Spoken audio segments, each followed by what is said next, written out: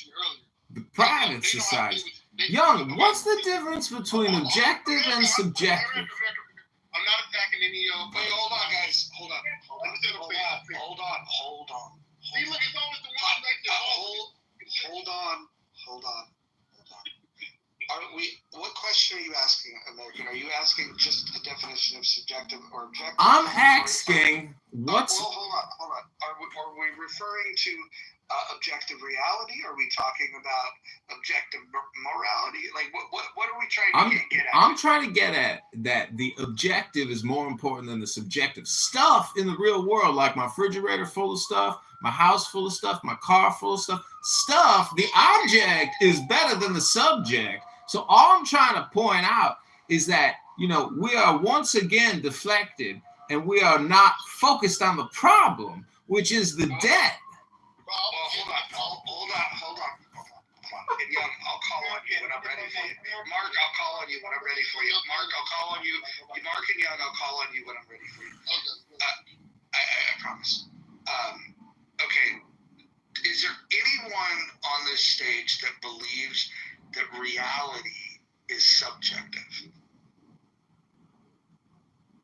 I feel like you practice something else. I'm just curious if you think that reality is subjective or objective. I think that the publishing industry is subjective. I mean, you can't have one without the other. Without subjective, it's so boring. There's no content. So I'm just saying. This is true, but here's the thing. I think when people talk about this subjective reality, I don't think they're really even thinking about what these things mean. I mean, to be objectively real, it means that it exists without observation. And so if somebody believes that reality is subjective, then that would mean that if they're not looking at a tree, that the tree isn't there. Yeah, I don't believe that definition is right, what you said. So you believe it's objective or subjective? Reality is subjective once someone else is involved. When it's one person, it is. If it's the author of everything, then it is objective. You have the objective, which is like, what is the goal? What is your plan for everything of what you created? You have dominion over it, and it's objective from the beginning. When you involve another person, then it becomes subjective. Stuff like that. So wait, if the Federal Reserve is the Federal Reserve a subjective organization or an objective organization? Subjective. So if you believe in infinite linear growth of debt, you're a subjectivist, correct? Yeah, I would still say, you're still part of the bigger. You're not, even though you believe in infinite, doesn't mean that you are the infinite. So therefore, you still believe in it, in infinite resources and all that stuff like that. Doesn't mean you're the infinite, which could make you the object. Okay, I got one more final question for you. Let me ask it. What's 100 times 1,000, Young? What's 100 times 1,000? Go ahead. What's the answer? I don't even know. Even though I'm not even gonna give it too much thought because I wasn't even good at math. But I would know it, like if I actually challenge myself to do it. But I'm not even in that mode. Actually, the answer is in the question itself. Okay, so Mark, let me ask you, Mark, what is 100 times 1,000? Go ahead, Mark. 100 times 1,000. I wanted to say a million. Yeah, I want to say 100,000. That's what I wanted to say initially, but I'm not good at math. Oh, hold on. Listen, no, everyone mute up. If you have 1,000 and you multiply it by 100, you have 100. It's 100,000. This is not. that's good. Yeah, it's just But education system, right? If somebody would have taught that, I would already knew that, right? But you have some subjective education system. I'm talking about that thing that I was mentioning earlier too. Crazy. Why don't we make room for Dwight Young? He's not had a chance. That was the goal. He's not had a chance to speak yet. Let's hear from Dwight. Thanks. Yeah, I think one solution I would propose, assuming that we're keeping kind of the main system in place and trying to reform it. I think reducing medical costs is probably like, in my mind, and I'm no expert, but it just seems pretty obvious to me that that's like one of the most obvious things we can do, because times more in medical administrative costs than any other country. We spend more on medical costs in general than any other country, despite not actually having the best health outcomes. So I think reducing that spend, like if we were to actually attack that, it would do multiple things. One, because we spend so much on Medicare and Medicaid, this would help to reduce the amount of spending, which can kind of get us going in the other direction.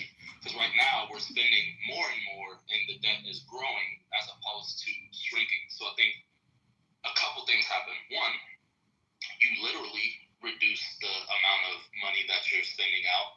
You know, get rid of some of these fucking administrative costs. Get rid of some of these fucking outrageous prices. And there's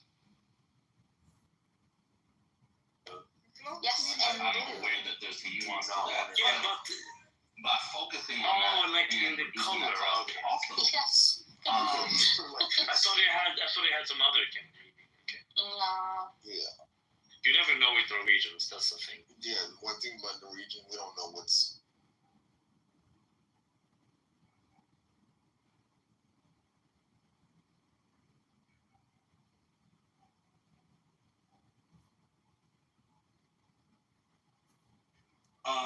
actually having, nutritional standards for our country that aren't a joke. And this is one thing, like, I don't agree with RFK on a lot of shit, but I can see one good thing coming out of it, which is if we actually focus on health and we actually focus on reducing medical costs. So, Dwight, here's the thing, right? The cost thing is one thing, but something you said is just patently false when you were talking about the healthcare system having bad outcomes.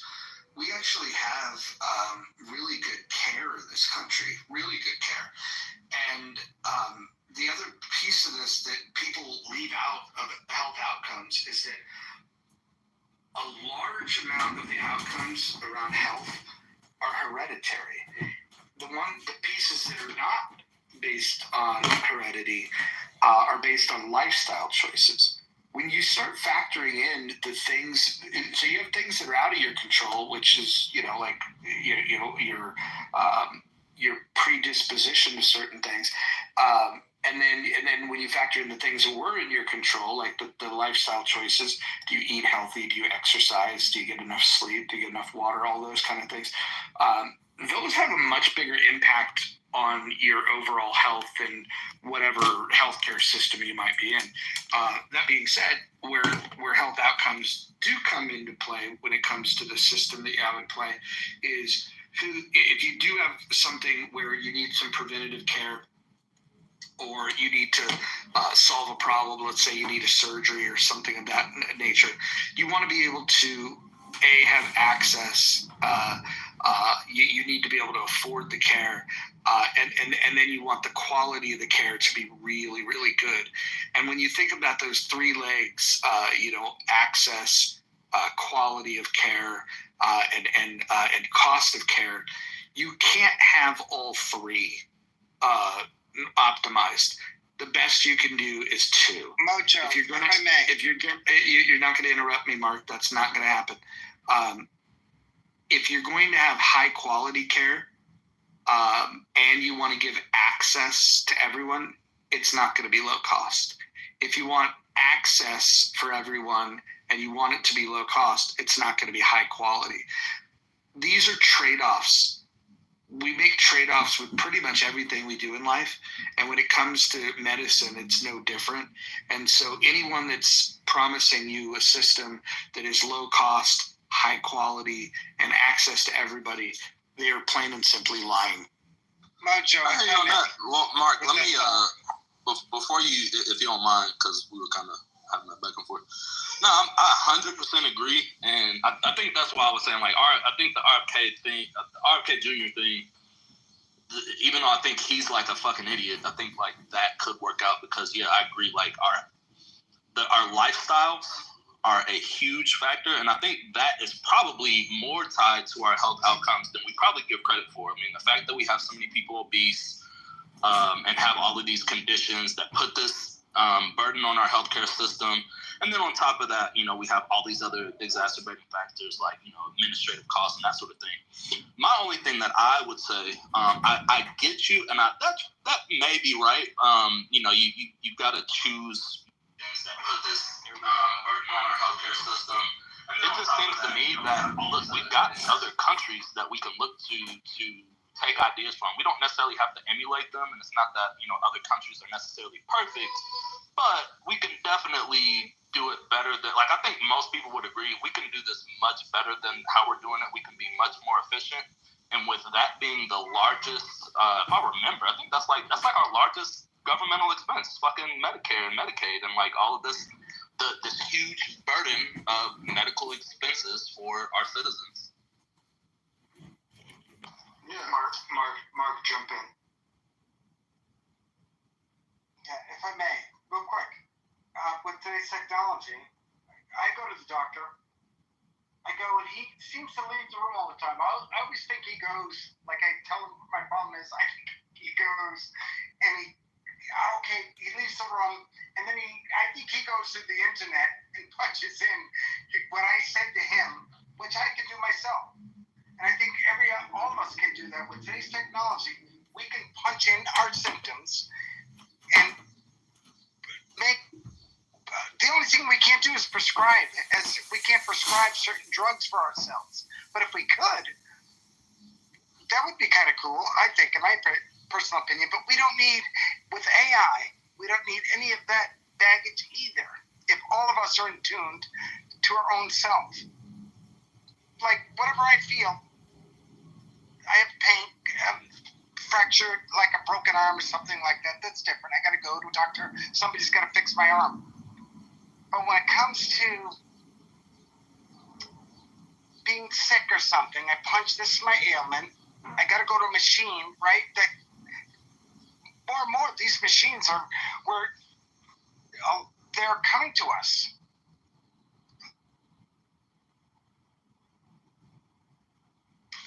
To where anybody could run them. Right? Well, Mark, I hate to interrupt, but do you realize if we could cut borrowing and cut spending, the medical industrial complex, the health insurance companies would have to adapt to the new financial reality that they're not going to get as much in billables as they've been getting because the budget's been cut. Would you be okay with that, Mark? Yes, most certainly. So out of $2 trillion a year, what do you think is a fair cut? 20%, 30%, 10%, 50%? I don't know what it is, but I know technology is happening. And the more we, as individuals, understand our physical, because nobody cares about our individual status than we, the people, who care about ourselves, right? So when we're going, I'm going to Google on, and it's getting better, by the way. Meta is getting better, and they will send you down a path that you can discern way more than a doctor. That it's got a few thoughts in their head that might be good for you. I contend that the shit's going to hit the fan, and those people will lose their jobs as well. And that's a big deal. Mark, let me ask you, I'm sure you've heard this. Bill Gates has stated that in about 10 years, maybe less, maybe a little bit more, the AIs will replace the doctors, the teachers. You won't even have to leave your house to get a diagnosis, get treatment. Well, you'll leave your house to get treatment. It'll be the robots operating on you if you need a surgery. So what's your take on that? Do you think that there is some that we have something to be worried about, or is this a hopeful future in terms of medical advancements that in 10 years' time, maybe 20 years, maybe longer, maybe less, doctors will be obsolete? I mean, it's kind of frightening when you think about the young folks who might want to go to medical school and then they not have a job when they come out of college, right? So what's your opinion? You think the AIs are going to be our future doctors, nurses, and surgeons? I think it's amazing. And I think, especially through COVID, which the AI has helped me immensely. Well, not just COVID, real people working with AI. I think of Clubhouse. I think of reasons why I never got the vax. I'm so grateful that I never got the vaccination for COVID. This nasty freaking setup that was. So I'm grateful for it, my friend. Mark, I gotta jump in here. Mark, do you think the government should immediately fund medical AI technology. Do you think the government should continue funding and spend as much money to figure out medical AI? What do you think, Mark? Yeah, if the machine can do it better than us, I want the machine to do it better than us. It frees us up, on so many levels, where we the people can do other things. Imagine, I always I go to a Dunkin' Donuts or whatever, and you got somebody, and I did the jobs back in the day. I'm an older person. I did all the stupid jobs that really slowed me down in life, I think. With the AI, is going to change so much stuff, in my opinion, better if we don't blow ourselves up in the process.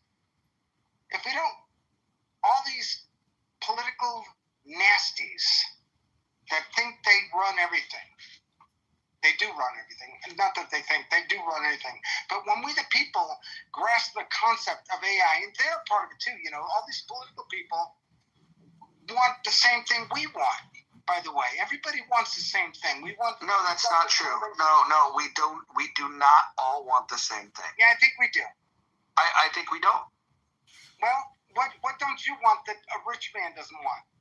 I will tell you. I will tell you that I hear a lot of people say that they want equality and equity, and I don't give two shits about either of those two things. Why would you say that, Mojo? Because I don't care about those two things. I think they're irrelevant. Equality? No, I don't think that we are equal. Is my point. You said you didn't care about it. Yeah, I don't care about it. I don't care about it. I think that the pursuit of equality is. Yeah, well, it's a statement that you disagree with. You proved my point. Thank you. Mark, there's a Native American expression that says, if you can say it, it is not true. And, everybody doesn't want the same thing. A lot of people really don't like America. A lot of people want to see this country's legacy destroyed because they have bad political positions and maybe they're immoral or unethical. So that's all or nothing thinking, Mark. That's all or nothing thinking. That's called a cognitive distortion. Well, and hold on. I want to illustrate this. Hold on, Mark. You're going to have to get better at the listening part of these conversations. Congress, right? So he talked to me. Mark, do you hear my voice? Thank you. Jesus Christ. So you said that all people want the same thing. There's a death cult, a pedophile death cult, that wants to be able to fuck children. I don't want that. I don't think we all want the same thing. Well, that's a stupid analogy, but whatever. It's a cognitive distortion. Wait, hold on. If it's a stupid analogy, then you tell me, are you with them? Do you want to fuck children? Or maybe you want something different. You've turned the conversation into a rude conversation.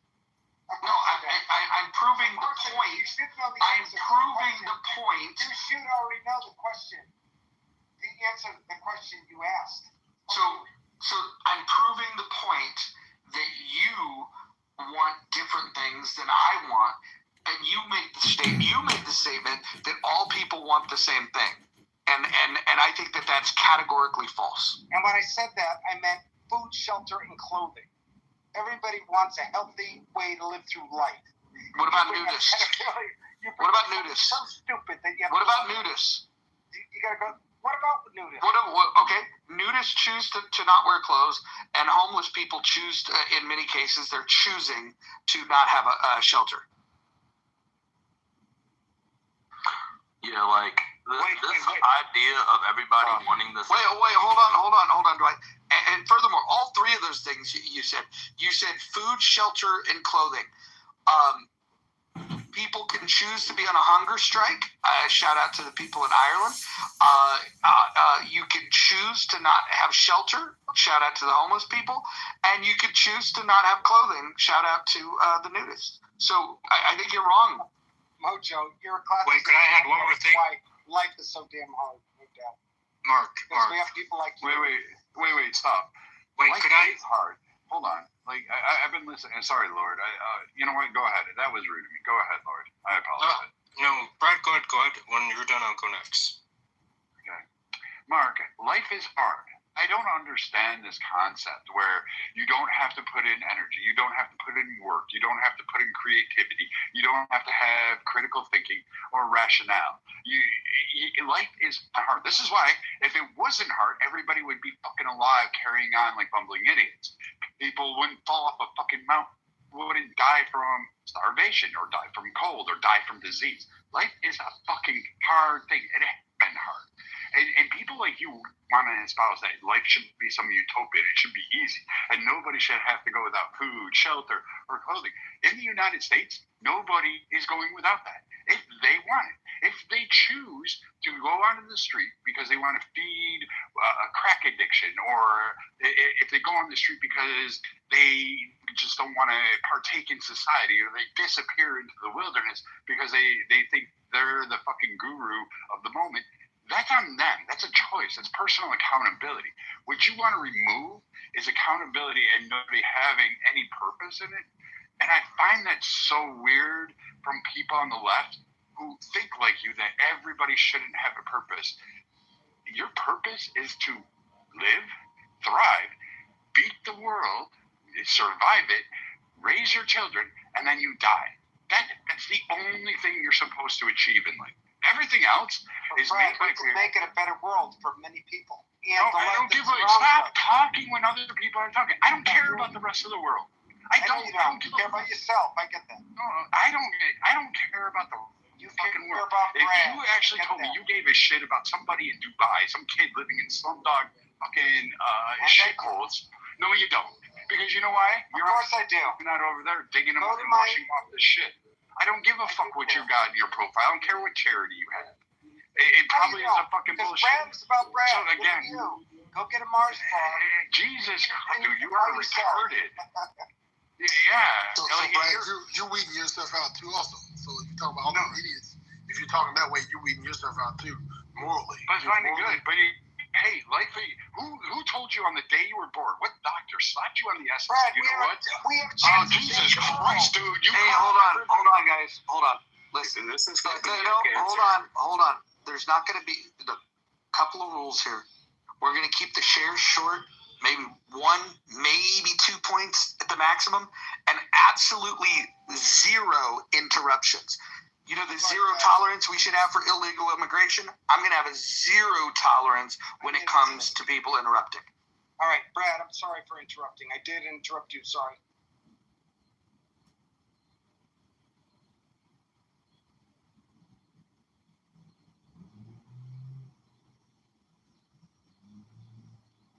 No, go on. I mean, I'll give it to Lord after this, but you got the answers for everything. You can solve it. You said AI take over and cure everything. It'll do all the jobs. You won't need a purpose for that. You said, hey, everybody will just have to get food, clothing, and shelter, and we can just go back to organics. You said a lot of dumb shit. So you got all the answers. I suggest you put those answers to the test. Put it on the world stage. Run for a political office and see if you can convince other people. But I'm willing to bet that you can't do it, and I'm willing to bet that if we actually went deep dived into your at least one policy position or one idea and actually went further, it would fall apart really fast. Really fast. I beg to differ. I think if you looked at the work that I've been doing, growing vertically, using soil, composting everything, and getting everybody psyched about life, nature, and the universe, I think you're wrong, Brad. I think we, the people, could easily change the world yesterday if we weren't a part of this nasty economical system that you seem to embrace. You like it, but we can't change it. According to your mindset, we can't change it because that's the way it is. It is what it is. And so that's a bummer. But whatever, that's your mentality. But guess what? As an older person who's been on this planet a long time, who's constantly thinking about how I can change the world collectively, not just America, globally. And go to my stuff, go to my work, go to my YouTube, Eve Growing, go to DS Reality, go to what I've been trying to do to help the collective whole of everything. Granted, I don't have any freaking sponsors or anything like that, but guess what? I'm still working at it. And guess what? It brings joy to my life to know that I could make a change. And hopefully,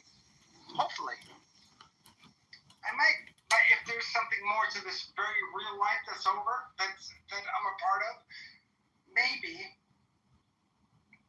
I can make it to the next realm. If there is such a Mark, do you think that the now is all important? I know he's still talking. I'm asking him a question. Is the now all important, Mark? Guys, listen. There's two parts to this rule. You got to keep your shares short, make 1 point, maybe 2 at the most. That way, people don't feel the temptation to interrupt, and there will be no interrupting. So please, guys, we can make this happen. All we have to do, if we do the first rule, the second rule will usually sort itself out. All right, look, let me just say this one thing with Mark.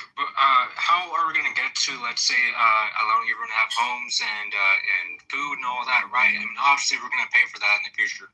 So really, it's not going to happen here, but probably on a different planet, for sure. For sure. Your ideology would for sure happen on a different planet, but not here. Same thing with mine. It's not going to happen here. It'll happen on another planet. I'm done. Yeah. You do know there's many people talking about this thought. Venus Project, Peter Joseph, Jacques Fresco, Roxanne Meadows with the Venus Project, the Zeitgeist Movement. We've been talking about this for a long time, hoping for people to embrace it. But of course, nobody's necessarily embracing it right now. But they're valid claims that we make. And on the possibilities, we're giving examples of how we could change everything. No, but Mark, that's the thing. We don't want to be paying for people's housing. We don't want to be. Everything comes at a price and all that. We're not going to do all that in this society or on this planet. So, I mean, if you want your ideas to flourish, it might just happen on a different planet. Or maybe a different grade. Who knows how that would. I hear what you're saying, because it hasn't, from my experience, from whatever I've been studying with the planet, nobody's really, maybe there are people doing it, I don't know, but we're still trapped in this capitalistic mentality where you have to. What's wrong with capitalism, Mark? Well, you have to make something to justify your existence. You have to make, even how stupid it is. I'll tell you what's wrong with capitalism, Mojo. Go this time at Walmart at Halloween time and all the stupid stuff. People, you look at all those toys that people made, those boxes, how it got to you, and the machinery and all the complexity to bring these boxes to us, and the kid opens it up and they throw it out the next day and it goes to the landfill. Capitalism is a nasty concept on so many levels. If you understand, I don't think you know what the concept is. Why not? Well, because you're stupid stuff, no matter how silly they are. Hold on. Here's what you're wrong about. All that capitalism is that the means of production is owned privately. You can own the means of production publicly or by the state and still have stupid shit. The reason why you're less likely to have the stupid shit is because things are so fucking inefficient that you have shortages of the things that you need, and that so you don't have the resources to make the stupid shit. But the bigger problem that you create when you go away from capitalism is the important shit that you do need. You're gonna have fucking shortages of. Mojo, every corporation is working against each other because they're trying to get their competitive edge. All these cords, I'm looking at all these cords I have right here. Whether they're whatever, we only need one cord to electrify any device. But yet I have a freaking billion that are being thrown away. You know what it takes to make a cord of wire? The copper? That's capitalism.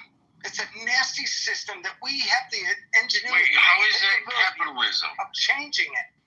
Wait, making a cord of wire out of copper is not. Like that doesn't correlate. Capitalism is. Well, hold on, Mark. Are you saying that in a socialist country there would be no copper wire? No. Then make it make sense, please. I would say that maybe, I don't know, do they have one? I've never been in this associate. I've never been. Have you ever wired an electrical outlet? Yes, of course. Then how do you do that without the cheapest material and conductor, which is fucking No, but I'm talking about cords. I was talking about all the different cords we have to deal with. Well, we all know that one cord could do the same thing. One cord, but of course they make different cords so they can keep their devices, whether it's Android or Apple, to You make mean it so charging cords? Yeah, what he's talking about is like when Apple fucking decides, okay, hey, we've got the consumer base, and we'll make sure that the new cords are not backward compatible to the old phones or the old laptops, and then basically what they're doing is they're creating a sense where you have to adapt and buy the new products. They're creating a way to influence your buying decisions. That being said, you don't have to buy Apple products. There's other products that you can buy. What I'm saying is, I hear what you're saying. I hear what you're saying, but what you're doing, and the weird mistake that you're making is you're blaming capitalism for a business decision that's geared towards trying to increase profits. And I think that you think that the pursuit of profits is what capitalism is. And I have news for you: 9 out of 10 businesses fail. And so in a capitalist society, the vast majority of companies do not turn profits. In fact, they turn losses, and profits are much better than losses because you're not going to sustain yourself much if you continue to have losses, unless you can find somebody to continue to fund you the way that we do today with corporations that will go ahead. The government will fund these corporations through subsidies and bailouts and things of that nature. So it doesn't matter if you have a successful business plan. Perhaps that's what you would prefer, is that you could have a failed business and then the taxpayers would just pay for it. But Mojo, I went on his website, the Venus Project, and I looked at their financials. Their last statement was 2022, and they received about $200,000 in grants, and they got $400 in revenue. And then they're sponsored by a company called Accept or whatever it is. And this company wants you. This is their sustainability growth model. They want you to basically buy. Let me emphasize this: buy new materials in order to build a sustainable house. So they want you to purposely have to do what Apple does, force you to buy the new charger or whatever it is. They are actually utilizing fucking capitalism to their extent while couching it under this glorious revolution utopia. So this guy doesn't even know what he's talking about on the various organizations that he's supposedly working hand in hand with the 4 fucking founders. That, oh, by the way, has been around for, like, it says 100 years, but oddly enough, they haven't existed that long. Brad, what do you mean by 4 founding fathers? What did you say? 4 founding fathers? It's on your fucking website, your Venus Project. Go to Founding Fathers on your own goddamn website and look it up. Your tax records are there. I can look this up. I don't have a problem. I went to it. Yeah, at the click of a button. Oddly, capitalism gave me the information. Yeah, but is it capitalism or is it just people sharing information? I mean, the Venus Project, granted, they're a part of a system that has to make money. And should they be doing roofs or whatever the worst job you can possibly think about? Or should they be promoting their own understanding of a system that could possibly heal all of us? I don't think you know what you're talking about. I think you're just bitching and trying to do an appeal to emotion. Well, let me tell you something. Do you like the system I don't think you... Yeah, I do. Brad, I like it. I wish you... I like capitalism. I enjoy the fruits. What I get pissed off about are people like you who want to fucking tear it apart with that actually no understanding of how economies work, how resources are garnered, how even your own word, sustainable living, you don't even know how to sustain living. You talk about global... Brad, please be careful when you shut up. Dude, I'm talking. Be careful. Mute the fuck up. Mute the fuck up. Mute the fuck up. You don't know about sustainability. Are you getting angry? Yes, because you're an idiot. Because We're just again, talking. Jesus Christ, shut the fuck We're up, just dude. talking about what is capitalism. I can't believe I touched you a know nerve. what? I would literally knock those fucking glasses down your fucking eye hole. This If whole you could, you would. I would. Be careful. Yeah, or what? Or you might be surprised. I might be able to kick your fucking ass. I doubt that. Or whatever. So again, But I when we can't look believe at we were this talking about that. whole thing I about can't believe you sustainability, brought you me know to what? say that, Dude. Brad. So we'll look I at can't this whole believe you brought sustainability me because to you the can grow point a where I tomato wanna out of kick a your fucking ass. 5-gallon drum, and you think somehow you're going to be able to teach everybody how to do the same, which isn't fucking hard. That isn't sustainability project. That isn't resource management. It is an allocation of resources or the ability to build that shit. You don't know what it's like to have sustainability in the air region like Brazil, You're full of shit, or and the I do Amazon, know. or in the desert, or up in a mountain, You're full or of in a shit, I do flooded know. zone, or in a fucking cold ass climate, or in a tropical Brad, climate, you're full of or a shit, temperate and I do climate, know. or any of that shit. You don't know how to do that because I can tell Guess you, what, Brad? you're retarded. It's so simple. You cannot Brad, if I may articulate help. it. It's not fucking simple, you idiot. Brad. If it was so simple, Brad. everybody would do it. Ethiopia wouldn't have went through 50 years They of a don't fucking know how to drought do it. starving. Many Brad. places wouldn't have it. So again, you don't know what you're talking Brad. about, and you're just doing the appeal for motion. You're a leftist, and that's all you care about. You're a Twitter Brad, fucking I'm not goddamn a- person who learned how to fucking plant a Okay, marigold in your front But let me yard, tell you and something, now Brad. you think you own You it. have no clue how to compost, and so you say I that don't. can't. I bet you don't. You're right. I don't know I know any you clue don't. how to I can tell compost. by Like the way you composting is talk. some fucking point. You fucking moron. You have Do you know no where clue ash? how to Do you know where salt ash turn comes from? Do you know organics where into potash soil. comes from? How about those two things? Do And you know where the salt licks if are? this- How do you develop that? How do you get potash?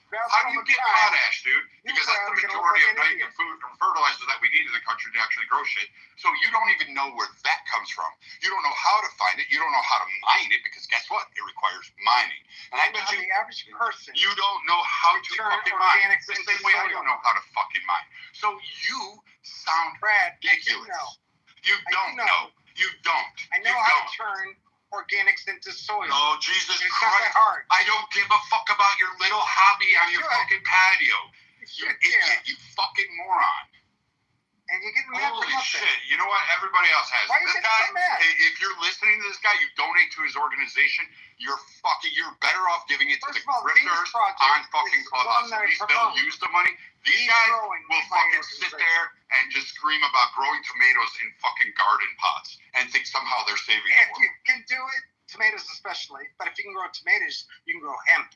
Think of if the average person can grow hemp and what we could do.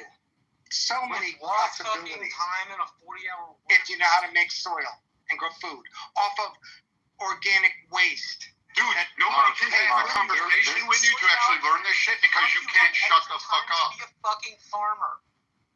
Like, get with the fucking program. Unless what you're saying is we need this like sovereign citizen-esque idea of how to rule the world. No fucking thank you. Most of the people in this room say no fucking thank you. Your vision of the world is utopian, and the problem with utopias is that utopias never take into account practical challenges. Your comparison on a small level forgets the macro level issues of growing food. I never said utopia, by the way, Marshall. Your suggestion about Congress leaves out the human element in making laws. All I simply said was we the people. These things are happening either because Marshall, you are I think ignorant you're of them, on so many or levels. because you are choosing to be willfully ignorant of the way that works. Either one is not good for you. I think you missed the point of Thomas Paine, the father of democracy.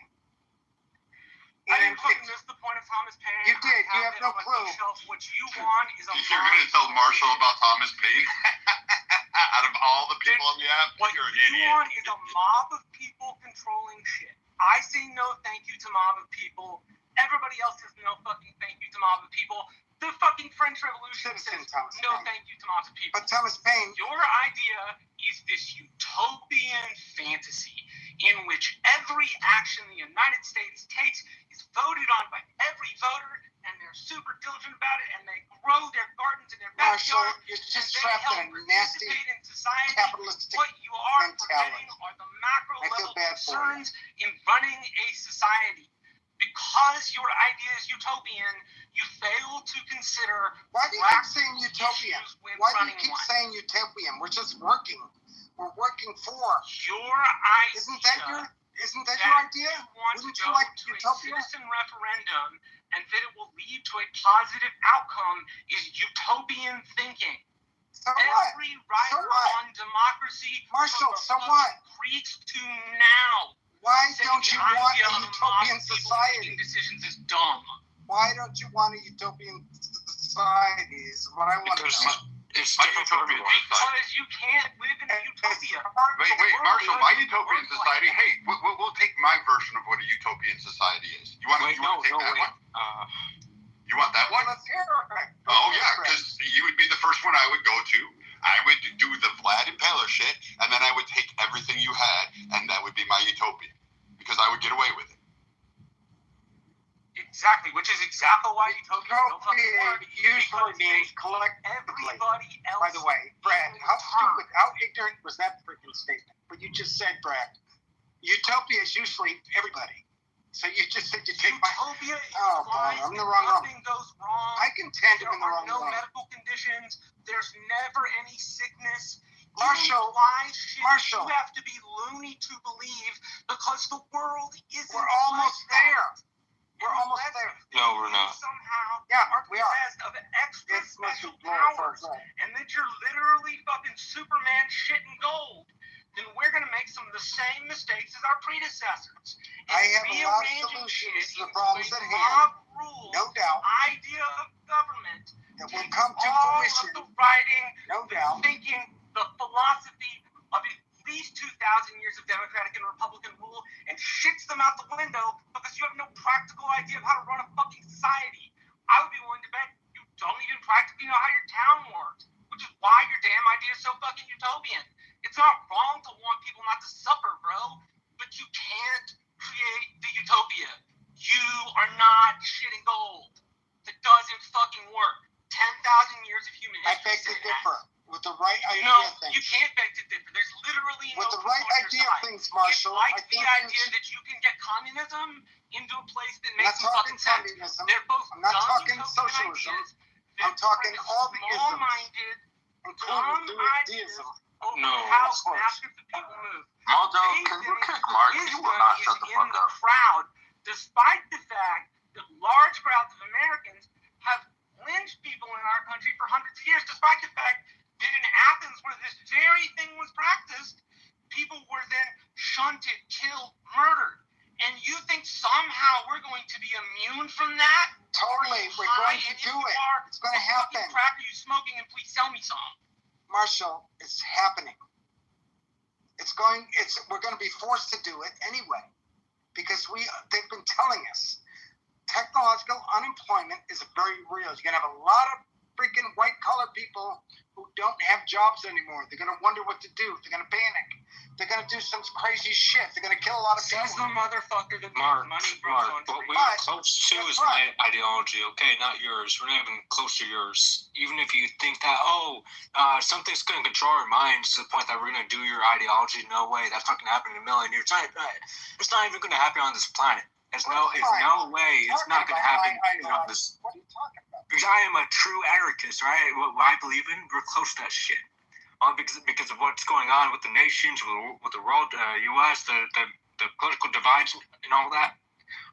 Overall, the point is, we're not even close to your ideology because it's not going to happen on this planet. It's going to happen on a different planet. What are you talking about? Why Mark, are you talking about? bro, let me jump in, because goddamn, bro, fuck. First of all, you're making the leftists look bad. You won't shut the fuck up. You don't have actual ideas for why you want to do shit. I just want to propose an idea to you and other fucking leftists, because I swear to God, I'm so embarrassed to be one. I can't believe you're calling me a leftist. Whatever. I'm more conservative. Bro, you see what I'm talking about? You see how you can't just calm down and just let me fucking talk? Like, bro. All right, so why are you calling me a leftist? Have some decorum, bro. Have some self-respect. Like, you just look. Goddamn. Listen. All right. Look, just disregard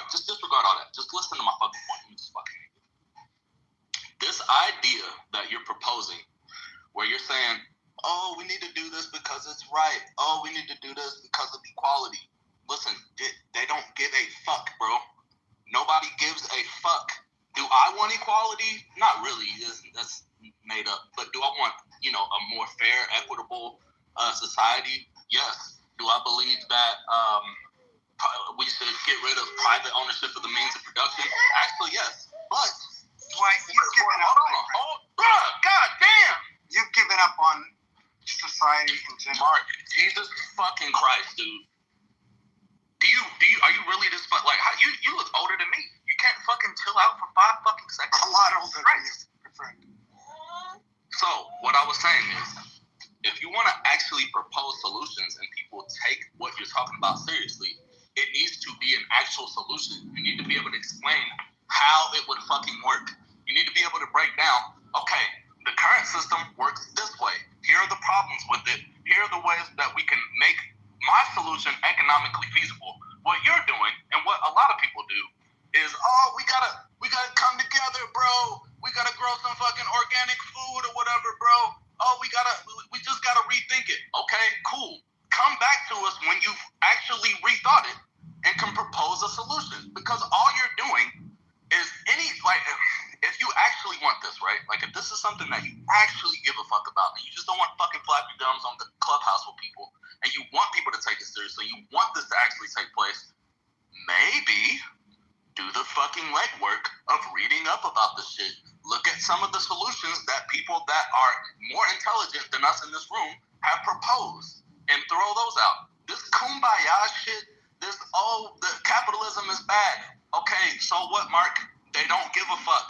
They don't give a fuck about equality.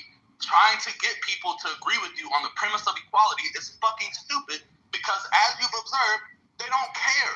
Some of them won't tell you, but Mojo is at least fucking honest about the shit that he doesn't fucking care. And I can respect that more than people on my side, which is the disingenuous fucking leftists who think that they can make these arguments with people that are clearly more fucking read up on the shit. Like, bro, just recognize when you're out of your league, when people are a little more read up on you. When I come across somebody that has these ideas and they oppose with mine, what I do is ask questions. I asked Mojo the other day, I'm like, yo, why can't, we do X, Y, Z? And I was talking about fucking ratios of CEOs. And some people thought my idea was fucking retarded. That's fine. I want to learn. I want to actually get to solutions. I don't want to do this stupid fucking kumbaya shit where we're trying to have this idealized version of how we're going to achieve some shit with completely nebulous methodology. We don't have a plan, bro. We just got vibes. We just want better for people. Everybody wants better for people, bro. They have different ideas. So if you don't have an actual reason, or you don't have an actual mechanism for how you're going to propose these solutions, you're making this so much like you, specifically you, and people with this type of take, you are specifically making it much harder to accomplish, because it just sounds dumber and dumber the more people start talking about this shit and have no fucking idea.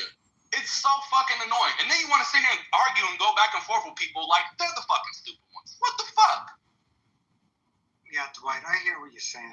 And you're right on so many levels. I hear you. Look, Mark. Really, I mean that sincerely. First of all, every idea I have, there's no real money to be gained from it. Like solar energy, for example, there's no real money. Once you get the solar in place, there's no money in this system that we're a part of. It's hard to make money off of free energy. There are literally people all over the place selling solar energy, and not every place can use solar energy, Mark. Sometimes wind energy is more efficient. Sometimes gas energy is more efficient. It depends on the region of the country you're in. No, but it would be far better if there was real money to be made on it, like real capital to be made. They'd be investing in it. But in the end, when you do solar, wind or whatever, thermal. Mark, you're speaking of a solar punk society, and that's not good. That's not That's not even the technology in that type of society isn't progressive at all. Like, you're for technology, and that type of system of technology and all that isn't progressive at all. Because then if you know how the progression of technology even works, it works through wars, through tension. the evolution of technology improves over time through tension and wars and all that. And I mean, like going through the route that you're talking about, it's not improving technology. It's gonna stay the same route it is right now, or just wherever it's gonna be at if we were implementing this ideology.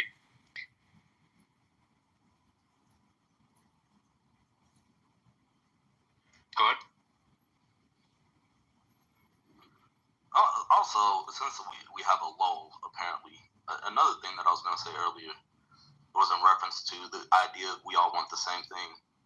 I cannot stress enough how untrue I think that is. I think that when you think of the concept of liberty and what it actually means, it's not something, it inherently can't be that we all want the same thing, because I may want for there to not be a private ownership of the means of production.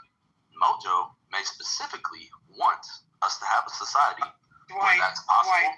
Hold on, let me just finish my statement, and then if I'm wrong, shit, tell me. I don't give a fuck. I'm here to discuss that what people's idea of a liberty actually is subjective, because liberty for you may mean that all people have a fair shake at XYZ, but that, in my mind, could be the opposite of liberty, because in order to accomplish that, something has to be taken away. Everybody is going to, obviously everybody can't have all things all at once.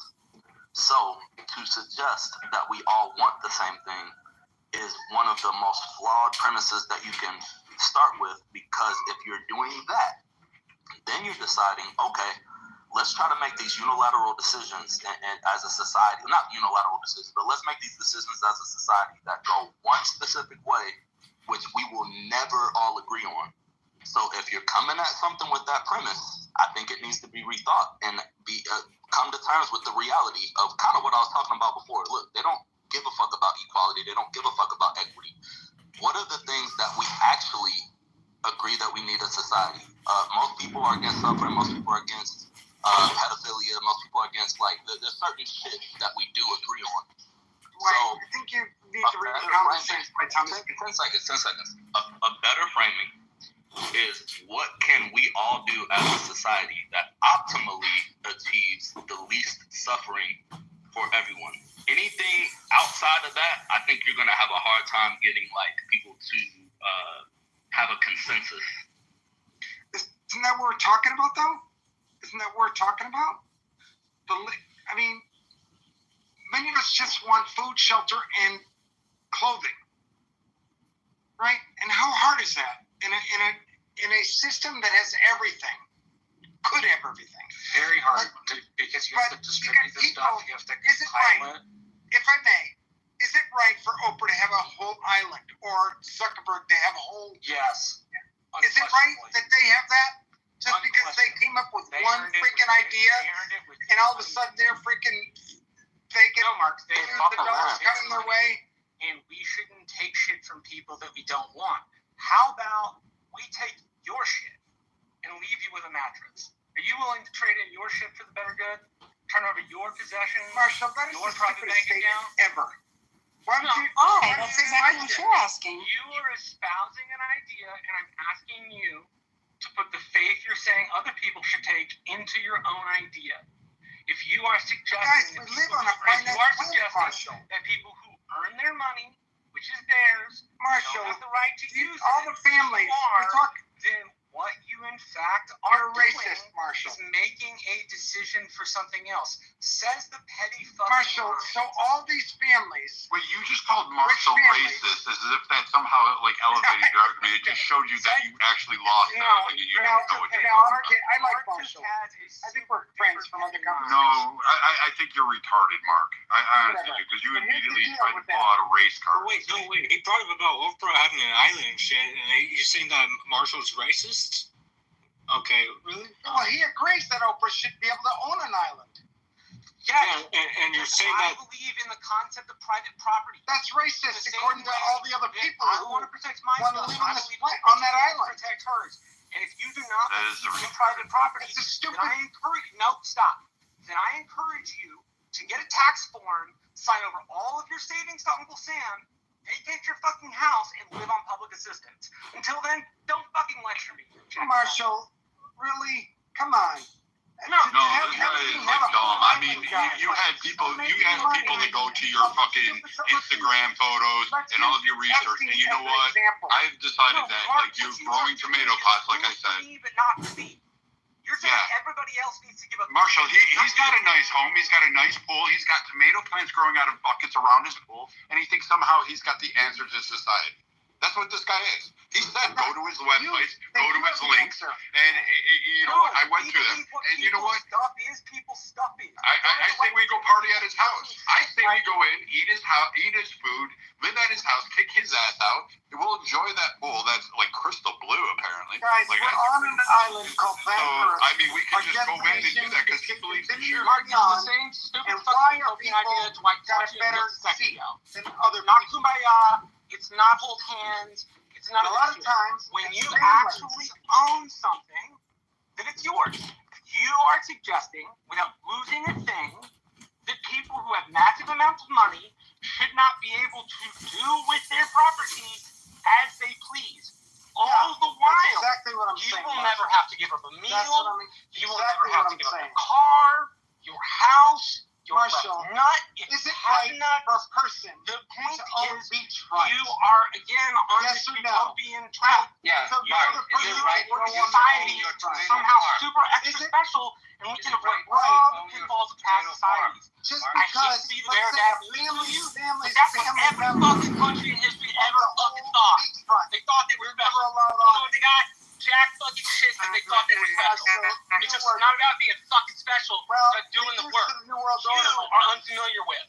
As I can tell, I'm fucking listening here at more than 6 frames. Hey, Mark and Marshall. trying to speak, so let her. Mark, shut the fuck up, or I swear, every time you open your mouth, I will fucking come on unglued on you. Let her speak. Okay, nobody can hear either one of you because you're talking over each other. How about one at a time? Start with Marshall, and then Mark, you can respond.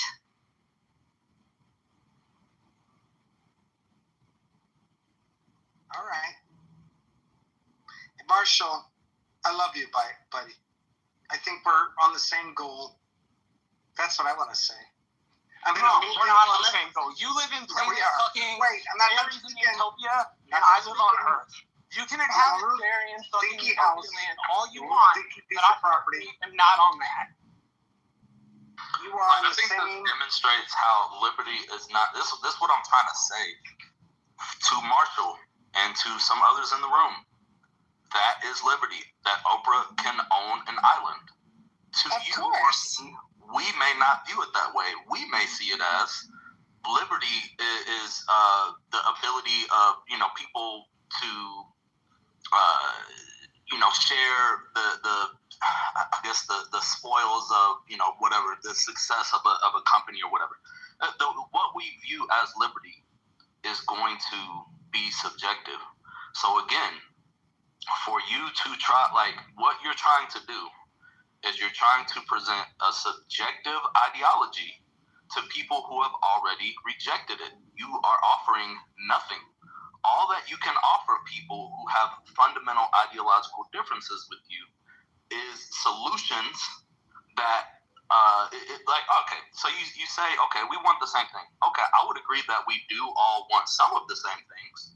So wouldn't it be more effective to focus on how we can actually accomplish the things that we do want in common rather than saying, hey, your whole way that you think of shit, your whole way that you conceptualize liberty is wrong. You should abandon your ideology, take up my ideology, even though I can't present like any sort of mechanistic way that my ideology would trump what you're proposing. Like, bro, it's silliness. It's foolishness. But your problem is that you said liberty is subjective. And liberty is essentially, it signifies a freedom to act without any external constraints, period. There's nothing subjective about that. Oh, I like that because I agree. However, what if what I want to do is to restrain you? What if I'm a corporation? Then you don't want liberty. then you don't want liberty. Liberty is not subjective. It is what it is. Like there is no subjective definition to liberty. You can say, I don't want liberty, sure. But you can't say, I want liberty. I just want to define liberty differently, because that's just not how reality works. Oh, no, I agree. I agree that the definition is not subjective. What I'm saying is what people view as fitting that definition will vary from person to person. If I'm a business and I make, sneakers or some shit in town B, and another company opens up and they want to sell sneakers, okay, I want the liberty to sell shoes, and maybe company A is better. But what if company B starts to make a little bit too much money and they're taking some of that market share, and I'm company A and I've got the means to squash out this company and prevent them from actually selling shoes? That, to some, is going to be liberty. Like, some people say, they worked hard, they made the money, they established market dominance, so if this smaller company gets swallowed up by them, that's liberty. But some people may say, well, that's not liberty, because now they've artificially prohibited my ability to act in the way that I want to act. You see what I'm saying? So that it's not that I'm arguing the definition. The definition is objective, but people's interpretation and what they feel fits that will vary.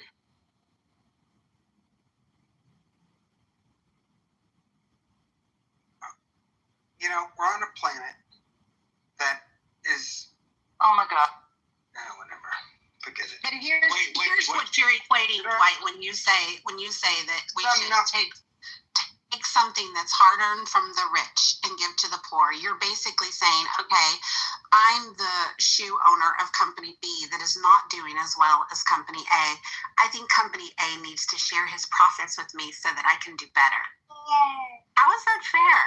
Oh, no, I agree. Because that's not like a position that I hold. I agree that would not be fair. I think the difference. But that's what Mark is asking Oprah to do. Right. Well, I think where a lot of people are maybe confused, like people are saying, "Oh, you want to take things from the rich." I wouldn't describe it that way. I would describe it as, if I'm contributing to a project, or whatever, and what I'm putting into it is constantly, being undervalued or whatever, and let's say one person from that project takes all the credit, they amass all of the, accolades or whatever the rewards are for this project. Well, then I'm going to be like, okay, well, I should get some of that because I contributed to this. So this is like the conversation that we were having like the other day, because I was talking about like CEO pay ratios. I'm not going to like go down a whole rabbit hole with it, but just to like kind of put it succinctly, the premise is, or should be in my mind, whether or not people that are amassing this much wealth actually earned it, quote unquote, to speak. Because to say, oh yeah, they're so much more valuable of a person. I agree. Like, everybody's not equal. Some people are just fucking smarter. Like, we have to accept that reality. Some people are more motivated. Right. Many people are billionaires. But hold on, let me land real quick, Mark. Let me land. Some people are just fucking better. All right. I don't like that, but it's fucking reality. But at what point is it? At what point does your success start to be exploitation of something that you've gotten from me? If I put in 20% of the work, I should get 20%. Or something, we should be able to work out something reasonable. But that's not what's happening. That's what free market is all about, is you as the worker bee negotiate your contract for employment. You negotiate what the fair wage is for your employment. Right, ideally. But under the way that we have things set up now, your ability to do that is still somewhat limited. Your value as an employee, as Mojo pointed out the other day, maybe yesterday, I don't know, is actually driven by the market. If I can just replace you easily, and there's 100 of you on the street that I can... Robot will replace you. So then where do you go? That's what we're talking about here. What is capitalism? Capitalism is going to use robotics. If they don't use robotics, they're going to lose their competitive edge. So where does the average person who just wants to live on this globe that we were born into naturally, and we're You forced go back to to the land and become a farmer. You take up the position that only 1.5% of the country Oh, holds. Marshall. But that means moving, and I doubt you want to move. Well, why should I have to move? Because to participate Why should I have to move from where I was born? Because to participate and feed yourself, you may need to be in a place where you can grow mass pieces of produce. Because of the system we're a part of. No, because the on-time delivery doesn't always guarantee what you want. If you don't happen to like the system, man, that's fine. But everybody here has said no thank you to the crazy fairy La La Land. We're not interested. I've not said crazy la la things right now. No, it is crazy La La Land that will never fucking You've happen. assumed a lot of stuff that I said, but No, it I didn't takes. assume Wait, anything. all right, I Mark. listened to you talk about utopia. You keep bringing up utopia. Can we go down into how he's going to accomplish this? Mark, how are we going to give everyone free homes and free meals, huh? I hate to say it, we're a part of a system that's going to force people, unless you want to have Mark, that's not what he in asked. front of your door. Wait, no, he's answering it. He's saying to force people to produce the products, right? Right, Mark? What's that? He's asking like mechanistically, like what would be the actual like process? So for your ideology, Mark, right, or for what you believe in, how are we going to give people free? So for everyone that wants the same thing, right? So let's say everyone wants free homes and free food, right? So how are we going to get there? Not necessarily free homes, but everybody deserves it. Would you agree All right, that but people so deserve? how are we going to get tell there? you how we can get there. But would you agree, first of all, that everybody agrees it's a safe place to go home after their job is done? No, Mark, just tell us how to fucking get there. We're not interested in the fairy utopia part of it. Oh, Marshall, you keep interrupting, man. Look, You're so trapped in this nasty fog. Dude, you interrupted everybody and continuously. You won't shut up. Mark, I will tell you what I'm for. I have shut up. Mark, I will tell you what I'm for. I am for ultimate freedom for everyone to do whatever they want with any form of regulations or restrictions. That's what I'm for. Alright, so if you want to do literally whatever you want by yourself, a nuke, anything at all, you have the freedom to do that. That's my ideology and beliefs. All right, so now, if I want to live the way I want to live, and I will defend it with a gun, you're fine with that. And yes. Especially a nuke implanted. Go ahead. Imagine if they provided a nuclear bayonet. Lord, that would be great. It would be. Guys, we don't want to kill each other. Are you sure? Yeah, I am sure. I think, unless, is that what you want to do? Oh, that's fuck what you yes. guys talk about. People wanting to kill each other. You're lamenting the fact that people kill each other. Sorry, it fucking happens. It's bad. Go on. Look, yeah, Mark, but it can change, Marshall. We could change that. And I'm not talking utopia. Yeah, you can. You can. So force them, right? Mine just the practical works. Are you forcing these people to get the food? Yes or no?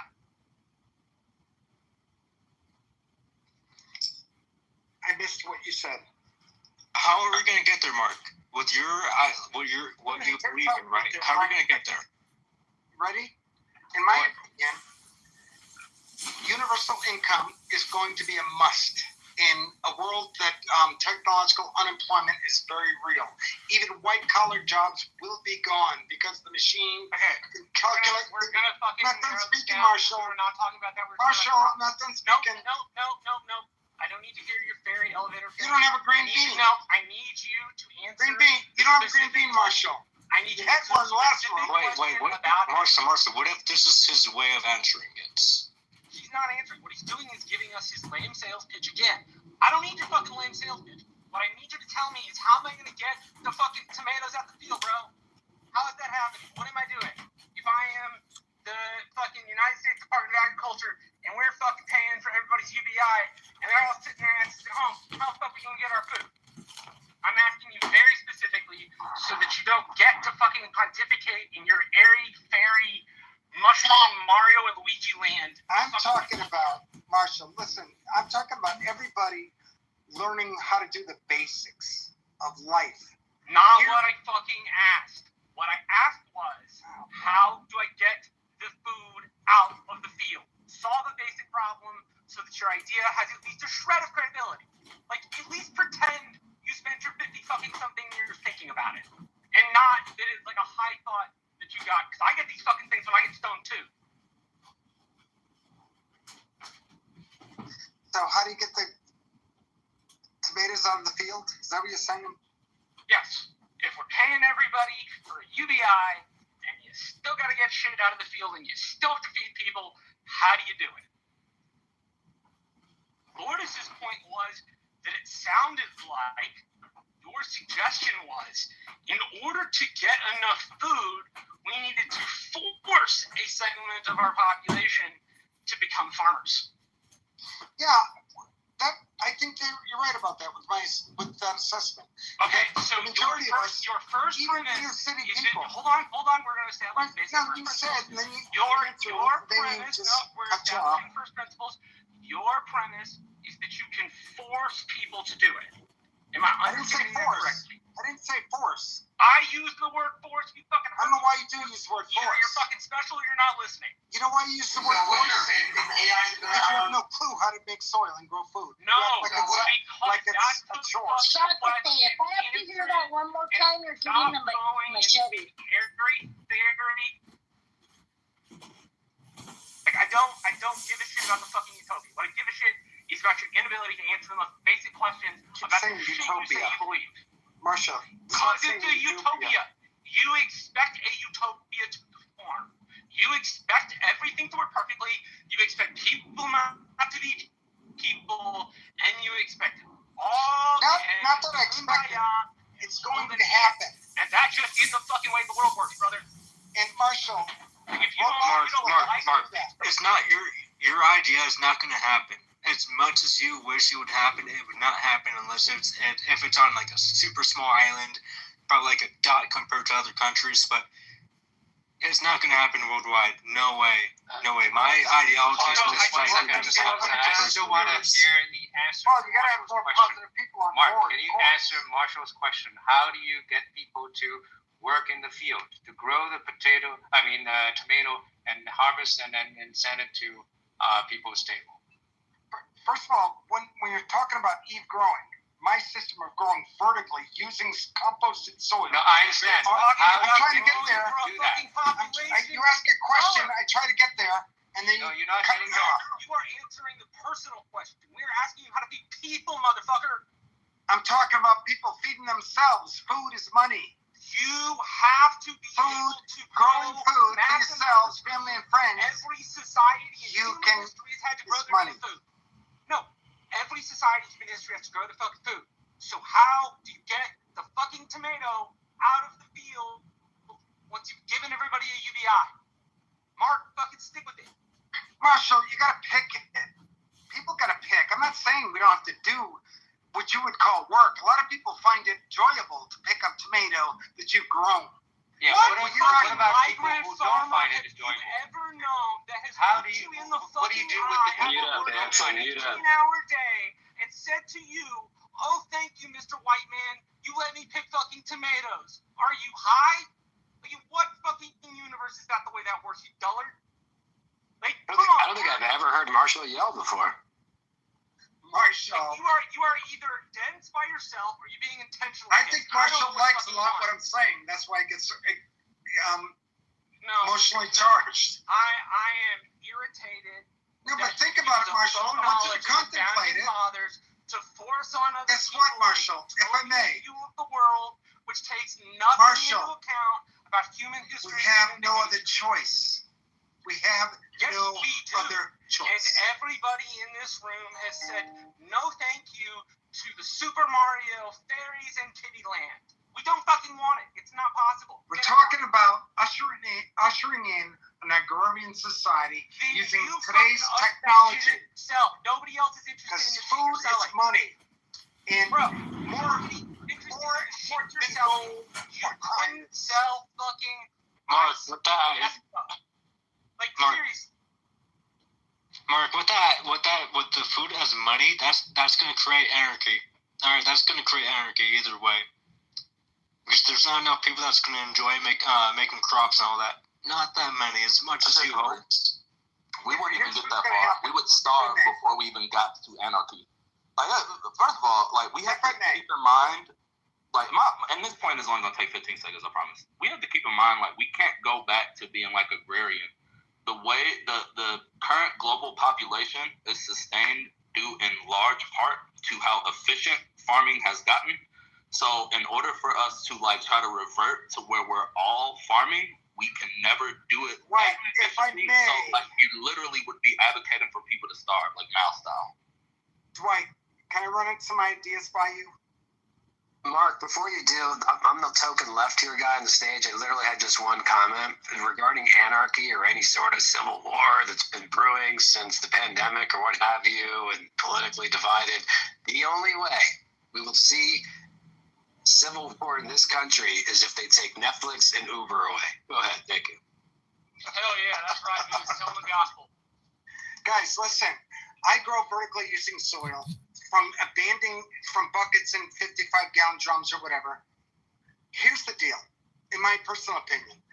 If we could stop, if we understood the value of organics and how important every organic you can think about. Personal fairies and unicorns show is but here's the over. Marshall, you always cut me off, man. It is fairies and unicorns. You always cut me off. If we're fucking interested, we can listen to. And remember that when I'm somewhere talking about it and people are really paying attention, Marshall, remember how you always cut me off on Clubhouse. That's what I'd love. That's what I'm going to remember about you. Did he seriously just say that? You're really going to take totally. You're really going to take an online interaction as like a formative experience for yourself? Like, yeah, I'm going to remember you. I will remember you, Marshall. Being a dick, which only because I look like a ginger like myself. I'm being a dick because you deserve it. Because instead of answering anything serious, you want to rehash your elevated. I have answered stuff. No, you haven't. Not like you'd like to hear it. What you've answered is that what you've answered is that you think the world can work on fucking wish and prayer, and it doesn't fucking work. That's that not way. what I said. That's not true. What you just said right there. You are talking about is a wish and a prayer. And a prayer.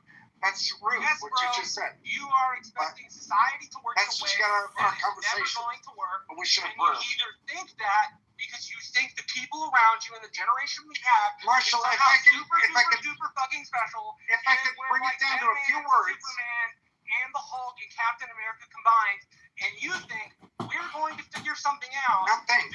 10 I know. to 15,000 years of human history never quite put a rest to. Marshall. That arrogant. Marshall, all is sacred, nothing wasted, will most certainly be the mentality of conscious beings. All is sacred, nothing wasted. And that mentality, I will instill in the world's people. Unicorn fairy bullshit to people that care. And you get all mad about it, but reality... No, I'm mad. This guy's the prime example of why edibles may not be a good thing for you to eat and continue to use. In a fucking fairy tale. Instead of getting out and doing... Schizos are not potheads, Brad. Yeah. Instead of getting out and doing anything fucking decent, like participating in your local school board or your fucking county race, you want to sit on Clubhouse and lecture people about Thomas Paine because it's the only fucking founder you've ever fucking read. Yeah, Clubhouse it's pretentious, stupid, ignorant, and what it does is it gives you a catharsis while it gives the rest of us a fucking headache because you're not serious.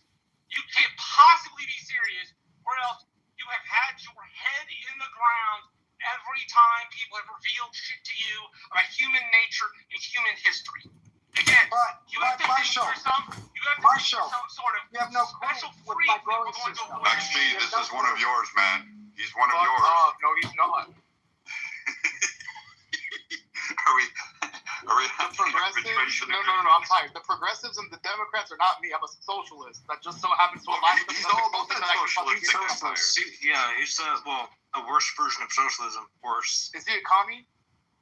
Worse. He's beyond it. Yeah, while he has his pool though, and his tomato plants growing in Home Depot. Fucking hell.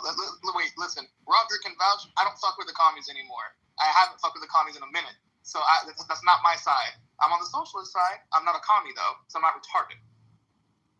He's like a perverted pancake, if I could give it a label. Can you do that, guys? Mark, we don't care. Bro, you sound like Danny Masterson from that 70s show where he's sitting there really high and he fucking says, it's a car. It drives on water. People figured organics out thousands of fucking years ago. I'm sorry. Whole Foods has a whole fucking division of white Marshall, people. time will tell, my friend. Time will tell. And remember this conversation. Yes, I'm going to remember that. It's not going to happen in yours or my lifetime, Mark. Trust me, it's not. That utopia was possible as a 50-something-year-old man who apparently wasted all of his historical training on an asinine answer that doesn't use human history or behavior for anything. He uses a wish and a prayer. Oh, if I were stoned and had enough acid, everything would be great.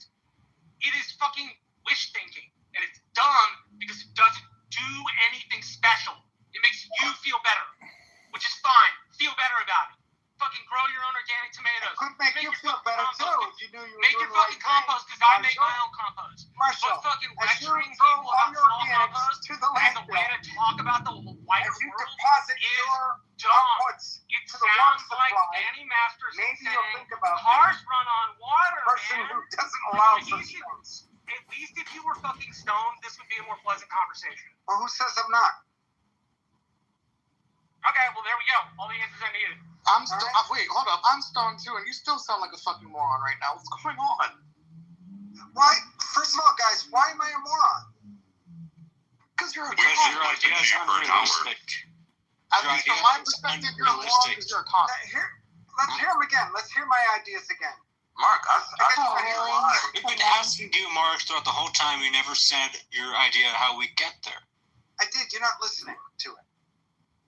No, He did. He said organic. One home answer. I was saying. To a society. No, Mark, you gave me one Marshall home answer. speaking. To Marshall no, speaking. you gave me one home answer to a You society. get so mad at what I say. No, I'm not mad. And then we're all listening to him because you guys are all friends with him, right? discern plain English. I'm not. You've been in the room with him for a long time, and you know what he says. I'm friends with him. Mark, can you just let him finish and then respond? For fuck's sakes, dude. Mark, all we're asking is how it's done. We don't need the rest of the elevator pitch because it's low on detail and high on unicorn. We've had enough. Here's how it's done. So how do you practically do it? Here's how we do it. We don't need the manifesto. Just tell us the point. Here's the point. My house literally could have a dump truck come to my house once a month. Mark, you're answering the shit you wish we asked you. No, let me answer the question. You are answering a personal question. You're answering a question about your own damn home. It involves all of us. We have to work together to do it. About your own home, and I'm Marshall, asking you one about you're the happy US with capitalism. No, I'm asking you You're a capitalist. about the U.S. in general. You should be. I Hopefully don't think exactly what he's talking about. So look, Mark. Now the funny thing is, when I'm talking, Marshall always interrupts. No. All right, so Mark. You said that we all need to work together, right? How are you going to get people to work together in what you believe in? How are you going to get people to work together without money, without capitalism, without any form of reward at the end of work? Huh? You'd need a billionaire. You're right. Can I debate him from the socialist end because this is stupid. I'm going to ask one question. Mark, what's the solution to the ECP? To the what? To the economic calculation problem. Perfect. I think the solution to it is we're doomed. We're doomed. The solution is that the economic. We have this entire fucking conversation for you to tell us everything's over. You know it's over too. No, you better be mailing everybody in this fucking room a bottle of like premium tequila or premium scotch because we had to listen to that for about 45 minutes.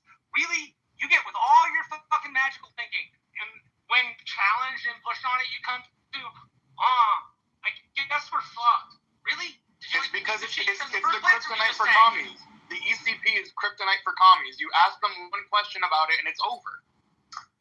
XG, actually. Guys, first of all, I came into a room that says, what is capitalism? I'm not an expert on a lot of this stuff, but I do know the solution to it all. Here it is. Can I continue my question? We're not fucking interested. I don't want to hear about the Summer Party. I don't want to hear about Fairy and Unicorn Land. I don't want to hear about land where y'all are interested in moving on. and that shit works. Like, nobody wants to fucking hear that. Unless you can utter a specific about that thing, don't talk. Because you're not answering anybody's question. You don't need your fucking elevator pitch. I really am. You don't like the answers to the questions. No, it's not an answer. It's an insufficient, vague elevator pitch, which wouldn't get you any money if you were the fucking president's kid in front of Elon Musk. It is so intellectually deficient that wouldn't get you any money.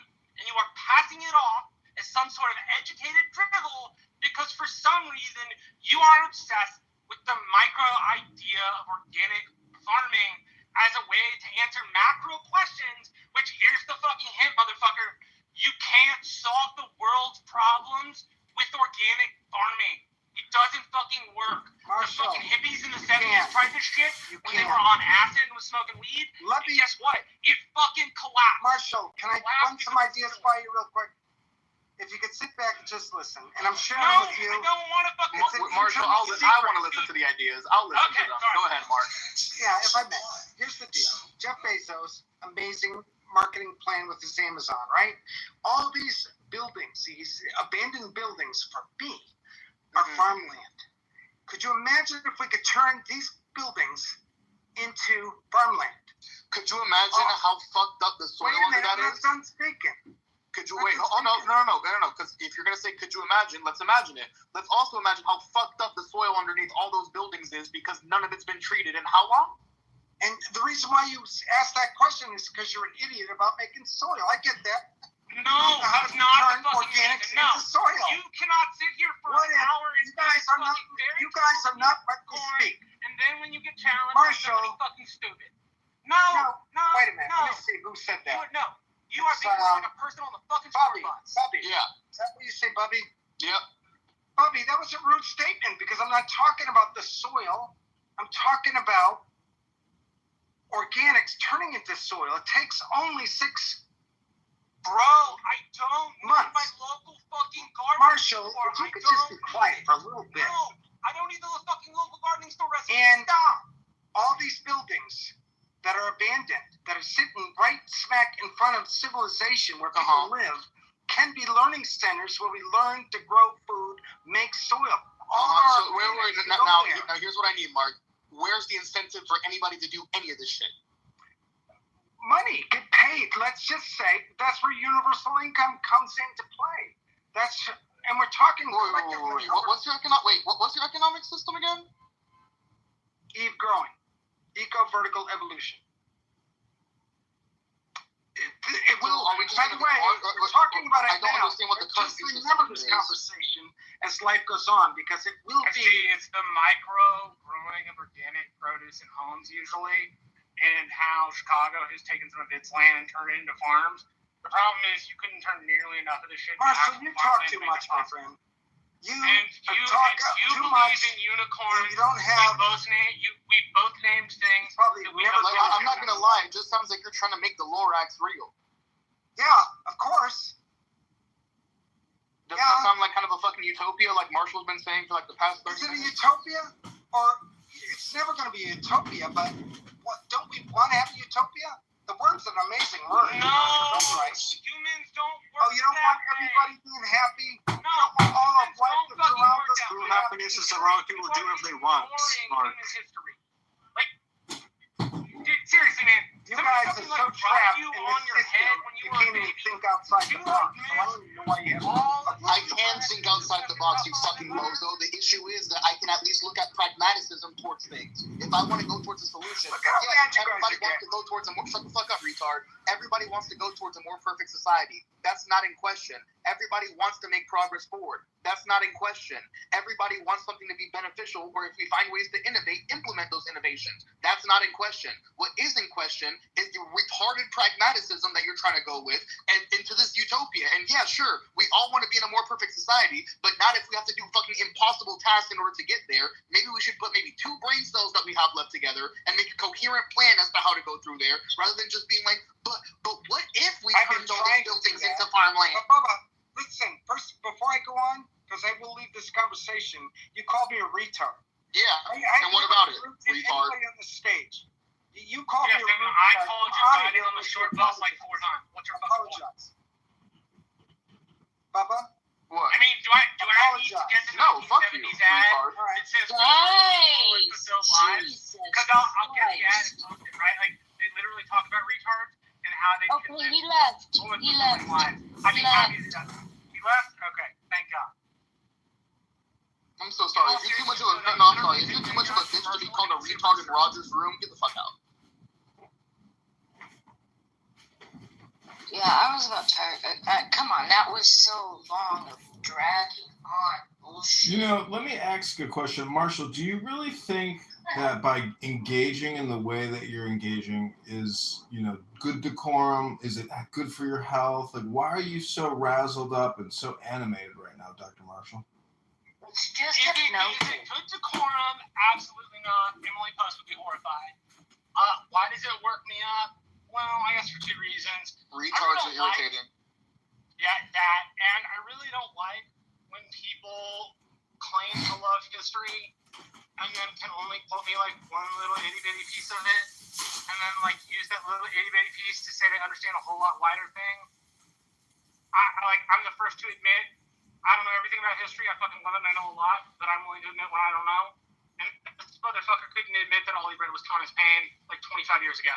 Which is fine, but like Thomas Paine should not be the only formative American writer of the Revolutionary period you read. It's not just that. It's just a conservative version of the Marxists. Whenever the Marxists will claim, like, yeah, I'm a Marxist, but I do a lot of reading, but I've only read the fucking Communist Manifesto, and that's it. Yeah, it's a good explanation. It's a really good explanation, actually. Yeah, I read Capital, but I don't know what any of it means. Yeah, I think that's what I was trying to get Mark to understand, which of course is a waste of fucking time with a lot of people. But yeah, it's like, man, we don't have to be geniuses. You know what I'm saying? We don't all have to be perfectly informed on everything. But to Marshall's point, like, man, we gotta at least read some. Like, we gotta. There's people that are, and I tell people this all the time. Like, there's people that are much smarter than us about a given subject that have already written about this shit. So why do I want to spend, 20 fucking years to come to a realization that somebody already came to fucking 200 years ago? If we utilize this knowledge and information, we can have better informed conversations and not this fucking kumbaya shit that he was trying to do. It's so fucking annoying. Like, the ECP, there are proposed ideas and there's market socialism, there's algorithmic planning, there's all this different types of shit that people have proposed. Now, whether or not they work, you can have that discussion. But if you can't even point to some of these concepts, like, because look, by no means am I an expert. I would consider myself like fairly new to like starting to research this shit in earnest. But even like, man, like it's very concerning knowing how little I know. And how confident some people who absolutely know fucking zero are about shit, it's super fucking crazy. And then, like, the more you start to learn, you start to see how fucking just imaginary and whimsical people's, like, the fucking, like, oh, we're gonna all grow our own food. Bro, if you spend about, I don't know, one day, like, looking into how we got to where we are today, like, how the market works, how farming in general works, like, you would know we literally cannot. Hey, Dwight, let me ask you a question. Are you okay with the U.S. national debt going to $47 trillion? No, I think we should be trying to reduce the debt and not increasing it. Now, here's the other question. Do you believe in a dramatic chop the arm off, or like a bit by bit over like a decade and a half?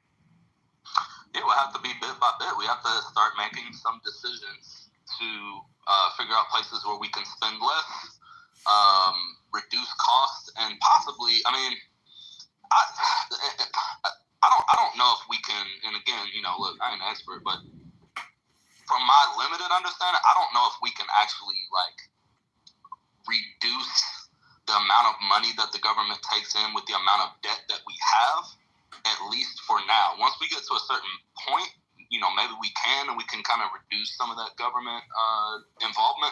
I don't know if we can do that now, though. Yeah, I mean, look, I'm of the opinion of one thing, and then you did it right, is all those agencies do cost a lot of money. I am much more of the let's take a targeted approach to the budget, not like, hey, I'm requiring you to hit 1/3 cuts and you're only hitting 10%. Right? No, let's go through a government-wide audit, figure out what costs what, which the good thing is there are a bunch of mechanisms in place to do a lot of that work. So if you engage the mechanisms and reform them, you can get some of the answers you need. It just depends. Yeah, like I was talking about earlier, reducing medical costs. If we actually had policy, if we can enact policy, I don't know the exact, but for sure we can enact policy that will allow us to reduce the administrative costs, cut out some of all this middleman shit is a big part of what costs us a lot of money. So that's a huge chunk right there. You're talking about the insurance company, right? Marshall, you want to increase the debt, though, correct? But you want to increase it slower, because that's what you're saying. I mean, if you're paying me down to something, yes, but for a totally different reason than you actually think. My little brother was responsible for something called the NASA reauthorization, which, since you're a candidate, listen and get familiar with it. You may get asked questions about it, and the nod will probably benefit you on the trail. But he had to do the reauthorization of the National Oceanographic and Atmospheric Service. And they had a couple of problems that were wrong. One, they bought Dell computers. And Dell computers were, essentially obsolete in a year or 2 years. And then the government would buy more Dell computers. Well, in the law he wrote, they got computing space and they leased computers so they get the newest versions. The federal government was up to date. He then took the 2 G1s they had to take storm measurements, and one was always in the shop, so it always cost the federal government more money. So they kept one and then leased one. Bought a Predator with the excess to go in and take storm measurements inside of tornadoes and hurricanes and shit. And then we're able to take the weather predicting system, partition it, get it to universities. Anyway, that bit of detail is supposed to note that he ended up saving several $1 billion. That, on a staff level, that's what I would want it to look like. If what you're suggesting is that to the public, it is rah-rah cuts. When it gets to the government, it is, okay, how do we do this in a way that makes sense? I'm on board with you. It's always, to me, sounded like you want to take a machete to the right arm, and then you're going to be surprised when the patient bleeds out. Right? Something's got to give with all of that funding. And people, at least post New Deal, they are not as opposed to bureaucracy as the Republican Party itself is. I mean, one thing you embody very well, actually, is the disliking of the bureaucratic state. That's a constant Republican view. But the fact that we're running up against people that have, want bureaucracy, that detail counts. It matters. And I think when it's not taken into consideration, you end up in a bad place. Again, that's not to say I don't want to cut government programs. It's just I think that's the responsible way to do it. I think just hacking the patient's arm off is wasteful of taxpayer dollars and bad governance. I doubt that you yourself intend for bad governance. I'm just telling you that's kind of how it hits me. I get it. In your mind, you got to take the arm to save the patient. I understand that. I'm not on board with taking the whole arm, man. And I don't think I ever will be. I think it needs to look like I described. Because it's considered, thought out, it takes into account the actual money we spend instead of just unplugging shit willy-nilly. But I understand I'm not going to convince you, so. I mean, I'm welcome to mine and you're welcome to yours. Yeah, like how do we? If the debt continues to increase, like what's our end game? You know what I'm saying? If we just keep spending unlimitedly, is unlimitedly a word? Fuck, my brain is so fried from that conversation with Mark. Goddamn. But you get what I'm saying. Yeah. You fall apart. Countries that run out of their banking systems and they collapse because of debt consideration, they can morph into loose regional territories, or it could be all out disintegration. Probably in the United States, if that ever happened, it would be regional. But that's debt apocalypse, and correct me if I'm wrong, but that's essentially your point. Your point's debt apocalypse, and you don't want it. Yeah, it's like we have to, we can't, because it feels like the way that our government is operating, and of course, the government is not nebulous, but it's a collective entity. It's unfeeling. It's a bunch of people with different agendas doing different things, and it seems like what we're doing is just continuously growing this debt, and the solutions being proposed to some of these problems is to fucking grow the debt more, see OBBB. You know what I'm saying? So that's where I'm like, it just seems like, because when you ask that, was it John? When you ask that, it's like, I get why you're asking the question, but it's like, as opposed to what? We're just going to keep growing the debt indefinitely until shit just crashes? We can't do that. Well, even if every federal agency cut spending by 20% and the budgets were lowered for Medicare, Medicaid, Social Security, the national defense, and even interest, it's still not enough. We're spending $2 trillion a year we don't have. If we could somehow get Congress to pass a law that says you can't spend more than you collect, period. Is $2.6 billion a day not enough to pay the police force to protect our national perimeter? Something has to give. There has to be a forensic accounting type of attitude to the situation. And no, you can't just keep piling on debt day after day after day, infinitely. We, the people, have to say this is enough. This is not how we run our personal lives. This is not how we would run a pizza shop. Are we in the third grade or are we graduates? This is for children. It's just common sense. It's pragmatism.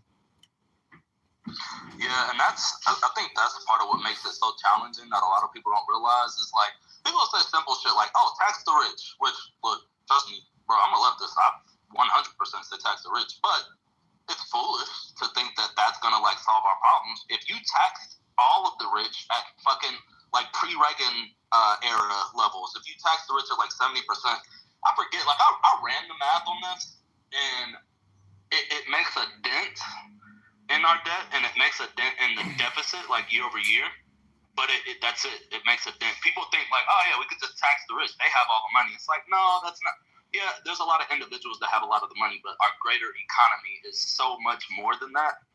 So even if you were to do that and do what you're saying, where you make these huge cuts, still, it's bad. I don't know. It's seriously, this is why we need to be referring to the people, and we need to be utilizing. I think that's one problem in our societies. We're not utilizing people that actually know what the fuck they're doing well enough.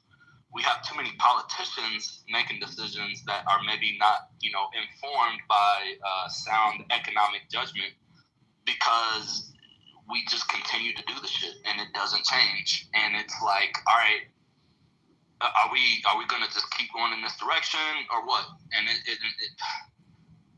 people, like I said, people think they have a solution, and they think it's oh yeah, just tax the rich. Oh yeah, just cut Medicaid. Oh yeah, just do this, and you can't. It's way more money than that. It's way more big than any of that, even combined.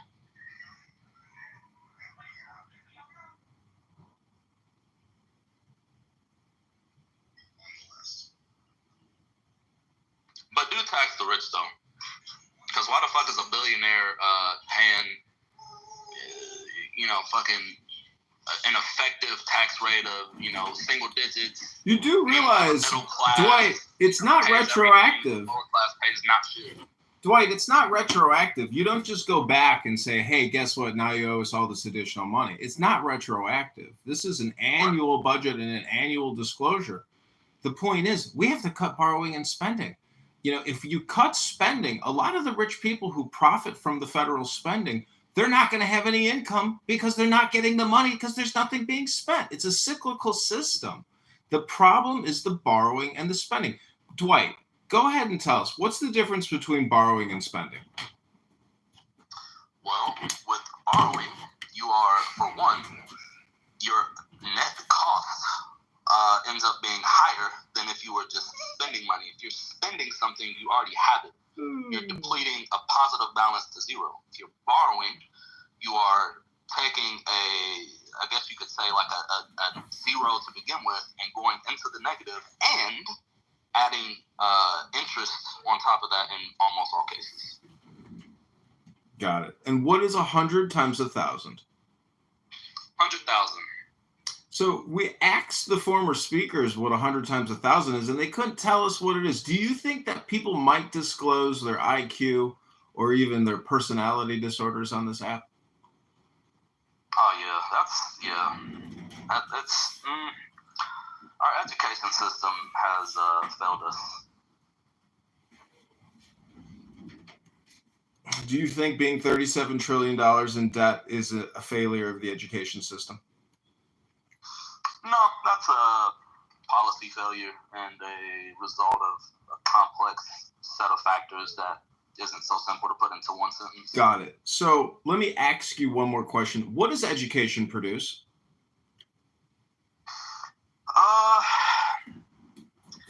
Education produces innovation as well as a more skilled labor force. Here you go, baby boy. My toddler asked him for these Cheerios. Take them. I think that the value of education is when you have one, a more informed, like in a democracy, you want your voters to be more informed, and therefore they can make better decisions in their best interest. You have a better opportunity for innovation, which is going to secure your place in a global market. I mean, obviously, if another country is outperforming us in medical innovation, or especially fucking pray to God we're not being outpaced in military innovation. And then we also have people who are like individuals who are. Wait, Dwight, let me just interject here. Do you think that morality and intelligence, do you think morality and ethics are intelligent? Like, is it a part of intelligence to be moral and ethic? That's a good question. I would say that most intelligent people that I know tend to be a little bit more. Actually, no. I don't know. I don't know if there's a correlation or not. I haven't really thought about that. Because I asked you, what does education produce? And in my opinion, the purpose of education should be to produce what's called intelligence. Now, a group of people that supposedly have intelligence, they probably wouldn't go $37 trillion into debt. It's like asking the CEO and his vice president, to run up the credit card bills and destroy the company for no fucking reason. So I'm just asking if you thought maybe morality was a component of intelligence. I'd like to think it is, but I don't know. I know some really smart and really fucked up people that I would even go so far as to describe as evil. So I don't know. Actually, you know what? I want to say, I'm going to tentatively say that I've seen information that would suggest to me that higher education levels are associated with more ethical behavior, but that's real nebulous in my mind. I haven't looked into anything like that anytime recently, but I'm gonna guess and say yes. Well, congratulations. You just won yourself a $37 trillion debt as a citizen, and it's only going up from here. Congratulations. Definitely going to go up. We are not in any way, shape, or form going in the other direction. That's for goddamn sure.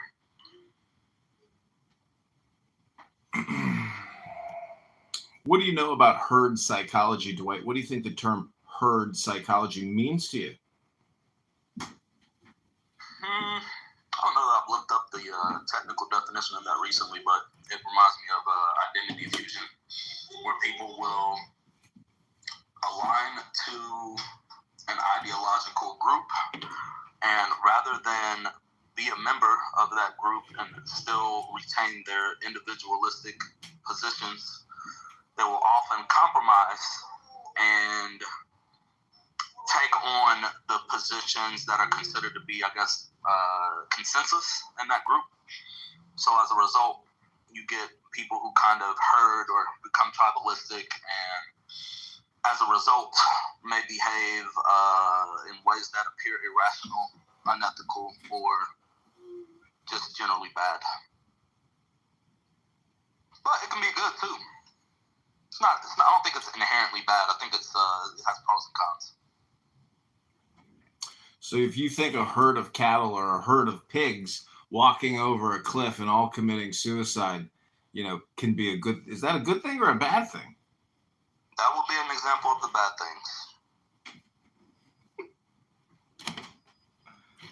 So I think like the good thing, I can give you an example of the good. The good would be like church. Like I'm not religious, and I have like a lot of criticisms of religion, but I'm actually not against people being religious or going to church. I think that sense of community that they have is a positive impact in their life. So like there's a herd mentality that goes into that. They kind of have a shared camaraderie that I think is valuable. So that can apply to anything. I mean, any sort of group could have, positive attributes, but you could also be Hamas, So what is a good example of what we call capital?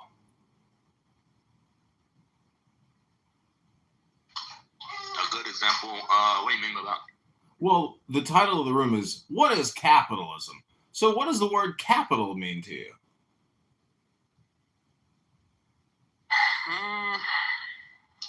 And I guess in layman's terms, money.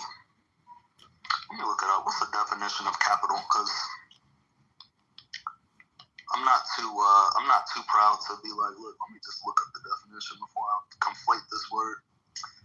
Capital, wealth in the form of money or other assets owned by a person or organization or available or controlled for a particular purpose, such as starting a company or investing. So I'll go with that. And as far as good capital, I don't think there's a such thing as good or bad capital. I don't view that as inherently. I think it exists independently of morality. It's what people do with it. And what would you consider communism to be? Communism is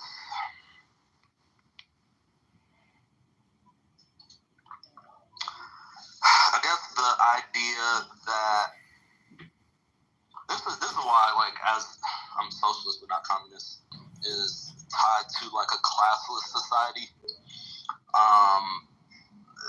It's more so, I guess I would describe it as an attempt at something that I don't think we can accomplish, which is equality. The idea is that everyone owns everything. You may be like post fiat. I mean, you might be post credit or any of that sort of thing.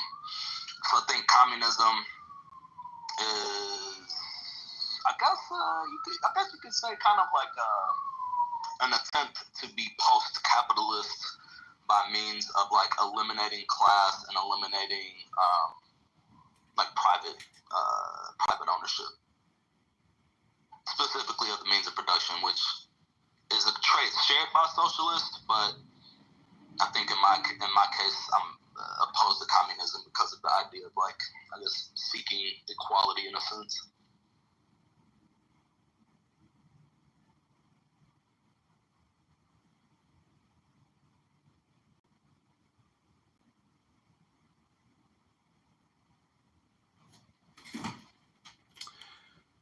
So if we were to make you King of America, the God Emperor, what would you do for your people?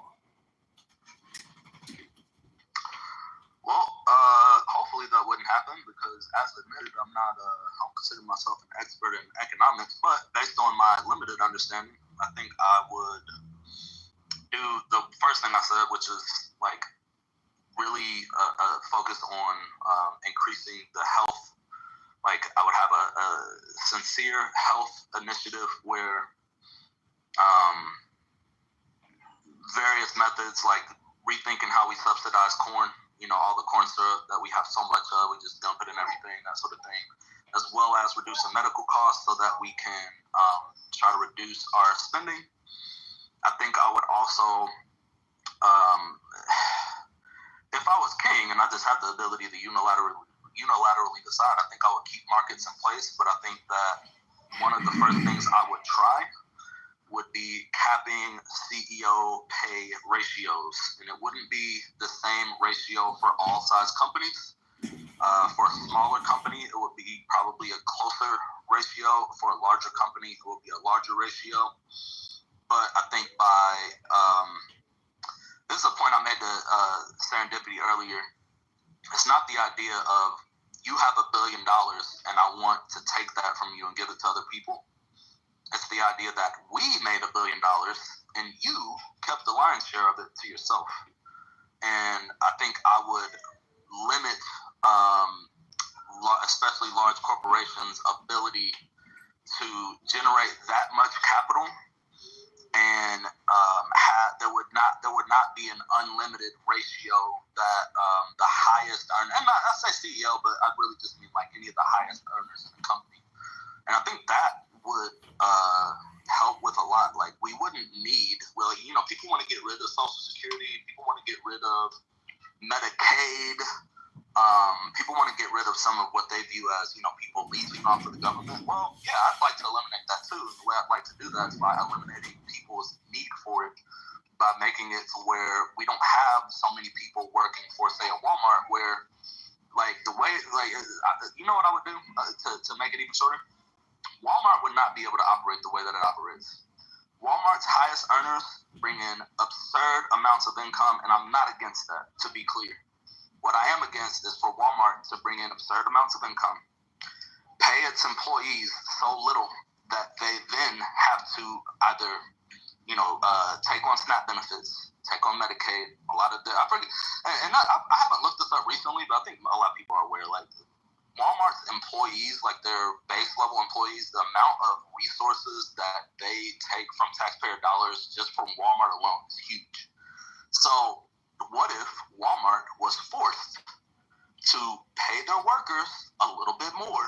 And not that their workers are, just inherently, it's not like an emotional appeal, like, oh, we just have to be fair. Like, no. Let's be fucking rational. Dwight. Go ahead.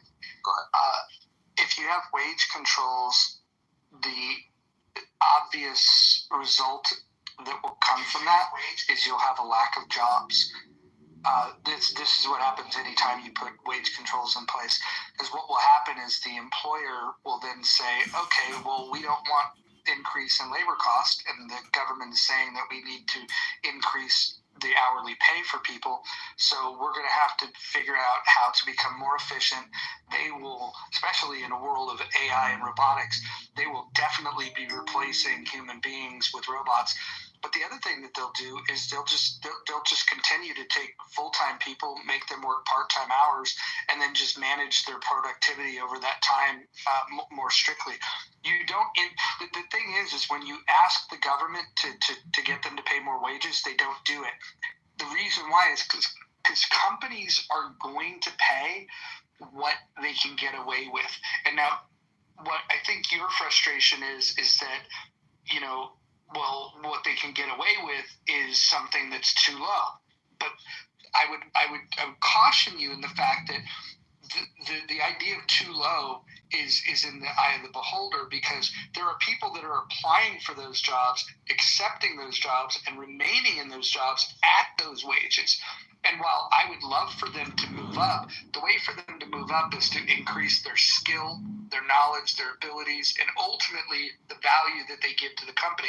If you can fire somebody at Walmart and instantly replace them with somebody that within 48 hours is just as productive as the person that worked there for 2 years, they don't have much leverage. And so what a better course of action would be, now it's risky, but a better course of action would be for Walmart employees to boycott, to basically strike. Even though they're not union members, they could just stop working.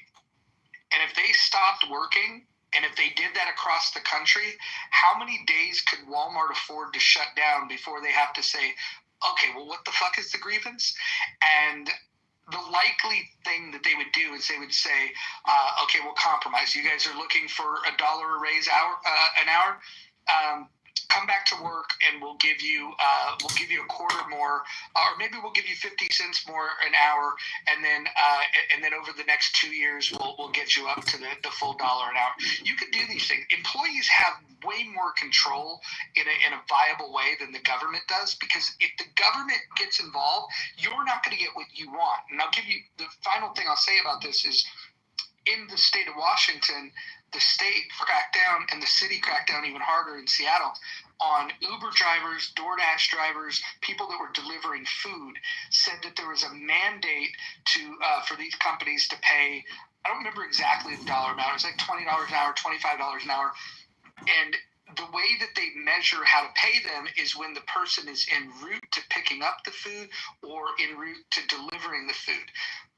Majority of the time now is spent idle, because what those companies did was they raised the delivery fee to a point where it broke the system, where less people are ordering. And so now those people that were able to make money in the gig economy, driving and delivering people's food using their own vehicle, they're making less and less money despite the quote-unquote benevolent efforts of the state and the city of Seattle.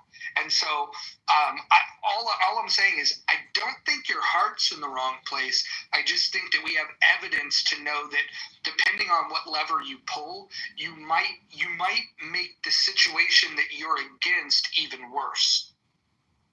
I hear you on that. I guess my question would be, or kind of like the thing that comes to mind, like, I think that makes sense. Like, yeah, like, you know, we the workers, we outnumber, you know, CEO. They literally cannot operate without us. But I think if I'm Walmart in that situation, I do a cost-benefit analysis. What's going to cost me more money? Paying my workers more, or launching a campaign to stomp out unionization, all kinds of, like, we know companies do this, and I think Starbucks I think Starbucks might be an example, if I remember, where like they tried to do that and then the workers kind of overcame it. So I agree, like the workers can do that. I'm just not sure that I see it as existing in a vacuum. Like, it seems to me that the business still has the leverage, and that they have the resources to actually suppress workers' ability to do that. Yeah, and again, what I appreciate about the way that you've brought up this topic is we have a lot of people that are left of center, which I'm sure you are, that they argue this in a way where they have policy prescriptions that they know to not work. And I think the good thing is that you're leading with the result that you're hoping for. And I think that's the right approach. I think people, regardless of your political persuasion, is you should think about, like, well, what is it that you're hoping to change? And then you have to figure out if the policy prescriptions you're making would do that. And in order to do that, the good thing is testing it at a city level rather than a state level, and certainly not a federal level, because if you are wrong and you make a mistake, you want to do the smallest amount of damage possible. And if you're right, you then have the benefit of being first to move, and then you can influence others to follow suit, and you can point to an example of how you instituted change, and then also lessons that you learned. Hey, this worked, and it's benefiting things, but here's some things that if we could do it over again, we would probably do different because it would be even more efficient. And so change should come from small brush fires, I think. And what I think is necessary is you need people that carry a national message, that talk about the importance of the ideas, but then it needs to inspire people at a local level to go and, get the influence they need to make some of these changes. Also, I'm aware that some changes can't be done locally when you have multinational corporations that your local city council is not going to move the needle for. In those situations, a local Walmart, if every employee of the Walmart walked out, that would be a huge blow to them, even if it was just for one shift, not even the full fucking day. That brings companies like Walmart to a decision point. But you got to think of the decisions that they might make. They could decide, maybe we'll just close that store. And that's what's happening with a lot of multinational companies. Starbucks employees demanded more wages, and now we see Starbucks stores closing. Yeah, definitely. So, and that all makes sense. And I appreciate being able to have this conversation with you and some of these other people, because it's clearly, it's you're read on this, you know some things about it. So my next question is, okay, let's say that all that's true, and let's say I agree, and let's say that the system as we have it still results in, let's just say that never happens, for whatever reason, we just don't have these smaller revolutions or whatever you want to call it. As the government, would it not be irresponsible for me to allow Walmart to continue to operate in a way that literally creates these, quote unquote, leeches to the government that are using all of these SNAP benefits and all that sort of thing? Shouldn't I step in and try to mitigate the amount of people that require that type of assistance?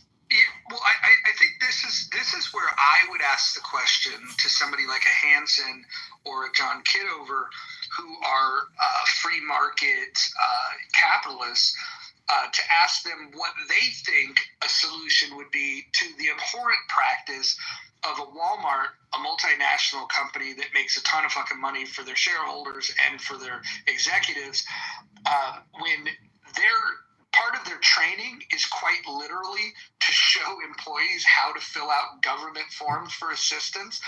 I think if part of your employment strategy is to augment the welfare of the employees by showing them how to fill out government forms, I think that there is a problem.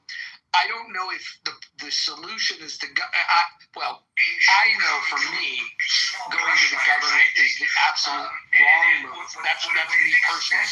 But I would ask Hansen or John Kitover, what do you guys think could be a solution to a company like Walmart that makes plenty of money, that decides, to help their employees? They literally train them on how to fill out government assistance forms, because none of us want that either. So how do we solve that if it's not the government? Well, the solution is to terminate these welfare systems. That's the best solution. Wow. And if Walmart Walmart is right to teach the employees to fill out the system, because it helps them to get the system, if it is out there lawfully, legally. And I applaud Walmart for offering the assistance for free. Because if it is not, if the government is setting up the system and hoping that the citizens are not legally applying, then the government is doing something untoward. We got it. Hansen, so if you were Emperor King of America, what would you do for we the people? For your people, what would you do for them, Hansen? As the government? Yes, Hansen. Protect private property rights and uphold the sanctity of contracts. And nothing more.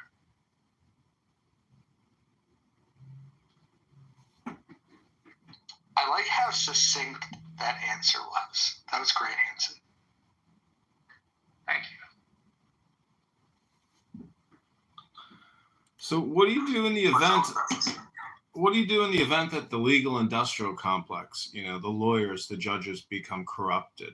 Where does that leave you as a citizen for recourse in terms of, contracts and securing your property?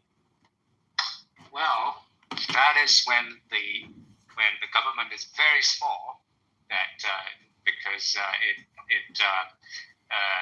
immediately follows from that the government has only two functions to perform, namely protecting private property rights and the uphold the sanctity of contracts. And we don't have this gargantuan, the federal system or the local system, that they can be put under the microscope very closely by we the people more closely and scrutinized by we the people more closely. And that's the solution. And they have less power to threaten we the people. I think so. Hanson, help me understand that though, because what do you view as the outcome? So let's say that we do that, we eliminate any sort of social net or eliminate those programs that you're talking about. To me, all that does in my mind is you just take away, I guess, not a solution. How do I want to word this? You're not actually solving the problem of the people being paid so little that it creates. Again, I wish I was as succinct, but Walmart has to operate. If we take away the social net and do nothing else, all that means is people won't be able to have their needs met, which would lead to poverty, which would lead to Walmart actually losing workers in my mind, because how are you gonna live somewhere? How are you gonna have a car? How are you gonna do anything? It just seems like it would kind of make the problem worse, even though I get that the idea is to don't make it so convenient where people can just apply for these benefits and get them. But I don't know that taking them away solves the issue. It just takes away an avenue for them to get by. No, how does that? Yeah, no. How does that not solve the problem? Because basically, because they're still going to be underpaid. And what do you mean by underpaid? Earlier I heard you say that people are different. People's abilities are different, and they are paid accordingly. And so they paid at the price that they negotiate with, and according to their ability. You won't want even I won't want to be paid at the level of Elon Musk, and I suppose the other people wouldn't want that either. Or of course they want to. Everybody wants to pay more, but it is up to the people who you deal with, who employ you, and who do the business with you, and you to the party, the concerned party, to negotiate what's best for you too, right? So that is your price, whatever you pay. Basically, you enter into employment. It is a contract. It's a business contract. It's no different from when you do a business with, let's say, your company doing business with my company, right? So it's just a voluntary trade. Whatever you want to pay me and whatever I can accept, we make the deal.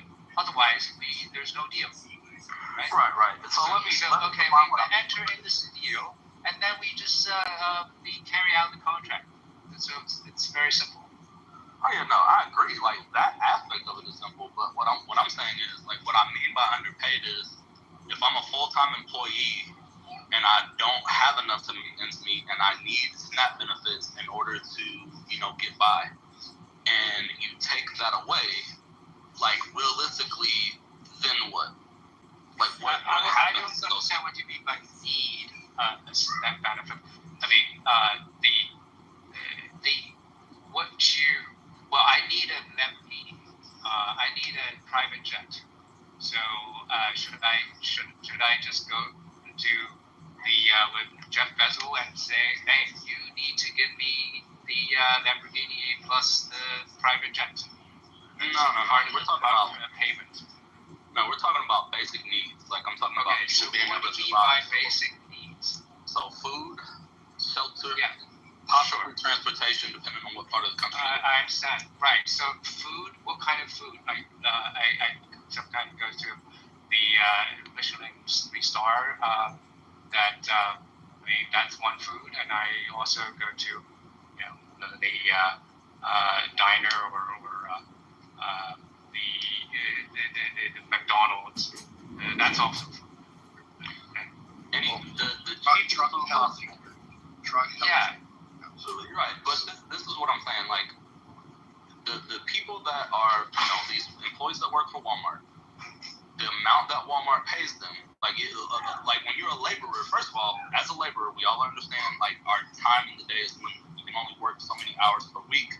So even if I'm working a lot of hours per week, if I'm not being paid enough to buy even the basic necessities, and I understand this situation because I've been in it. Like I was not born into a wealthy family. I put it that way. And there was a time where my absolute minimum expenses. I'm talking about no fucking McDonald's, Hey, no fucking avocado toast. Dwight, the McDonald's is great, but can I just interject here and say that Hansen is suggesting that his belief that securing property rights and contract rights and leaving everything else alone is the optimal business or economic solution because it's the most efficient and everybody benefits at a higher level than with your central state planning type, opinion.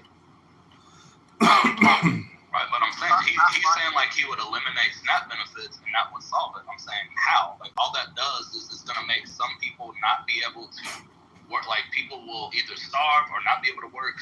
Some people will do better, Most people actually can work and get the food and all that. But when you provide these benefits, they choose not to. And so when you can get things that without working, of course you want to get things instead of go to work and then have your whatever benefit taken away. But the reality is capitalism is rigged. It's rigged. It's rigged. If it was Simon, pause. No, capitalism isn't rigged.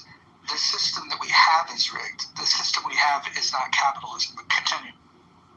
No, okay. In which case, I take it all back and I completely 100% agree with you. So if it was capitalism in its purest form, absolutely. But it's not. And so therefore, we're talking about something that is not a reality. The gap between the richest and the poorest is the inequality gap, if you want to call it that, is the biggest it's ever been since the 1960s. And the reason I bring up it's rigged, Alison, is because you're talking about something that is a mystical unicorn. Yeah, it's not the reality. When you say reality, it's the status quo, right? It's the status quo. If you don't want to change the status quo, then you don't need to complain about it. Well, I do. I think we should tax wealth. Well, okay, so you're saying you're accusing me of saying striving for something that is not the status quo. And on the other hand, you're complaining. You're the one complaining. It's rigged. And maybe you want to sit on your hand and do nothing about it. And so even... No, I do. Okay, so why are you accusing me of the not talking about reality? I mean, you're just contradicting yourself. Sorry, I apologize. I must have misunderstood you then. I thought that you were actually saying that the current system that we have is the right system. But no, I didn't say that. Oh, what are you talking about? Well, I think it is not. It is not. Also, Mojo also saying that the current system is not the pure free market capitalism. It is far away from it, and we need more free market capitalism system, and that's strive for. So what are you talking about? You get my question though. Like, what I'm saying is, you take away these benefits, like in the scenario you gave, and then what? Because all I can see is some of those workers will rise above, some of them will not, and they're not going to be able to pay their bills. They're not going to be able to like have to do basic things that would enable Walmart to continue to function. Like, I think Walmart would just fucking go out of business if we did that. So Dwight, here's a thought, right? Because I think what you're doing is you're thinking about the world that we have, the system that we have in place, where we've decided to coddle people, we've decided to provide these safety nets. If the government got out of the way, what would happen? Imagine less regulation, less costs to the business, right? Imagine no corporate taxes, right? Imagine that, right? The company would be free to do what they want with that money. Probably would invest in learning how to be more efficient. They might, depending on the company. If it's Walmart, Walmart's wildly innovative. What I mean by that is in the early going, the way that they were able to beat the competition, Walmart didn't start as the biggest company. Sam Walton decided, from a small store, that if he was going to expand, he was going to have to be more efficient than others. And the two great innovative things that they did were both related to inventory management. And so the first thing he did was said, I don't want to have a huge warehouse with a bunch of goods that sit around not being sold, that he has to pay for real estate to house products that are not being sold. The old model used to be, okay, well, if we just, we have the distributor bring the products, we keep them in our warehouse, and then once they're off the shelf, we can go and we can get them. Walmart didn't necessarily invent it, but they certainly perfected the idea of just-in-time delivery. And the way that they did that is they pressured their vendors. They have there's a Walmart top 50. That's their top 50 vendors.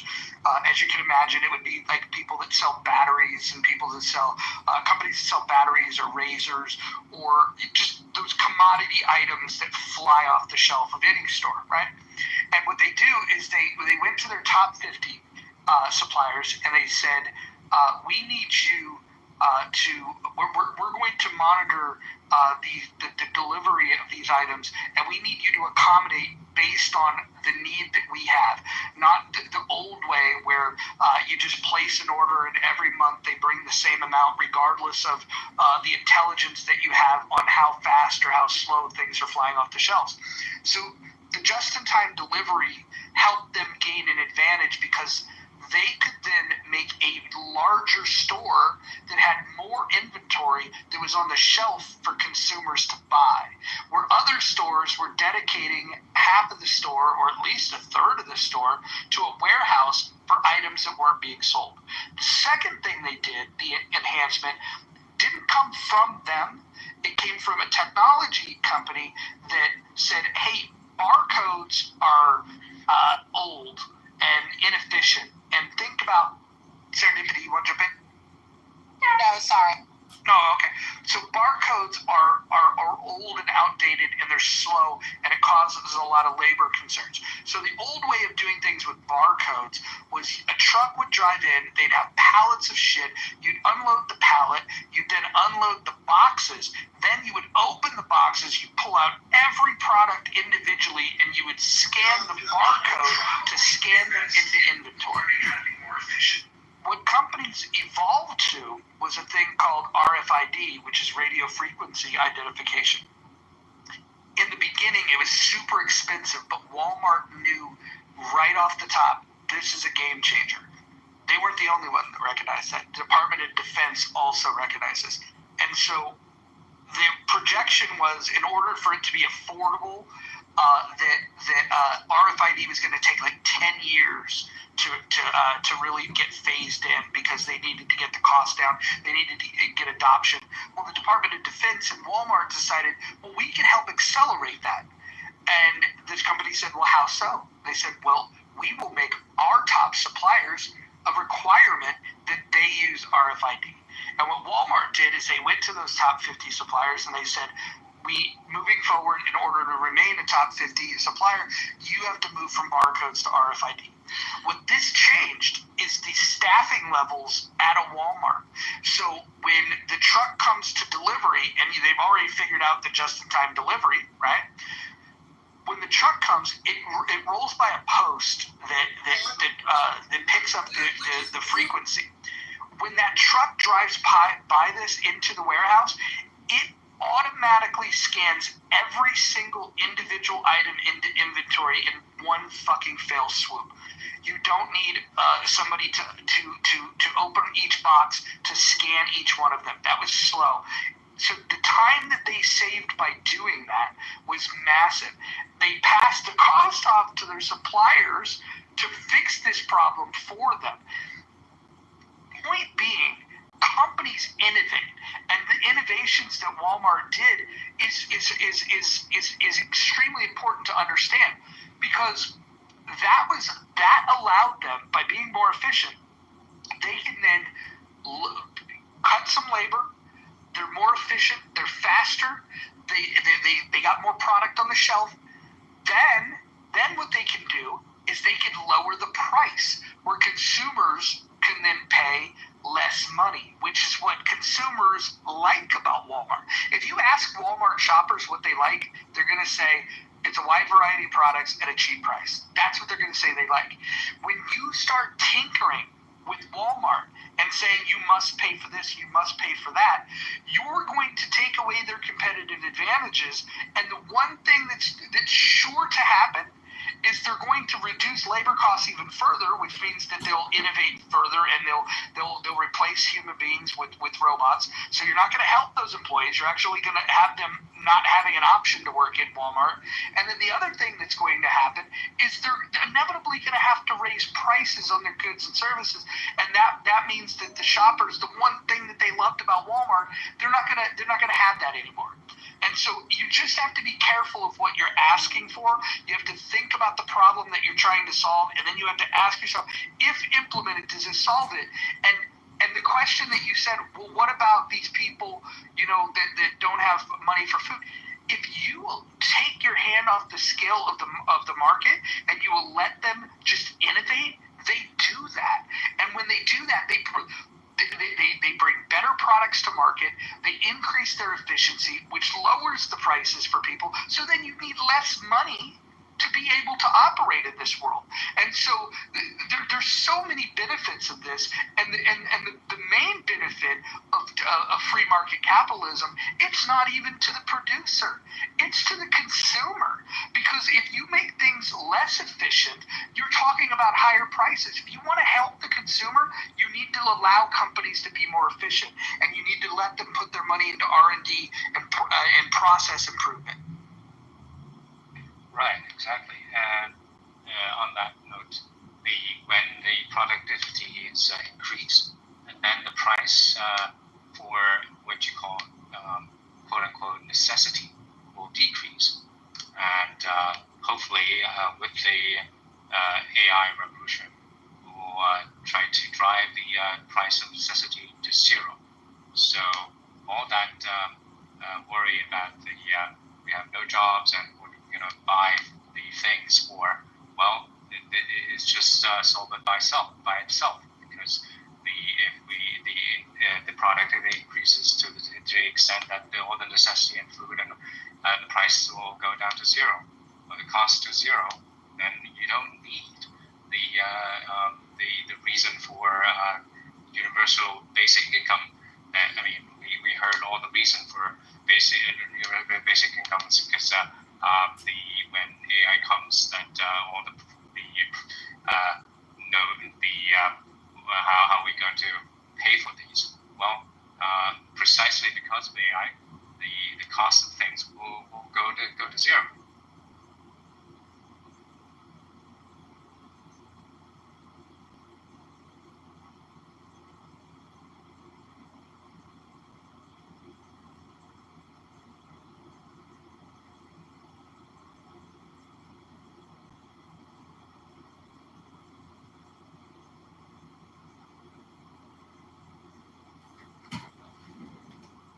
It's my opinion that it's absolutely ridiculous to think that AI and robotics is going to solve our borrowing and spending problem or our economic situation. If you think that robots are going to get intelligent enough to start making more robots by themselves and create a perpetual economic system or a business, I mean, go buy a slice of pizza tonight and have a beer on me, because, that type of utopian thinking is ridiculous. Yeah, well, I hope that you're not using that argument to counter my argument. And if not, then I completely agree with you. I just thought that business owners would use AI and robotics to increase their profit, which they can't do if what you're saying is, well, products and services will be zero cost. I'm not sure what you're talking Uh, sorry, I had a call, but if this is going a different direction, let me know. But what I was gonna ask Roger or Mojo, that all makes sense. The next thing that comes to mind though is, in this scenario where the prices increase, also what the worker is being paid is more. So I'm more. To me, it's that sounds better to me, and the reason why is because I'd rather have more capital at my disposal, and maybe the cost of some of these goods that we've enjoyed up to this point is great, but that cost goes up, and I have to choose better as a consumer, which I think we have the leeway to do. I think we have so much choice and so many options that a lot of it is kind of like just not very valuable anyway. I don't necessarily see where the prices, increasing to an extent is necessarily bad if, everybody has more money. And because in that case, I now have more freedom as somebody who commands more capital, even as, a lower level worker, to make the decision on whether or not I want to buy something, as opposed to having to hope that I have enough money with, that I get paid enough to buy anything at all. Well, hold on. Hanson, real quick, and I'll kick it over to you because I do want to hear your take on this. But if you had a magic wand, Dwight, and you could do one thing, if you could do one of two things, you could choose that your wage goes up, or you could choose that your knowledge, skills, and ability were increased. If you had that magic wand, you had a red button, blue button, which one are you going to press? For me as an individual, definitely knowledge, skills, and ability. Correct. And anybody that's wise would do that. And then so the question is always asked, what can we do to institute a policy where we put pressure on an employer, where they have to pay more money, and the government has. This is why the government, you shouldn't ask them to do that, because if the people are asking them and the government says, oh, okay, yeah, we'll do that, because they can buy votes, they can make that happen.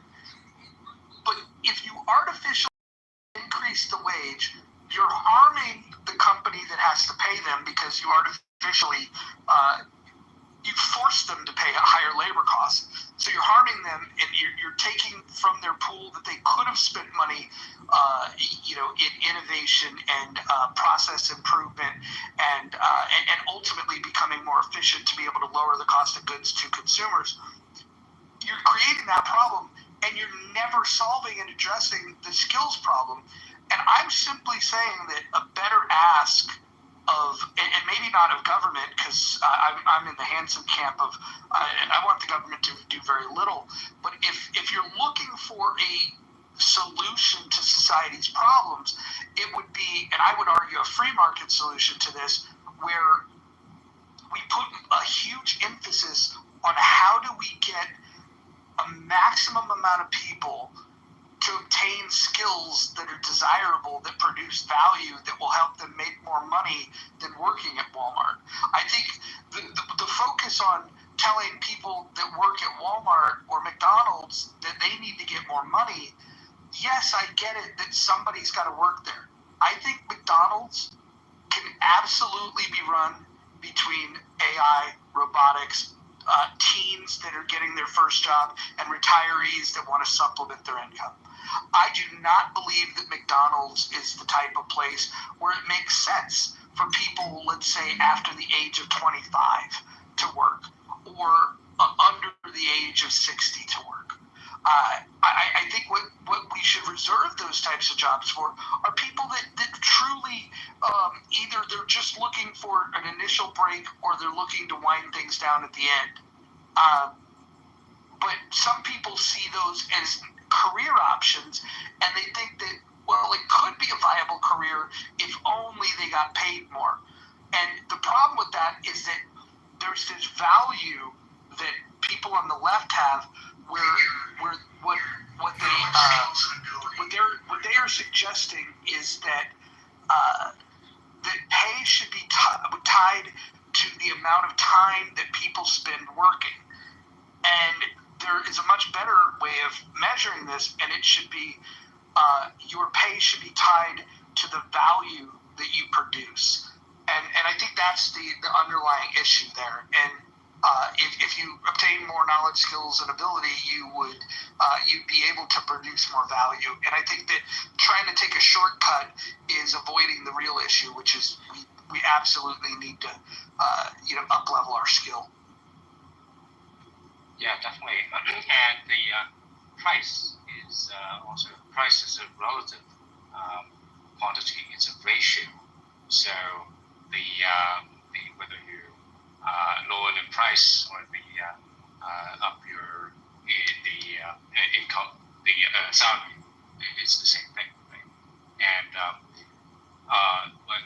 also what Mojo was talking about is actually somebody actually was here on stage mentioning that it's a socialism calculation problem.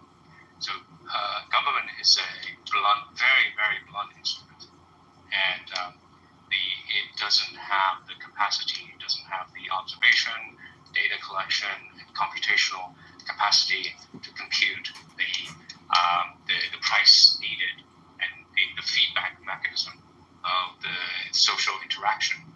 And if you look up, socialism calculation problem, that's why the central planning doesn't work. And all this interaction between the boss and you and your colleagues, your customers, and different customers, and this whole interaction, this whole universe of interaction cannot possibly be computed by a central planning agency. So they don't have not only they don't have the capacity, they don't have the IQ, they don't have the computational power, they don't have the incentive to do these computation. And not only they don't have the incentive to do this computation for you, they have their own agenda. If you ask them to deal with your problem, they have to be paid to do so. However, the highfalutin, the slogan they slap on themselves to be the public servants, they are trying to make money just as you do. And with the power putting in their hands, they can only do evil things, whether intentional or not, or unintentionally. And then you can look up the rent-seeking behavior of government, the agency problems, all the slew of economic problems that comes with it. And then also I want to address your previous question, how to deal with the people who basic needs. I think I've already addressed that with the productivity increase. You don't need to worry about the necessity that these kind of things will decrease. But also more directly, we just mentioned that Walmart is asking or helping the employees to fill out the the benefit forms and all that. And I said, and I command them to do so, yes. But the thing is, it also reflects the other side of it, is that when you put up, give the dole out the benefit, of course everybody will take advantage of it. They're legal to do so, including the corporation. So if you take that away, then Walmart have to pay more to the employees, and it cannot get the free ride.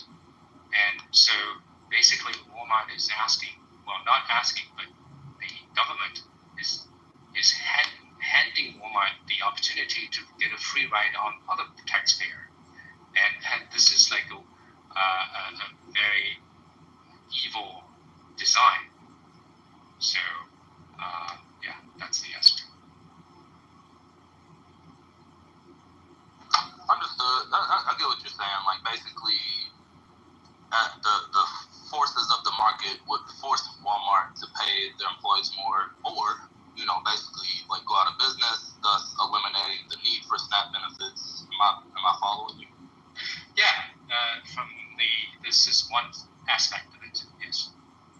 But the general the bigger picture is that with the government out of the hands, out of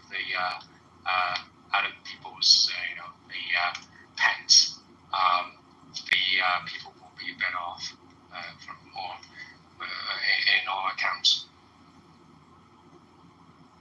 But I do recommend that you look up whether Wikipedia or somewhere else, the socialism calculation problem. You talking about the economic calculation problem? Is it called economic calculation problem? Let me check it. Yeah, because it's basically the idea that like you can't price. Yes, there's the knowledge problem, and then there's the economic calculation problem, which go hand in hand. If you want to learn more about it, you could look into Ludwig von Mises, who originally came up with this, and then you can also look into Friedrich Hayek that expanded on it.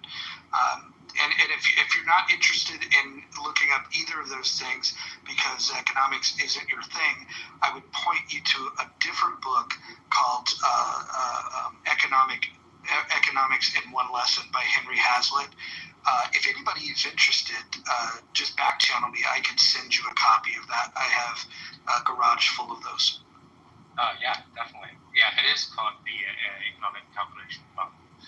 And yeah, and then but I don't want to mention. Well, I guess I'll mention basically it is in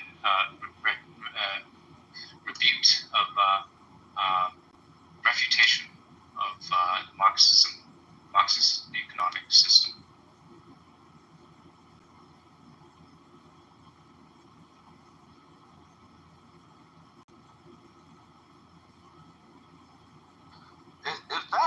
If that happens, so because I'm just thinking like I can't help because I get what you're saying, like it makes perfect sense, like it truly does. I just can't help but feel like if I'm Walmart in that situation, I would still try to avoid paying more even if I had that market pressure. So maybe I try to figure out a way to outsource the work. Like you get what I'm saying? Like I agree. I get what you're saying. If you're a boss, if you're a company, like I said earlier, it's two companies dealing with each other. You maybe you're a company of one, right? Dealing with each other. Of course, you want to get the best deal for yourself, right? I mean, that's how the negotiation works, and this is how you want to make the most profit out of your the deal, right? So there's nothing wrong with that, and so of course that you want to, just like also Mojo was talking about it gets the best deal or the lowest price, but then it passes on the price benefit to the consumer, right? So you as an employee, you go. Walmart is not the only employer, right? If Walmart doesn't employ, they give you good enough benefit, good enough salary, you go to the next one, right? Costco, and whatever other price, Aldi, and so many retailers, and also there's so many. You don't have to be a salesperson. You don't have to be if you go to pick up some skills, you can be a programmer. Go go work for Google, or go to a culinary school or something that be a chef. Yeah, it just seems like. Well, hold on. I want to make sure we're touching grass here. Even though I'm on in Hanson's camp, I think like advising people to go work for Google. I know the hiring folks at Google in many departments, and if you don't have a 4-year degree, I know. I'm just saying that Walmart is not the only. I accept that. I just wanted to clarify that Google, of all places, even if you have a 4-year degree, they're the one company that looks at your GPA. They're another company that'll look at which 4-year institution you went to. They're extremely picky, and the reason they can be is because everybody wants to work at Google, that they can sort the best and brightest. The only people that I've ever known that have gotten jobs there that didn't have a degree were people that worked at a startup that got acquired by Google. So I'm just saying that if we're going to give the advice of what you can do, I would make more realistic recommendations of things that that's within the grasp of people to do that maybe don't have a degree or maybe tech's not their thing. But your point is well accepted. I mentioned Costco, right? It's not the Costco's a great employer. And then on top of that, you have companies, that are hiring in industries where they do have trade unions. Like if you go to a trade school, become an electrician, become a plumber, that's a very viable thing. In fact, I would say for anybody who's got kids that are thinking about going to college soon, I would say that at this point in time, unless they're looking to be an engineer, a doctor, or a lawyer, they're probably better off going into a trade school than accruing debt at a college. Now, if they want to go to college just to learn, I would say you could take credits for free at many major universities. Actually, you don't get credit for it, but you could drop into the class and you could get the same education. You just don't get the certificates and the credential. But if all you want to do is learn, you can go to many of the best universities. Can I ask one last question, and then I'm gonna actually focus on the other thing I was doing. So in that scenario, we've eliminated welfare, and now the companies should have to pay workers more. It would seem to me that although I can work for another company, all of the larger corporations still have all the leverage there. They're still going to pay as little as they can. So me as the worker, I'm not only at a disadvantage in terms of like it's me versus this larger entity, but I'm also less organized because I'm one person and Walmart has a whole network of people. So like how would that actually benefit the worker or the the general person more so in the way that you're describing? Like how would they not just basically control the market themselves and utilize their leverage to keep wages low or even lower? First of all, because of free market, you have we already mentioned that the Walmart is not the only retailer or a grocery store.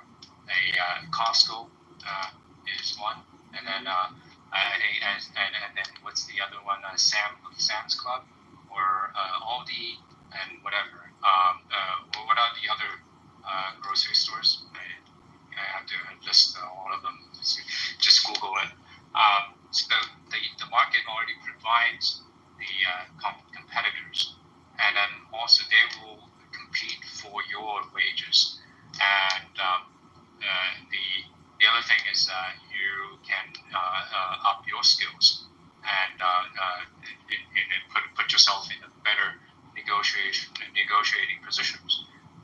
That's why I said you can go pick up your computer skills or plumbing, be a plumber or something, and choose a better market to competing.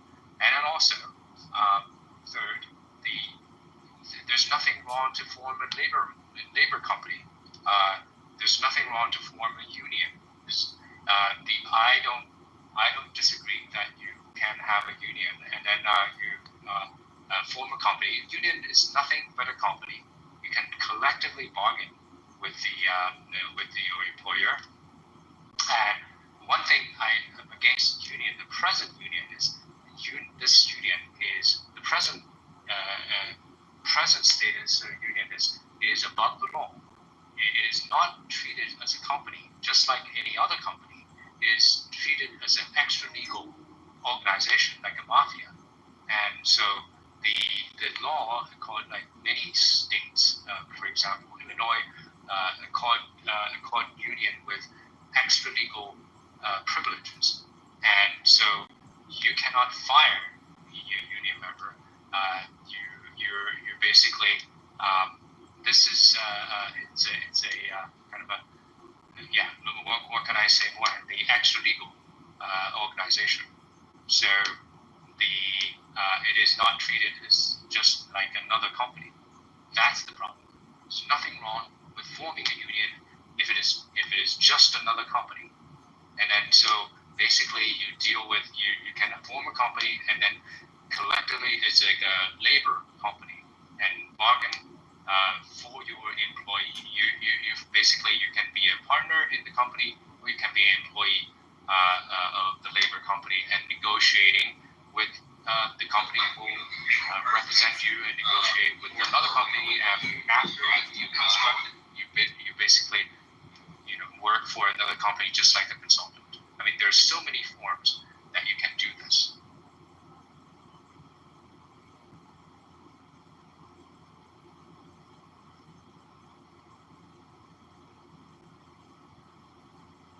I'm gonna check out these books. I definitely get the points being made. I think I have some.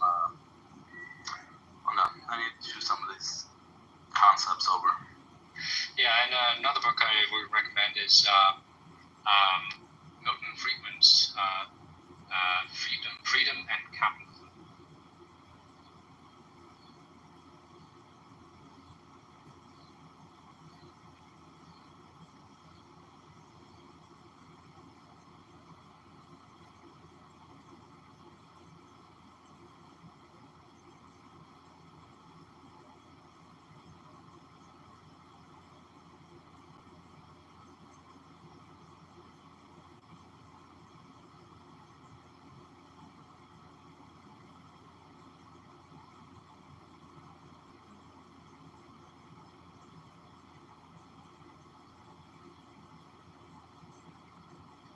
Dwight, I put the author and title in the chat. Yeah, I appreciate it. I'm actually taking these down. I know Mojo mentioned economics in one lesson. So I mentioned powernomics. I'm gonna check these out at least, to some extent. I'm not hugely into economics, but obviously I've got, some level of interest in it. I'm just trying to. I like having these conversations to kind of wrap my head around, because obviously I see things a certain way, but I'm not one of these people that it's like, oh yeah, I've decided on what I've decided and that's what I'm sticking with, whether it's logical or not. It's like, well, all I really care about is what's actually best, what actually makes the most sense. I'm not married to anything. So this is all, I don't know, this is a good combo. Yeah, great. It's a great conversation.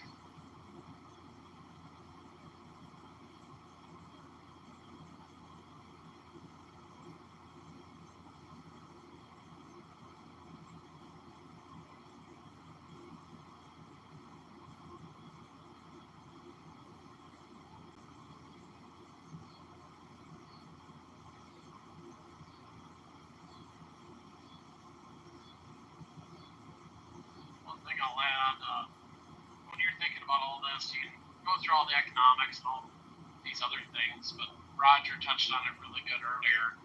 There's a book, Thinking in Systems,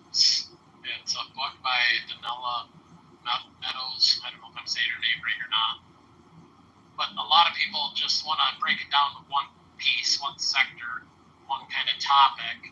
And yeah, you can do that to try and parse out what that one thing is doing, but you can't forget about all the other things interacting with it at the same time. So that's a good book for anyone to listen to. I try to listen to it once every other year or so, just because everything is a system and works together that way, and it is not fully independent. So, if you move one lever, you're going to adjust something else on your undesired or desired outcomes. So that's the problem everybody has. They think, oh, well, egg workers should be paid more, but then you pay egg workers more, then the farmer, it costs them more to produce something, so they either A, go out of business, or B, charge more. Well, then the food costs more, or we're at the mercy of some other country or some major company that now has pretty much a monopoly on the production of that said item. That's the same for any industry. But once you get monopolized, then you can say, well, you can't get it from anywhere else, so I can raise my prices now, and now you don't have enough competition to moderate the prices. So that's what it all comes back down to. We can say everybody needs to be paid more, or we just realize what it takes to live. And I know everybody isn't going to be able to be a CEO, but everybody is able to better themselves in their situation, even if it does take time and they have extra hurdles.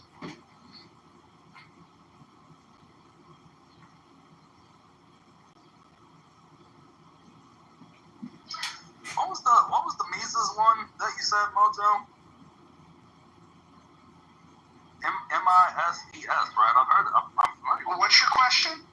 You said a book by Ludwig von Mises. He's written a lot. He's got a book called Liberalism, which I highly recommend everybody read. The one that you're going to want to look into more than anything is his critique on socialism. In fact, here's what I'll do. I'll drop links in the chat to the order in which I would read his books. I think that there's some that are a little too dense.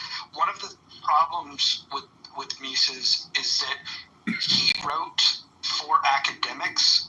He didn't care about. He wasn't writing for you and I to read it. He was writing for academics to take his ideas and expand on it. But one of such academics, one of his pupils, Friedrich Hayek, wrote books to be far more accessible to people. And so I'll put links to the books that I would read in order if you want to get an understanding. But I would say if you've never studied economics and you're just curious, my starting point always is with Henry Hazlitt, Economics in One Lesson, because anybody can pick it up, anybody can read it, anybody can understand it. Yeah, I got that one written down. I actually wrote down these books. Yeah, I'll put links in there right now. Okay, appreciate it.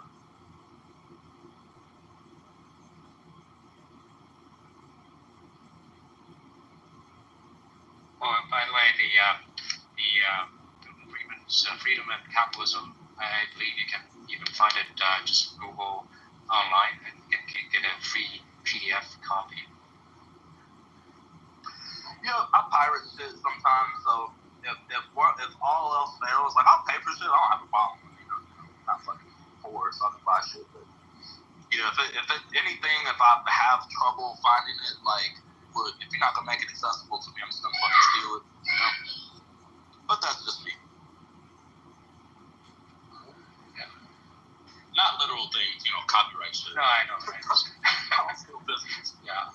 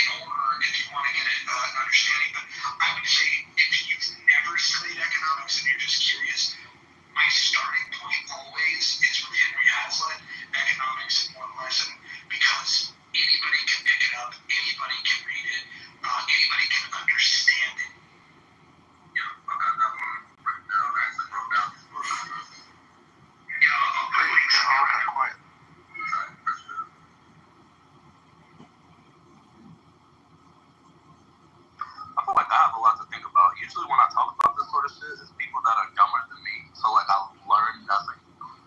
But I feel like at least in like many of you all's case, not Mark, because he's fucking retarded, but at least with y'all, like I see shit different. But Dwight, just look at Argentina.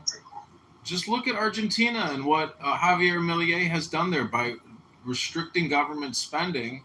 He has enticed investors to want to come in, and that has caused an economic boom and more jobs and more income for the people, and more housing inventory, lower rates. The whole economy becomes more efficient, and it raises all ships that were sunk. So, unless something is done in this country, I mean, it's just immoral and unethical and not intelligent in terms of central planning that we're doing. And in fact, we shouldn't be doing central planning. That's what makes it so unintelligent, is we don't let the market efficiencies take place to essentially create more productivity and more growth. Do you understand how less is more in terms of government intervention? Oh yeah, I definitely follow the argument. Now whether I agree on every point or grasp some of the ideas presented, that's something I'll have to look into. But no, I definitely, I'm familiar with the argument, and I would say that I agree to an extent. I think it's a long story. I kind of have a question though, because I noticed you have the Trump hat and I don't know if that's your PTR, but do y'all feel like we have a U.S. party that is committed? I mean, I don't see that Republicans or Democrats. No, the answer is no.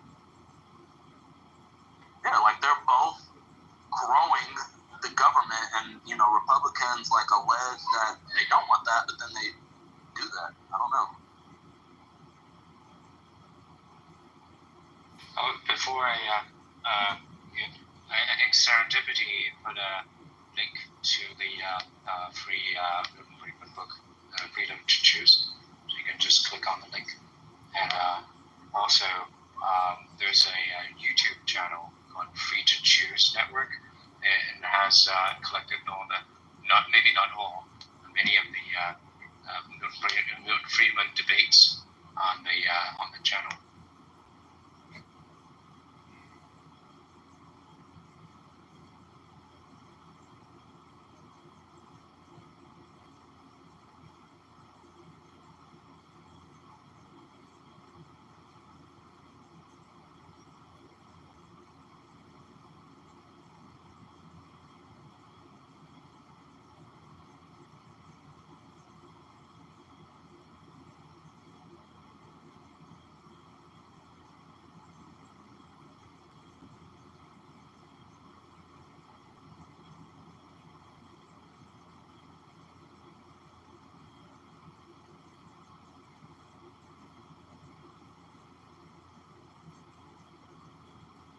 There's an essay you guys can look up. It's a quick read by Friedrich Hayek, who I just put two of the books that I would recommend that you read of his.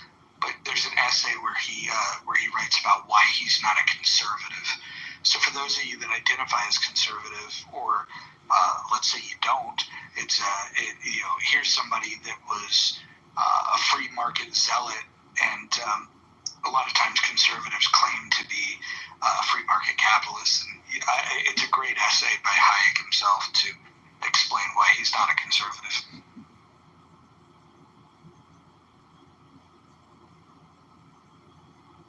Hey, Raj. Talk to me, Goose. Goose. I never got into politics. And since I came to your rooms during the pandemic, during the whole Clubhouse, it was interesting.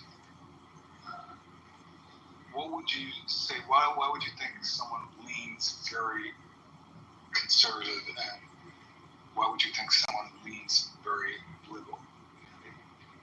I guess it depends on the context. If we're thinking about these terms and how they were created and what they were supposed to mean, liberals were influenced by Enlightenment thinkers conservatives, guys like John Locke and John Stuart Mill, the kind of maybe the connector of liberalism and conservatism, and the bridge to conservatism would be Edmund Burke. The way that I like to think of it is that in the U.S. context is that radical liberals gave us this country. They said, to hell with these oppressive tyrants that want to rule over us, and they fought for freedom, wrote their own constitution, inserted a Bill of Rights, and then conservatives are kind of like these Johnny-come-latelys that they wait for the radicals to do the hard work, come up with the ideas, and then whatever worked and whatever sticks, they say, well, tradition is important too. Maybe we can find some traditions that work well. And whether those traditions come from politics or religion or economics or wherever they might come from, science, doesn't matter. Conservatives, the whole idea is to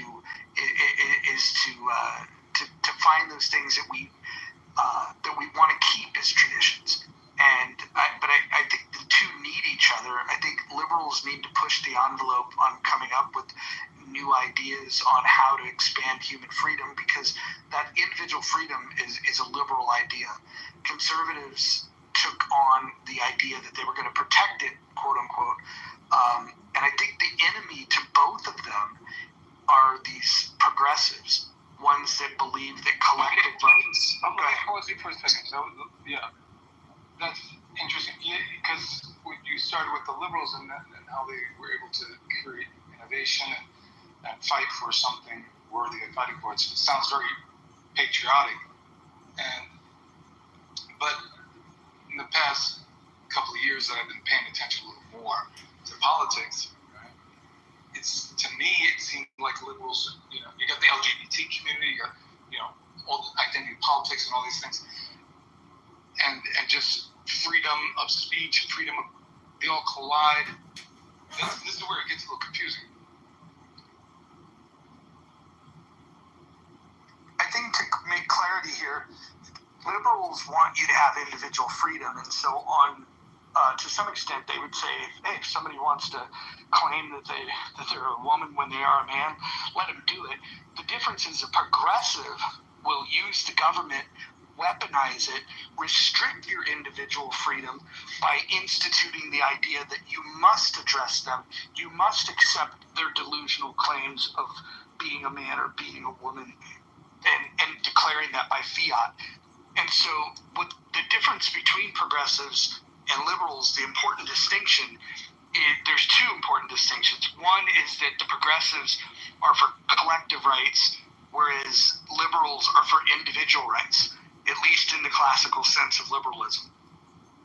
The other that makes sense, Mojo, because that reminds me of Bill Maher, right? He would be a liberal, right? In the concept of what you're talking about, it sounds like he would be a liberal, right? Correct. Right, I get it. Okay. Yeah. If you want an example on this app of a liberal, El Normo is as classically liberal as you're going to find on this app. Right. So, yeah. Instead of impeding the progressives are impeding their view of the world in a way where they want to change laws and all these things. Yeah, I understand. They've also become the Puritans. It used to be the conservatives would say, hey, based on tradition, we believe this to be right, and this is where you hear about things like traditional family values, Christian values, whatever it might be, where the conservatives would say, look, you ought to do this because, and then they tell you why they're so smart. Well, the progressives do the same thing, but what they've done is they've decided that everything's for the collective. It's always for a group. And the policies are always extremely divisive, because whereas individual rights would say that everybody should have the same equal protection under the law, the progressives are going to say, oh, well, this group over here has been fucked over for so long, so what we need to do is pass a law that gives special favor, not equal rights. They want unequal rights. And this is why I genuinely feel that if people had honest conversations we could divide this thing into a few very, very specific camps where you have the authoritarian right, which I would say that many Republicans fall into that. And then you have the more libertarian right, which is where you would find someone like myself, you find someone like Hansen. Then you have the libertarian left, which is the libertarian left is more liberty-leaning, and that's where you would find some remnants of those classical liberals, like someone like an El Normo. And then you have the authoritarian left, which is the progressives, and those are the people like the Bernie Sanders and the AOCs and that sort of thing. And I think that if we can more clearly divide the parties along those lines, if we had 4 parties where you could have your authoritarian left, your libertarian left, your libertarian right, and your authoritarian right, I think that would be a better way to draw up the battle lines than to put the libertarian and authoritarian right together, because the authoritarians are always going to seek more power for government, and it's really an uphill battle for the more libertarians on the left or the right. Wow.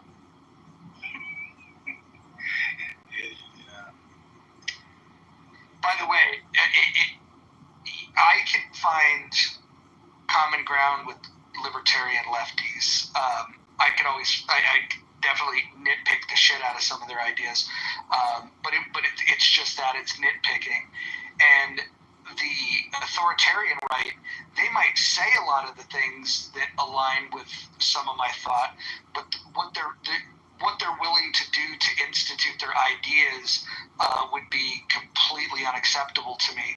And then the authoritarian left, their ideas are shit, and they're willing to put you up against the wall to get their ideas through. So if I were ranking these in order, I would say libertarian right, that's at the top of the heap.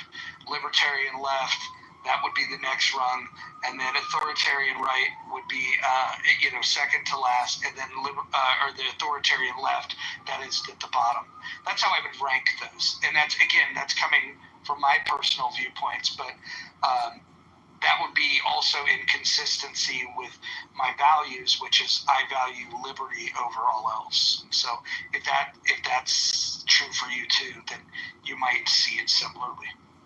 Oh yeah. Roger, one of these days I'm going to buy you a Roman statue of Libertas and send it to you. Just so you can constantly think about your prime motivation is liberty. Liberty. Well, that's what, I definitely agree about liberty. And rule of law, right? Rule of law. So what do you think of the, can you even see the poll question at the top? No. Or have you not updated the app? So if you haven't updated the app. I'll go to the app. Yeah, go update the app, and we've got a poll question for you.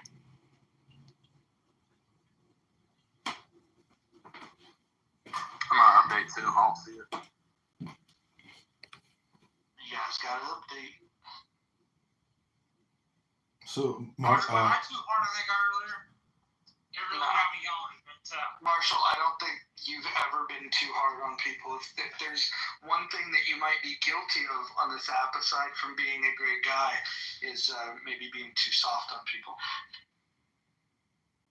Well, thank you. I appreciate that.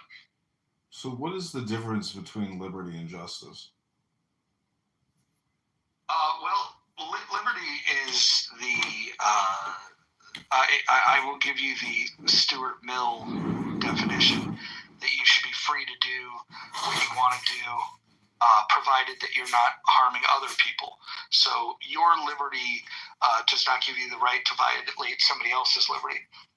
Justice is simply ensuring that people's individual liberty is protected. So they definitely go hand in hand. I would mark them as 1A and 1B. Equality, I typically just throw out the window, because I don't believe that we're equal. I think that we have different knowledge, we have different skills, we have different abilities. We're all very different. And so I think equality is a myth. There's a great book out there called Equal is Unfair. It's written by an objectivist, so you got to take a little bit with a grain of salt. But I think he makes a very good point that the things that you would have to do to make people equal would be a violation of people's liberty. And if you did that, that wouldn't be very just. And so for me, it goes liberty, justice, and equality is not even a consideration for me. Mojo, so what I see, I pick liberty, right? But I also see that because human beings tend to live inside of this container of right and wrong, right, duality, polarity, and in general, men tend to be more, they'll project their power, right, more than females, or you could say it's a different type of power that men have. They will make someone wrong, even if it's I'm not saying that, well, they may do something physical, but they'll condemn, they'll condemn. In a libertarian, let's say in a libertarian environment, there's going to be some disagreements, isn't there? Yeah, you can have agreements, but I think first and foremost, you have to. I think if you're going to have a country, I said disagreements, not agreement. There'll be agreements, but I'm saying disagreements. Yeah, of course you're going to have disagreements, but ultimately the disagreement has to come. The thing that you must agree on is that you can't harm others, and then so the only task there is going to be defining what harm is. And when you have disagreements about that, you will need a judge. This is why anarchy is so stupid. You do need somebody that could adjudicate disputes. And so if you and I, believe that individual freedom is good, and that we define it on you should be free to do what you want to do provided you don't harm other people. When we get into that definition of what is harm, you and I might have different ideas, and we're going to need to have a system for figuring out what equates to harm. And I think there's some tough questions. Like, for example, if you wanted to get a popular issue, you could say, well, what about abortion? One person could argue, well, if you get an abortion, you're harming the baby. You are literally killing a human being.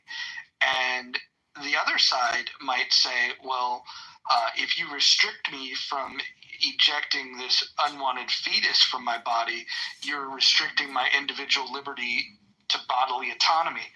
And I think both of those arguments are interesting and valid.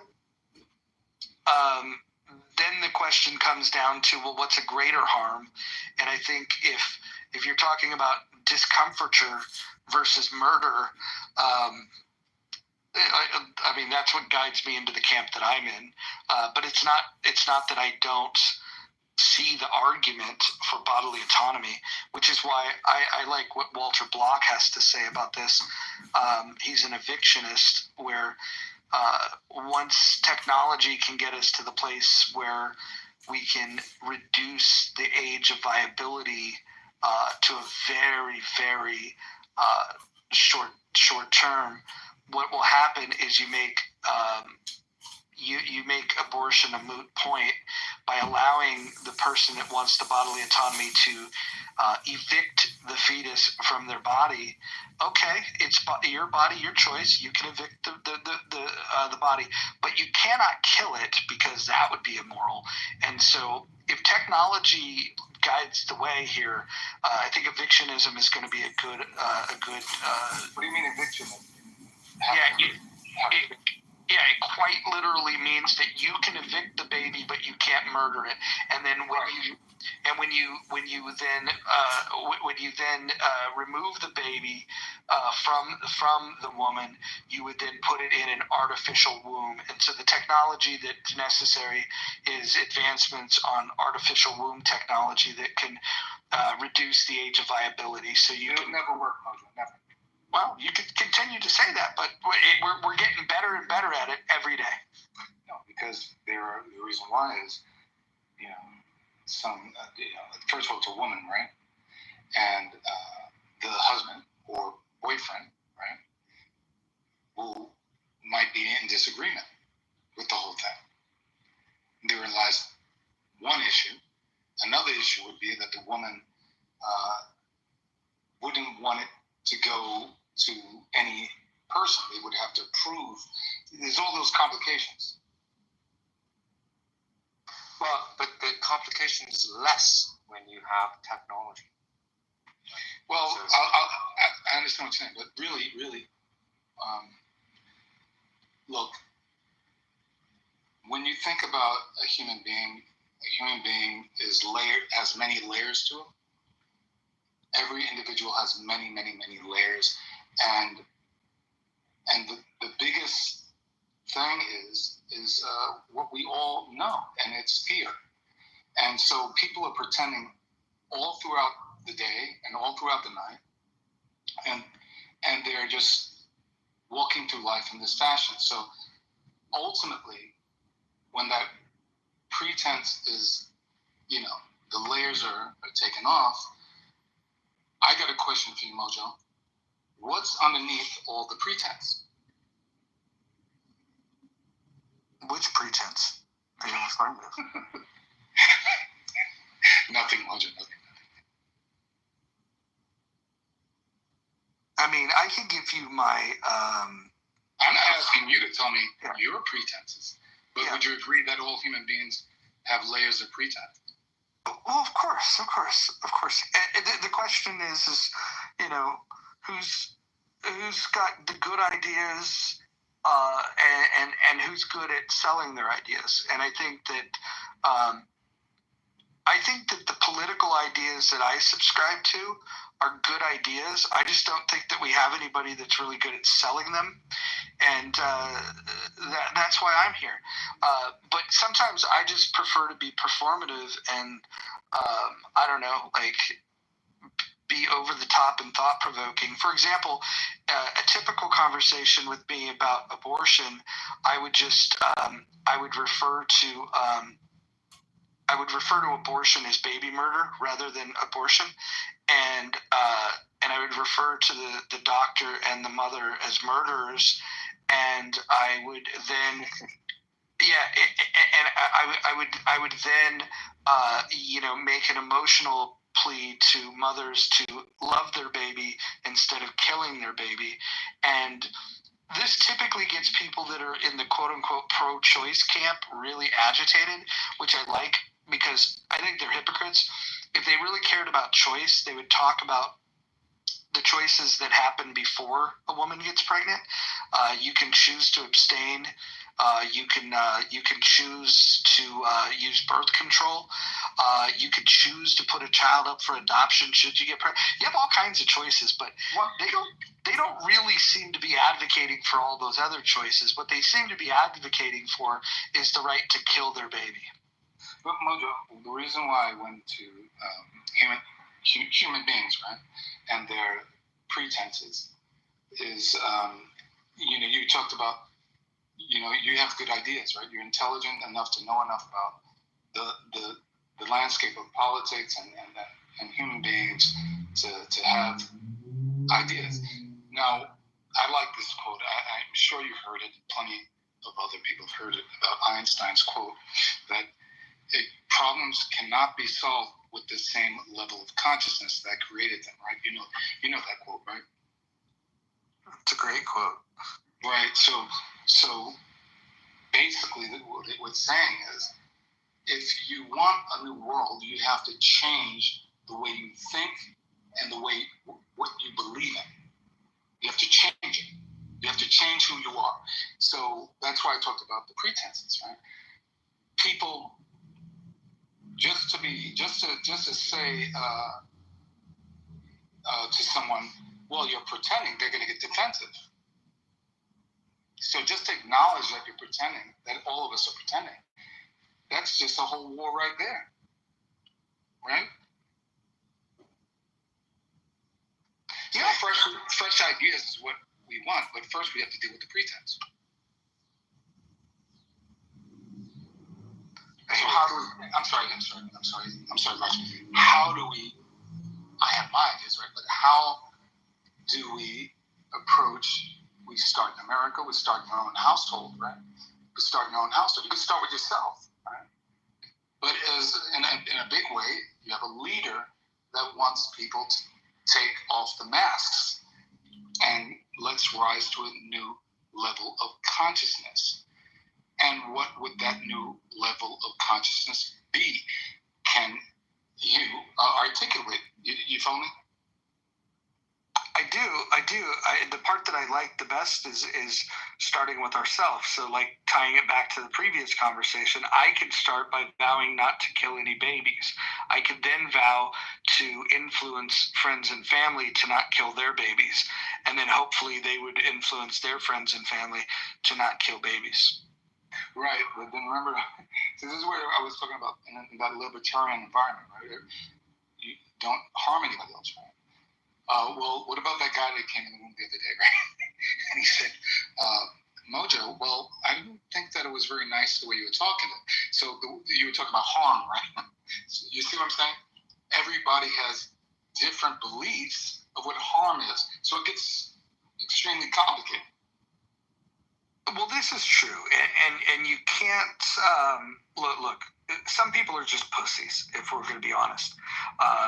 You have some people that have decided to say that words are harmful, and in fact, they will even tell you that words are violence, right?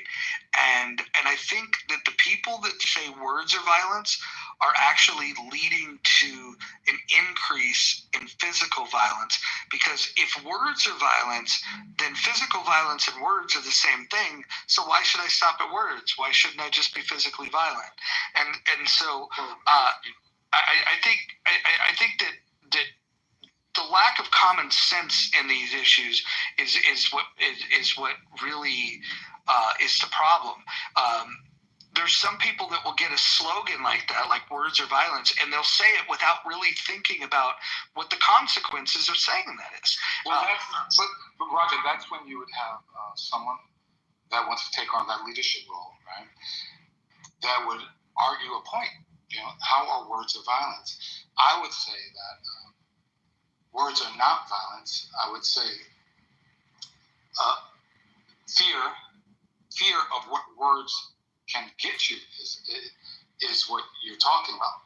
Fear of what a word might have, something that might happen in the future. But that's not, the word itself is not violence.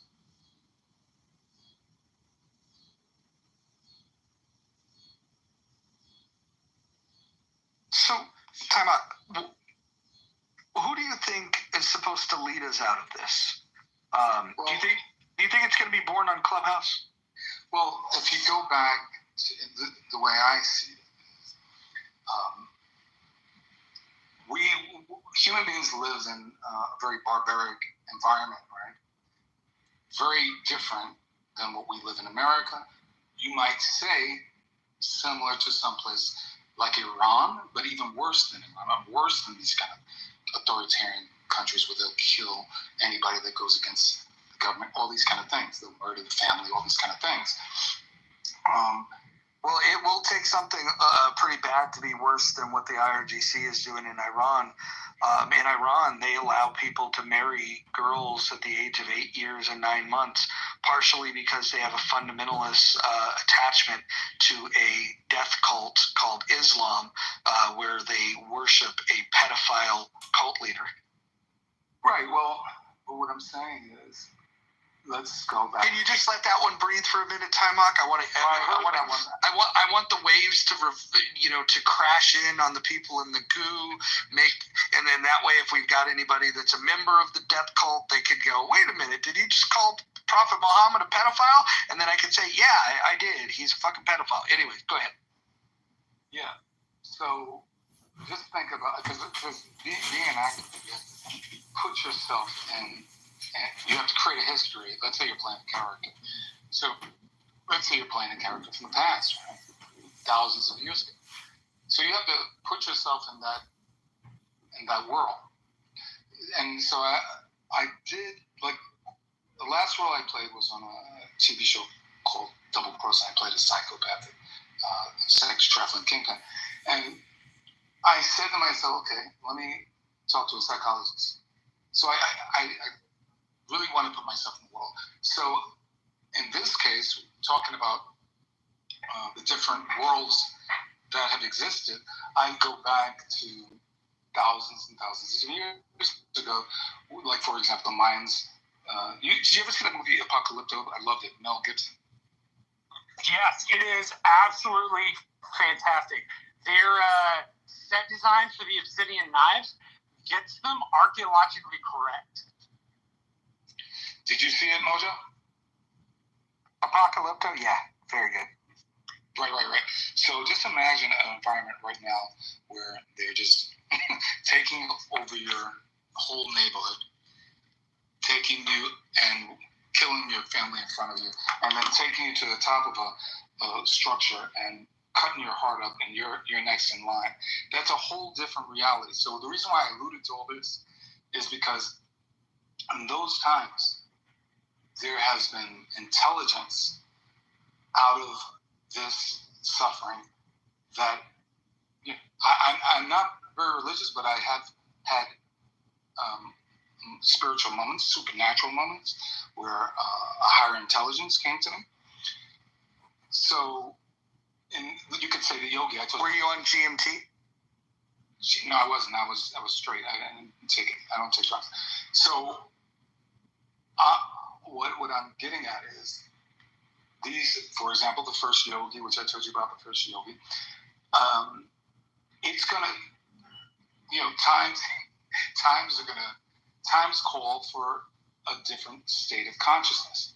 Well, those times back then, you know, it called for a higher state of consciousness. The Egyptians, right? The Mayans. So there's the Kundalini exercises, right? This is not a very common thing. I don't know how many people in this room have done any of the breath work, the Kundalini, right? Because trauma is held in the first three chakras, right? The perineum, right below the navel, and then below the sternum. And these are all ways to pull these traumas out from the past, right? And open up your heart, and your mind thinks differently.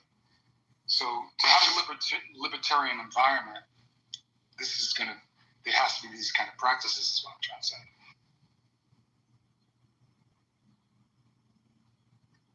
So we have to do yoga before we can, like, turn to libertarian? Yeah, but you never did it, brother. It's an idea to you, yoga. Yoga to you is some kind of, you know, silly movement, contort. That's just the physical. Yeah. So I've tried meditation. I've downloaded apps. I've watched these YouTube videos and stuff. And maybe I'm just watching the wrong stuff, but they're like, hey, you got to sit this particular way. And, like, I'll sit that way, and I'm like, dude, it's uncomfortable as shit. And then it's like, and then they want you to clear your mind of stuff. And I will say, because I did this for 10 days straight. I was actually on Clubhouse when I was doing this. I would do it before I'd get on. And the first couple days, I couldn't at all clear my mind of anything. And then you get this moment where it's like, it's like a split second, like a blink. It's like you recognize that you blinked, and then you're like, oh, like there was this gap of not thinking about anything for like just a fraction of a second. But then all of a sudden something else would pop in my mind, and then right, and then you have to deal with that. And so my question is, was that experience for you? It was annoying, right? It was frustrating in the sense that you can't truly clear your mind for any significant period of time. Well, you can, but you couldn't. Well, I couldn't. I certainly couldn't. And then when the ideas come into your head, it's almost like when you're telling yourself, okay, I'm going to think about nothing, and then it's like, fuck, chocolate, that sounds delicious. You know what I mean? Like, it's just like, the mind is a crazy place. The idea that you can, get so much control over it that you can rid it of thoughts, like it's kind of scary. Okay, yeah, I understand what you're talking about. So it is a skill to be developed. The thing is, like Buddhism, yoga, whatever, right? It's the idea is to become aware. Because as soon as you become aware, right, of those thoughts, we are people. We are a species that thinks. We think things, right? There's a lot of power in that because it actually has an electrical charge to it. Every thought has an electrical charge. So your thoughts are creating things, right? So the fact that people don't take this seriously, I mean, it's going to change in the next 10 years. This thing's going to flip on a dime. And everybody's going to start paying attention and really doing it. Your thoughts are Bruce Lee, Alan Watts, that Bruce Lee, Krishnamurti, who Bruce Lee followed, Alan Watts. He's talked, lectures around the world, and many others. But when you become aware, you find out what you're thinking about more clearly. And then what happens there, right? Some people have done bad things, and they have to forgive themselves and they have to free themselves. If you haven't done any of this work, then you're walking around just with the mask on, and it's actually unhealthy because it signals the genes in a way that you don't want your genes to be signals. It doesn't make those beautiful proteins that cure you of cancer and everything else.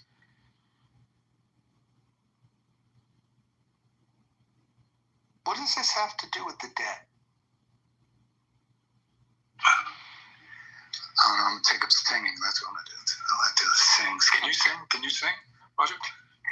When I used to drink, I used to karaoke. I had a couple songs in the repertoire. Which one? What songs did you sing? I would do "Eye of the Tiger." Yeah. I would do "Welcome to the You had to be Jungle." drunk, though, right? I had to be very drunk. Yes. I could do some Waylon Jennings. Some Johnny Cash. But "Eye of the Tiger" was like one of my go-tos. There's another song that I like. I'll bring down the house with a song. I don't know if you've heard the song "Alice." Who the fuck is Alice? It's a sing-along. You guys can go Google it, look it up. It's a great karaoke song. Wow. I could see why Koreans have taken over the market, right? That's like a religion to them, doing karaoke. Going in there and just, I've done it a couple times. But. So you know what the move is? If you go into like a crowded karaoke bar, and there's a bunch of people, you walk over to the KJ, which is the karaoke jockey, and you would slip them a 20 and you say, "Here's my song. I want to go after somebody comes up here and is total dog shit. Do not pull me up. Don't pull me up after Luther Vandross's cousin gets done singing. I want, like, when somebody is just terrible, then you're gonna say, I like it. Then you're gonna say, hey, back from his European tour, please introduce, and then boom, they give you a little intro. You slip up a 20, he does that, and then people are like, European tour, who the fuck is this guy? And then you get up there, and like, you've got their attention.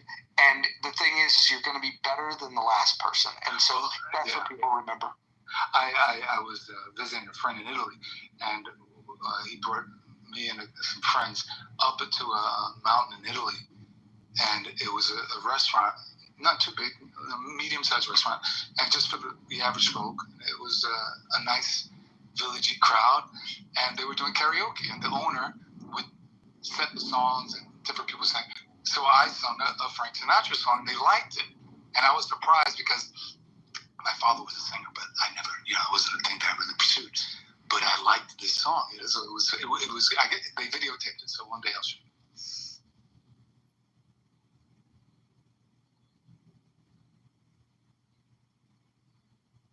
Do you remember the song?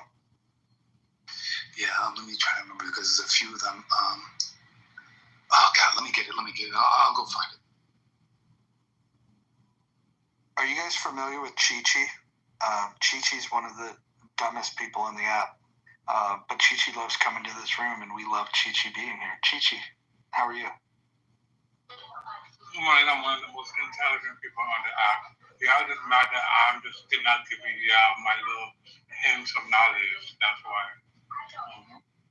Have you ever seen The Usual Suspects? The fuck is that? I don't watch TV. It's a movie, and you remind me of the Benito del Toro character that can't speak. Nigga, you just couldn't understand what the fuck I'm saying, so clearly I don't remind you of no other character. Thank you. One of the most famous lines that he has in that movie is he says, "Give me the keys, you cocksucker, what the fuck?" I really don't know what you're trying to imply, but listen, I really don't know what you're trying to imply, but whatever you're trying to imply is clearly not what you're doing. I just think it's funny that y'all really think this nigga is really, really hilarious. Like, this nigga's not funny. Not funny in any way. Chichi, I think you're funny. Why don't you tell everybody a joke? Go ahead. Listen, I don't tell jokes. I'm not allowed to tell you. That's the difference between jokes and Do you think that's the biggest difference between you and me? Yeah, well, actually, the other biggest difference is that I'm actually good looking and you're not. So just that as well. When you say actually good looking, are you saying that this avatar that I'm using, you think it's good looking, but that in real life I might not be as good looking as the avatar that I have? No, I was not saying that. I was saying the quite opposite. Are you just mad that I'm blacker than you? You're more delusional. That's what you is. Hey, stop this. It was Luck Be a Lady, Roger. It was Luck Be a Lady. Oh, it's a great song. Great song. Great song. Chichi, can I ask you a question? No, you can't. Oh, okay. All right. I guess we'll go to the next person. Jason, can I ask you a question? Yeah, go ahead. How many cocks do you think Chi-Chi has sucked? Oh, wow. It's a big number. I mean, he must... I suppose we should start by estimating his age, and then assume a reasonable number per year. Listen, that was fucking question. 100 per year. Listen. And then Okay, wait, hold on. If that was a dumb question, let me see if I can get a better question in here. Chi-Chi, can I ask you a question? You can't ask me shit, nigga. Okay, all right. Well, then I guess I have to ask my questions of everybody else on the stage. Nye, I have a question for you. I'm scared to put a question. I'm cranking up. Yes, go ahead. Do you think Chi-Chi spits or swallows? Swallows, definitely. Mm-hmm. Chi-Chi, your thoughts? I would think about obsession. That's what I think. I think I have one thing obsession. You know, it's definitely some mumble shit. I didn't even understand it. Yeah, he's got a cock in his mouth at the moment. Dude, he's like Mushmouth from Fat Albert mixed with being a trans. I just can't even wrap my head around this. Chi-Chi, where do you live?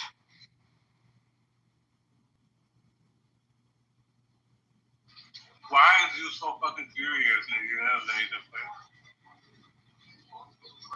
Mm-hmm. What do you think? Bring back those free costs, right, Chi-Chi? Nigga, I saw your mother at a fucking freak off, bitch. Ooh. Wait, my mother was at a freak off? Hold on. Mm-hmm. Hold on. Let me ask. Mom! I'm going to ask her. I'm going to get her on the phone here. Hold on. Oh, no. I'm going to ask her if she's ever been at a freak off. Where was this alleged freak off? She knows exactly where it was. That's what I said. Where was it at? She knows exactly where it was. Did it involve men or women? Both. Mm-hmm.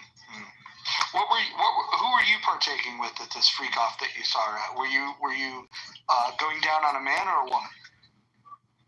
I was just participating in acting to it. Mm-hmm. Where am I at?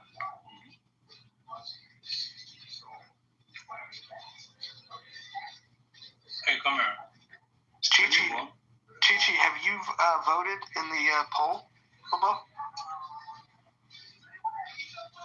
No. What do you think is more important, equality, justice, or liberty? In this case, it would probably be justice. Yeah, they're all trash. Oh, they're all trash. Got it. Yeah, right. So, Chi-Chi, do you discriminate on the cocks that you suck, or are you an Asian cocks, Hispanics cocks, black? I'm definitely a discriminator. Thank you. So which cocks do you prefer? The one that doesn't involve you. Cause that's the one. Small ones, big ones, ones that kind of. The ones that don't involve you. Okay, got it. Thank God. Thank God. Damn right. Gigi, what rooms do you normally go into on this app? Any room that I feel like it. Are they typically the gay rooms? Well, definitely not.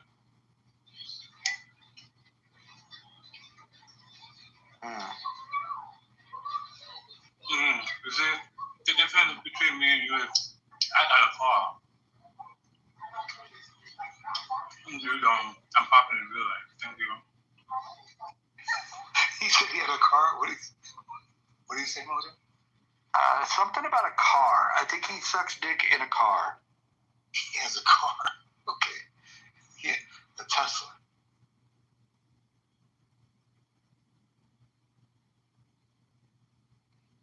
What kind of car do you drive, Chi-Chi?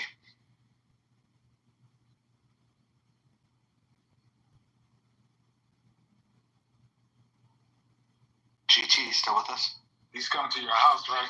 He's coming to your house right now.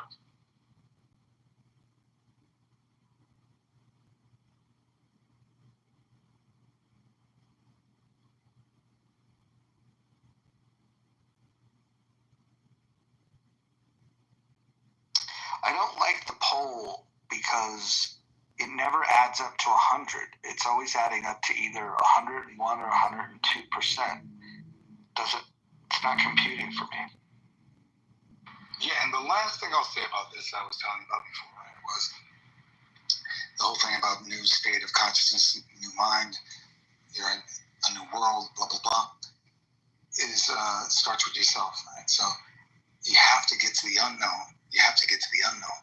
Everything in the mind, right, is from where? It's from the past, right? So it's the past. Every time you think, you're thinking about something that you learned already. So it's an old state of mind. It's projected into your future. So once to be present, you have to let go of all of that. That's the power of meditation.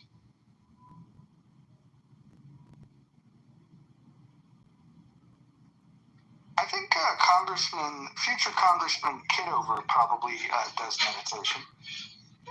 John, do you do meditation? The mayor of New York does over here. He does it with a phone.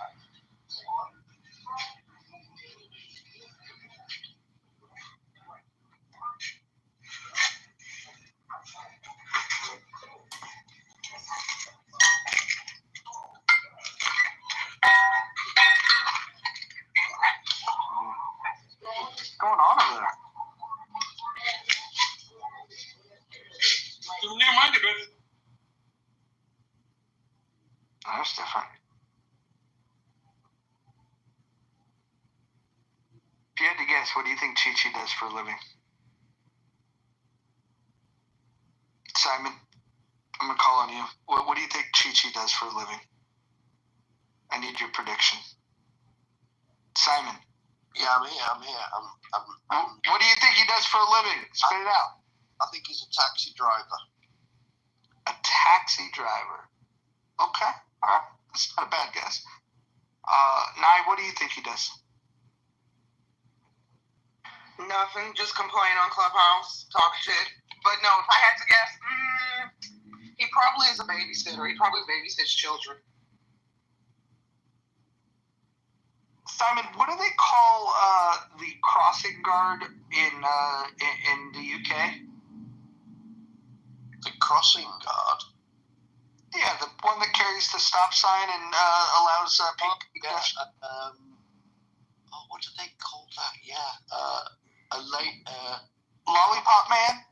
Yeah, that's it. Yeah. The Lollipop Man. But it's usually female, so it's a lollipop lady.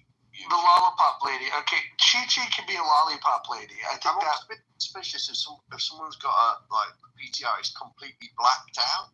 I always think, what does that mean? Yeah, that's a bit. Can you tell everybody though on the stage that I'm not making this shit up, that it's literally the crossing lady? Yeah, the crossing guard. You guys in the U.S. we call it a zebra crossing, where it's for people to cross the road and the vehicles have to stop, and they're usually outside of schools. And it's a lady with a stick with a round thing on the top, which is why it's called a lollipop lady. Yeah, so in the U.S. we have like these people at like school crossings. They'll come out and they'll have like a little a stick with the stop sign, and they'll walk out and they'll tell the traffic to stop so the kids can cross the street. But I think it's amazing that you refer to them as the Lollipop Lady. Yeah, that's just because of the shape of the thing. I'll try and get a picture of it. Yeah, yes, but you're correct. You remember that better than I did. Lollipop Lady.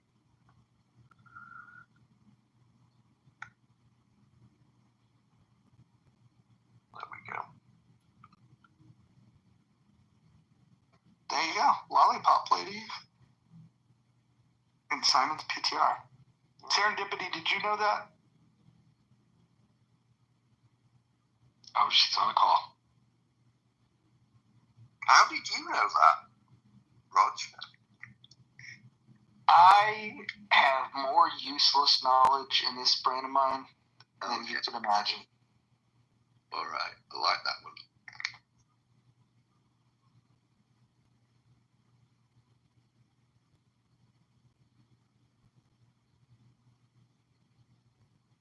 You imagine a room with Astro and Chi-Chi and the other guy from yesterday. Imagine all in the one room. What would that be like? Oh, Jesus. It would be called chillism. What kind of cult would that be?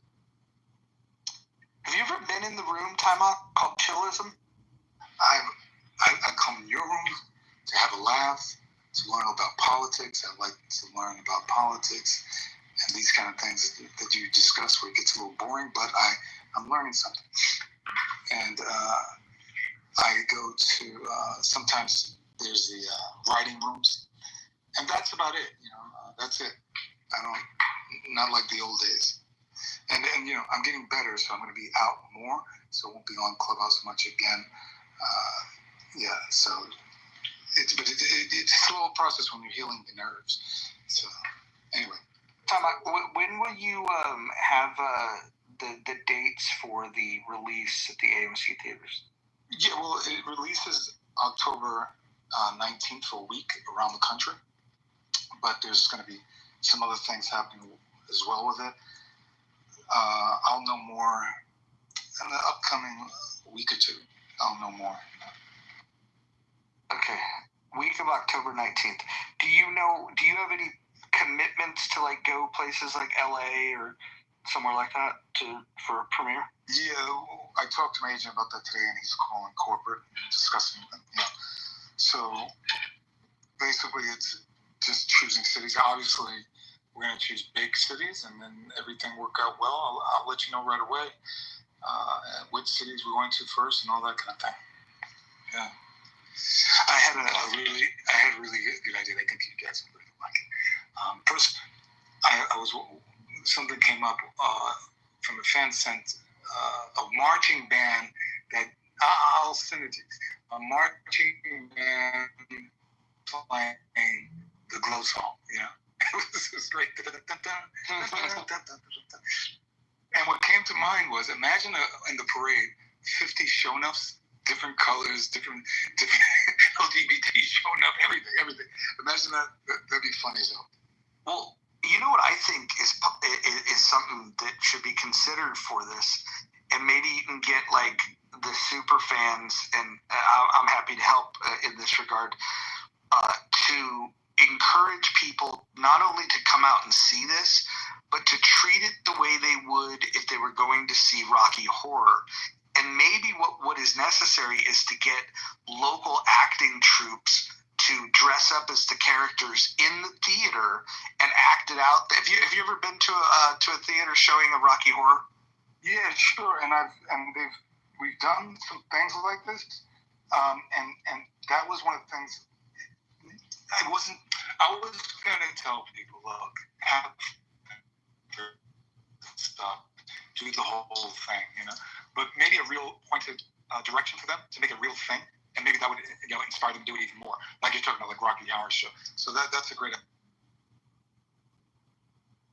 Awesome. Can I just pause real quick and just say hi to the sexiest woman on the history of Clubhouse streets? Oh, it's so sweet, Nyla. Monica. Can I just share with people why I adore you so much? First of all, she's got the voice of an angel. Secondly, she's incredibly intelligent. She's feisty.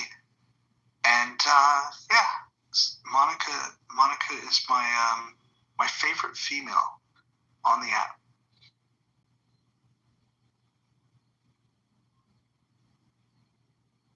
And she absolutely loves the attention that I give her.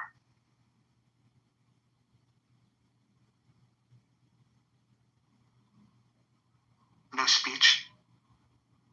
No, like for real.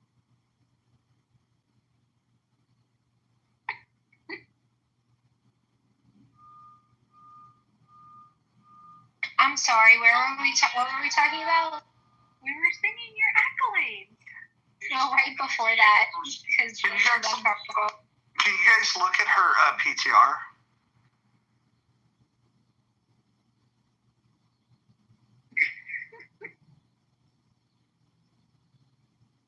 Power couple of the year.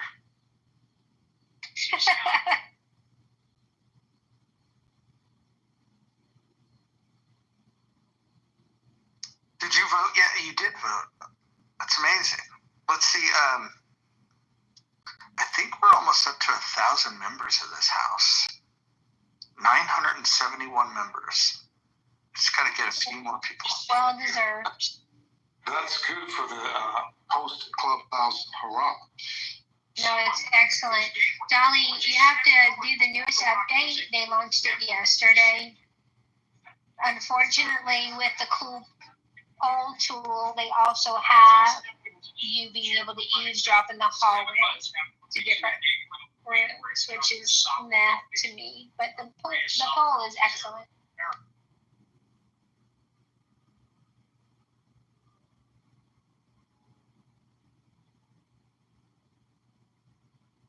Yeah, the poll right now, it's got 58 votes, and the question is, what is more important, equality, justice, or liberty?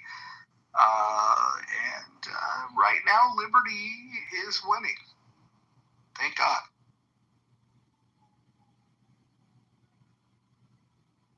Monica, how was your day today? Did you enjoy chillism? Babysitting the retards?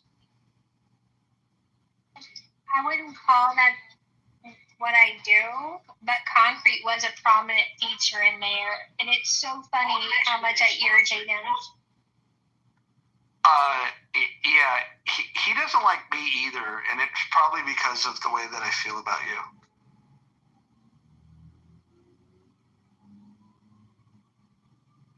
Welcome, Hikima. What's up, Roger? Mojo, Jojo. I'm just sitting here saying nice things to my future wife, Monica. Roger, I was disappointed yesterday. Sorry. Disappointed in what? I didn't hear your take on my room about the crime of being white, and I didn't want your feedback on it. Oh, I fell asleep. Sorry. Well, that says a lot, and we can turn into something now. It was so entertaining that you fell asleep. No, okay. It was a super long day. I had gotten up at like 4 a.m., so it was a really long day.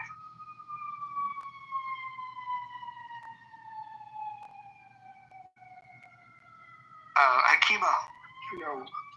have you seen Monica's photograph, the PTR? Oh, yeah, I'm checking it out. I just looked at it. Yeah, isn't it taut, huh? It's a cartoon, but yeah, it's not a bad looking cartoon. Do you notice the gold chain? But she got a bling on. Kind of looks like somebody else's bling. Oh, wow. Y'all got matching bling. Hey, I must say, y'all done came a long way from that day Monica came in your room with a list of grievances that she had. Y'all, you guys have came a long way. I'm proud of you. What? Monica, you got grievances? Are we fighting? You know what I'm talking about. She know what I'm talking about. But she had it. It was about 2 years ago, maybe. She was talking about some list of rooms she got recorded, and she had a list of grievances.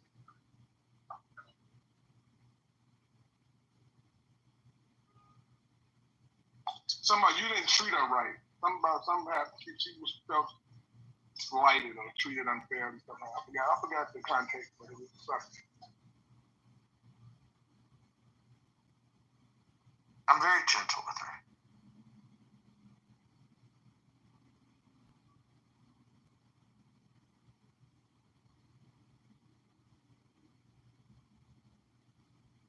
Akima, have you met Chi-Chi? Oh, yeah, I'm familiar with Chi-Chi. How familiar? About as much familiarity you can get from a person I heard speak about 3 different times, 3 different rooms. Your room particularly.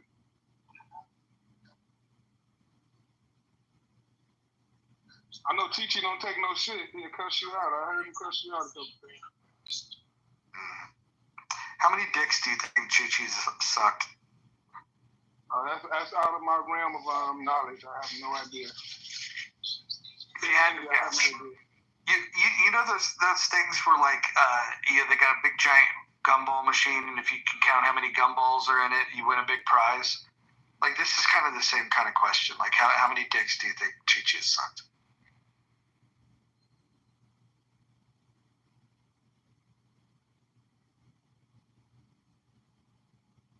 You probably can ask him. He might tell you if any or how many. Monica, are you there? I shared a link in the chat you might find interesting if you haven't seen it already. Thanks, Nine.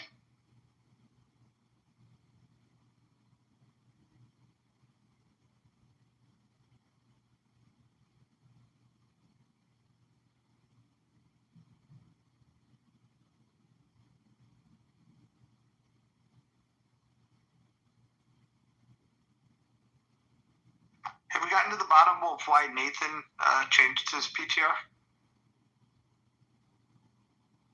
You have to ask him directly. I don't know. I asked him what his intent was, and he never really answered me. I was in that room earlier. They had a fucking hour-long discussion about whether fish get thirsty or not. They had Brad arguing and shit. Like, are y'all fucking serious? You gonna argue about whether a fucking fish get thirsty or not? I could not believe that shit.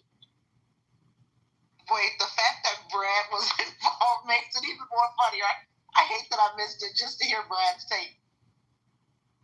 And it was serious. Like it wasn't a laughing matter. They was chat GPTing, giving their scientific thoughts on this shit. I'm like, y'all cannot be that bored. Like what? I guess I was bored too. I sat there and listened to the bullshit, so I'm guilty. But what the fuck? Akima, are you aware that taxpayer dollars here in the U.S. went to a study that put fish on treadmills? I wonder what they learned, what they gathered from that shit. They were trying to test the stress on them in certain situations. But yeah, we put fish on treadmills. Good old US of A. Good US of A. That's capitalism hard at work right there, Roger. That is capitalism hard. That ain't got nothing to do with capitalism. Yes, it do. They run out of shit to spend money on, so they got to keep spending for the economy. So they're gonna make up shit to fucking spend money on.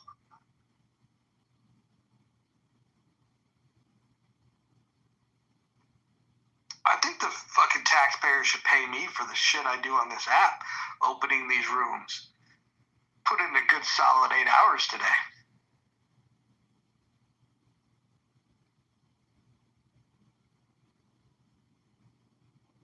I wonder who paying you to be so Islamophobic? That got to be a check coming with that. You going way too hard.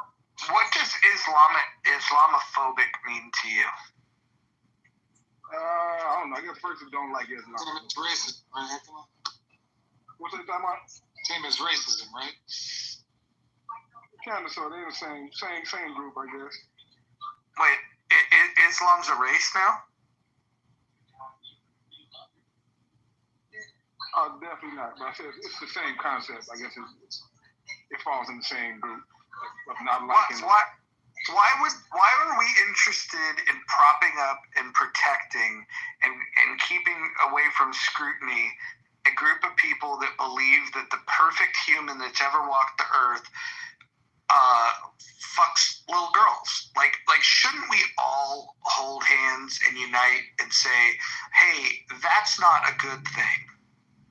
I think what you miss, and it's pretty big what you listen, is that Muslims don't worship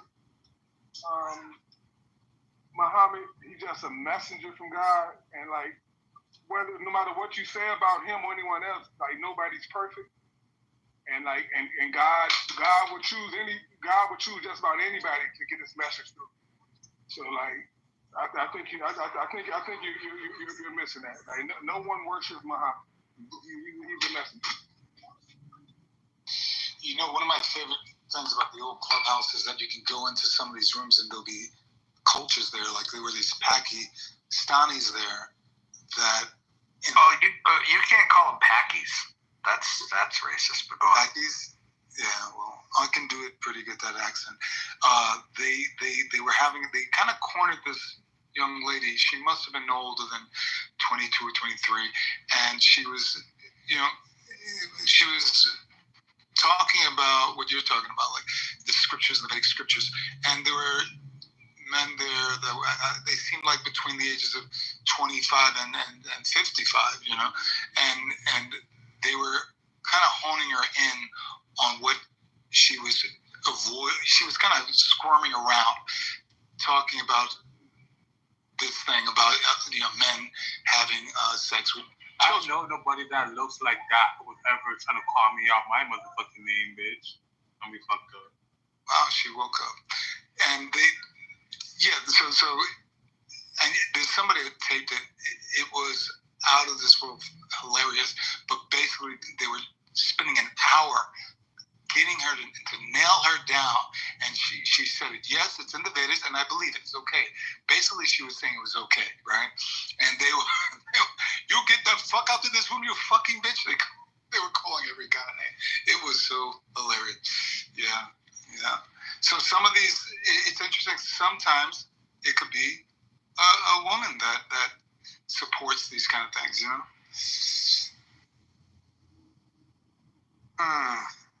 Well, the woman that wrote it was the Prophet's wife, and she's one of the more respected scholars of Islam.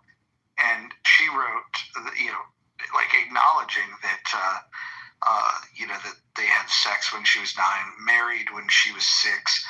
And by the way, when he met her, he was 51. When they consummated, he was 54. And she also talked about, stains, God, I don't even want to get into the details of it. It's just, I just think that if a group formed today that said, hey, the greatest dude ever is this guy, and then you talk about all the things that he's about, if he was a pedophile, people would go, oh my God, you guys are propping up a pedophile. But because he was a pedophile, 1,400 years ago, like, that makes it okay. And not only does it make it okay then, they will say, even today in 2025, that she was old enough. That's what they were cornering this girl about. That's the exact conversation. And, yeah.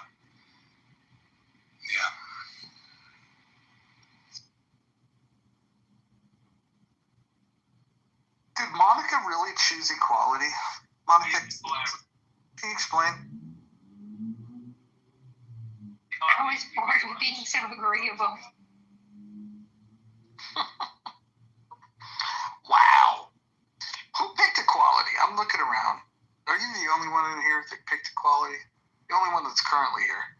It's amazing. If they picked it, are they honest enough to say they picked it? That's the question. I can see who picked They it. can't hide it. It's on their profiles. This is like On your the least profile, self-outing ever. It's hilarious. And I just did it. It's so funny. You just noticed, and I just did it. What Monica? You can see what they posted. Yeah, you picked Liberty. At top left, you see the color purple? Yeah. Oh, that wasn't ironic either. Yeah, and Kima picked Justice for blue, and Dolly picked Justice. Justice is not a bad one. I can make the argument for equality of opportunity, but not equality of outcome or equity. So women aren't equal to men?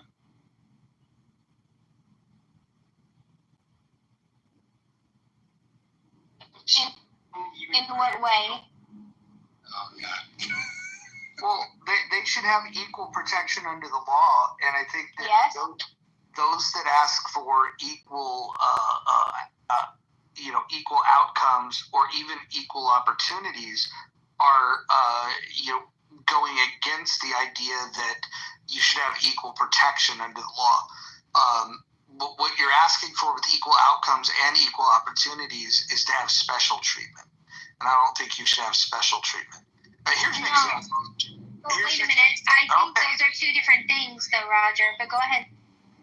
Well, when people say that, hey, I'm not for equal outcomes, but I'm for equal opportunities, I first think of what if you were a professional ball player and you were like, I should have the opportunity to try out for the New York Yankees. If the New York Yankees don't think that you're good enough, they don't need to give you an opportunity to try out.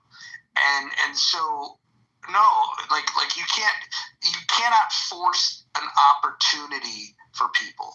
You have to earn opportunities.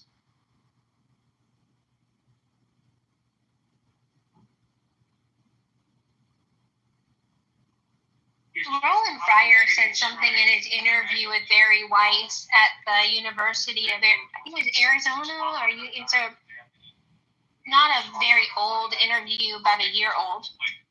And he said something that really struck me. He said the DEI had noble purposes. The desire to give opportunity to people who are truly disadvantaged is a good one, but they mismanaged it and bungled it. And he said there are diamonds in the rough that stay in the rough because people don't see their potential. They're not given the opportunity to shine. And then there's coal in the jewelry shops that are rocks. Let's do rocks, not coal. So we're polished and paid attention to, and every ounce of their limited shine is maximized and amplified. And that's my example. What do you have on in the background? I'm sorry, it's loud. No, Professor of Rock. What is it? Professor of Rock YouTube channel. But can I ask you a question? Why do you have a loud TV on and then you talk here? What's going on, Monica? I didn't know it was that disturbing. I apologize. Well, look, I'm living through it. I'm just wondering if I could hear it that loud, that you must hear it even louder, and I'm just wondering how you get through the. Can you hear me and the TV right now? Yes. Well, you can't. She can't hear you in the TV. You're better at multitasking. Yes, I can't hear him in the TV. You're better at multitasking than I am, Monica. Oh, Monica, you can hear the TV and listen in. I got you. Yeah, but you can.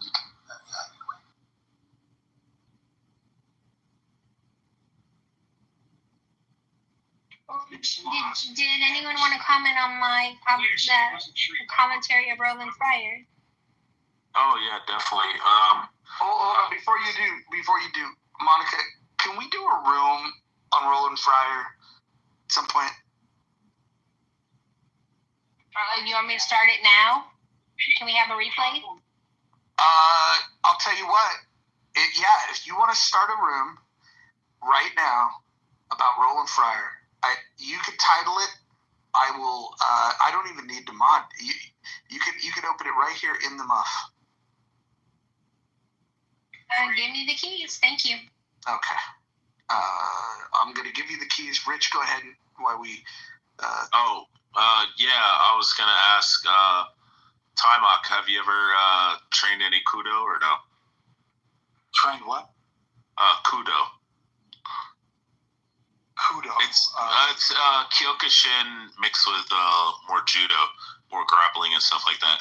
It's like Kyokushin. You know, I trained at a time where you would, the more Kyokushin guys. So I trained with a few Kyokushin guys, and then separately I would train with some judo guys. Okay.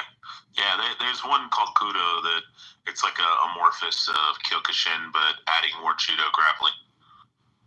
That's pretty good stuff. That's great. Monica, go ahead and open it, and then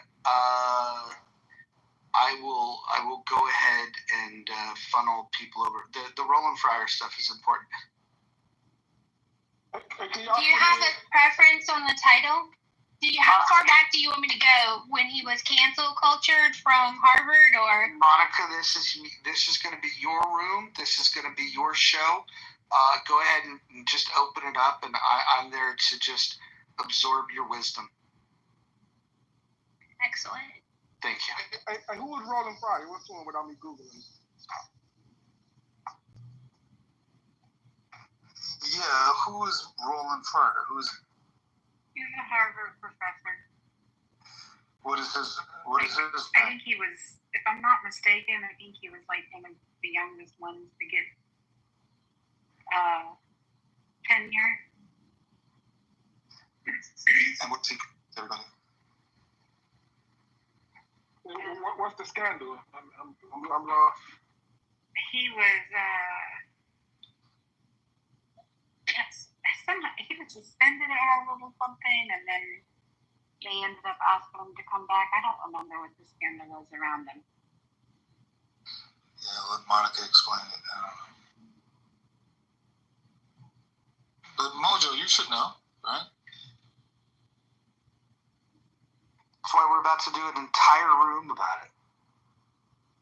It's coming right now. So let me see if she's set it up here. You're gonna marry her, so you better know what you're marrying first, Mojo. Yeah, well, listen. You don't jump right in like that, Mojo. You're sounding jealous. No, I'm a free-loving guy, That's right. It was false sexual allegation. What? I think he was doing something. He came out with some study that was not very woke, and so I think they were ticked at him, and some girl charged him with sexual harassment or something.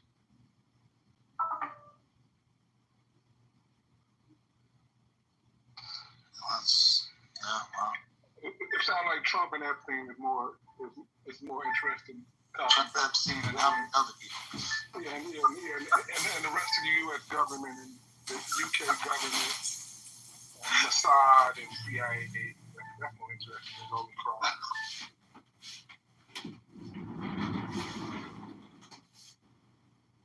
There used to be a comedian, a black chick, they sang out in downtown Manhattan, the Village, and she would collect a crowd, and in her comedy show, she would go, "The power of the pussy, the power," and everybody started laughing. That was one of her lines. Nye, can you say the power of the pussy? I sure can, but I'm not going to do it. Time out. Yeah, you got to do it. Either you or what's that girl? Wait, hold on. I gotta close my ears. I can't be listening to this. How? She used to do it. She was black, so it came out really. It was the best. The power of the. Yeah, I am not. Time out. I'm trying to put my last story in so I can get off work. I refuse. Not in this room. Tom, you done came a long way from the movie. You wanted to get taught how to do some moves, and now you're talking about. You done came a long way. Hey, Hakima. You know movies aren't real, right? Are you serious? Okay. Wrestling's real. You mean? Yeah, wrestling's real. Yeah, all of it. They really hate each other. I'm talking about that glow wasn't real. You wasn't going for it. It was real. Everything is real. It's just. That's what I thought. It's just that. Rich. You've had Dungeons and Dragons life, ain't you, Hakima? You just can't help Everything's real. I wish you wasn't real, Rich.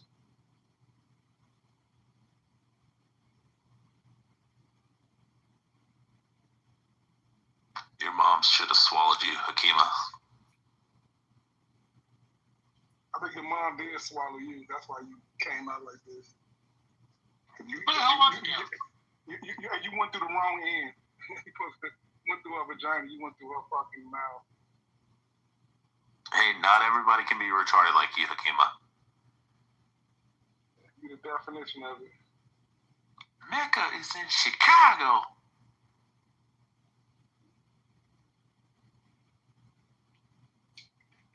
Rich has been activated. What? I mean, I haven't heard your voice all day. Now you're here talking shit. I say that humorously, of course, Rich. I've been busy today. That's good. That's cool. It's good to have a life. It's good to have things to do. Y'all want to hear something funny? I'm staying with my son and my daughter-in-law. We're waiting infinitely. She came in this morning and she was like, Rich,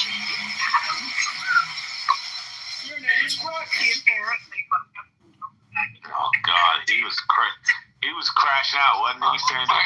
Hold on, everyone. The link to Monica room is up above, and I'm going to count down backwards from 10, and I'm going to end this room. So everyone click on that link so they could go over there. I'm just going to start counting. Just click that link that's posted up top. 10, 9. Church. And what I'm doing right now is I'm talking about his work with education. And this is a Black economist. So he said what he did.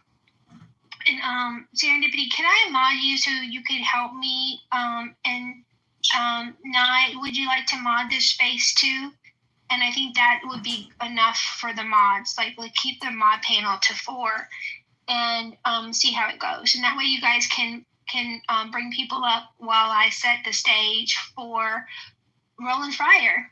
I'm so thrilled and honored that Roger's going to let me talk about Roland Fryer because he really is truly one of my favorite Americans currently living. Him, Thomas Sowell, and there's a handful of others, Victor Davis Hanson. But Roland Fryer started out with very limited resources. He was raised by his grandmother. And he actually is incredibly funny, too, and witty. And arrogant, but arrogant with competency. So it's like he deserves to be a little cocky, right? Because if you're confident and you have the skills that equal your confidence, then it's not narcissism. It's just accurate. So Roland Fryer, I said earlier, won a prestigious award as a Black economist. He's done amazing research and education, and he said what we did with the kids is we bribed them. We paid them to make good grades. And people are like, oh, you can't do that. Well, we did, and it worked. And then we offered classes for their parents, after school classes, financial literacy classes, functional classes for their parents. And I don't know if he paid them too, but he might have. And the parents came. And they became invested in the kids' education even more than they might have already been. And it became a culture in school. And so even the schools with very limited resources, the kids did okay. And I just thought that was great. That is from a Barcelona lecture that he did. And that's when he came out with his police study, I did research on him, and I found that education video, and I brought it to Clubhouse on a replay because, you know, that's what I do. I'm looking for it really quickly to put it in the chat because it is old. It's 13 years old. He flew to Barcelona, and the title of this video is Roland Fryer, Racial Inequality in the 21st Century, the Declining Significance of Discrimination. And yeah, so let me pause while I fetch this link. Does anybody have any comments so far? You said this is old, Monica. What has he been doing lately? So in about, let's see, was it 2018, 2019, around that time, could have been a couple years off, he did a police study, and he went around the country visiting different police precincts, and he studied the tendency for cops to use lethal force and excessive force among Americans. And his premise was that there was racial discrimination in the use of lethal force for Black Americans in our country. And he had his research pulled, and he had his data, statisticians or whatever, and they came out with no.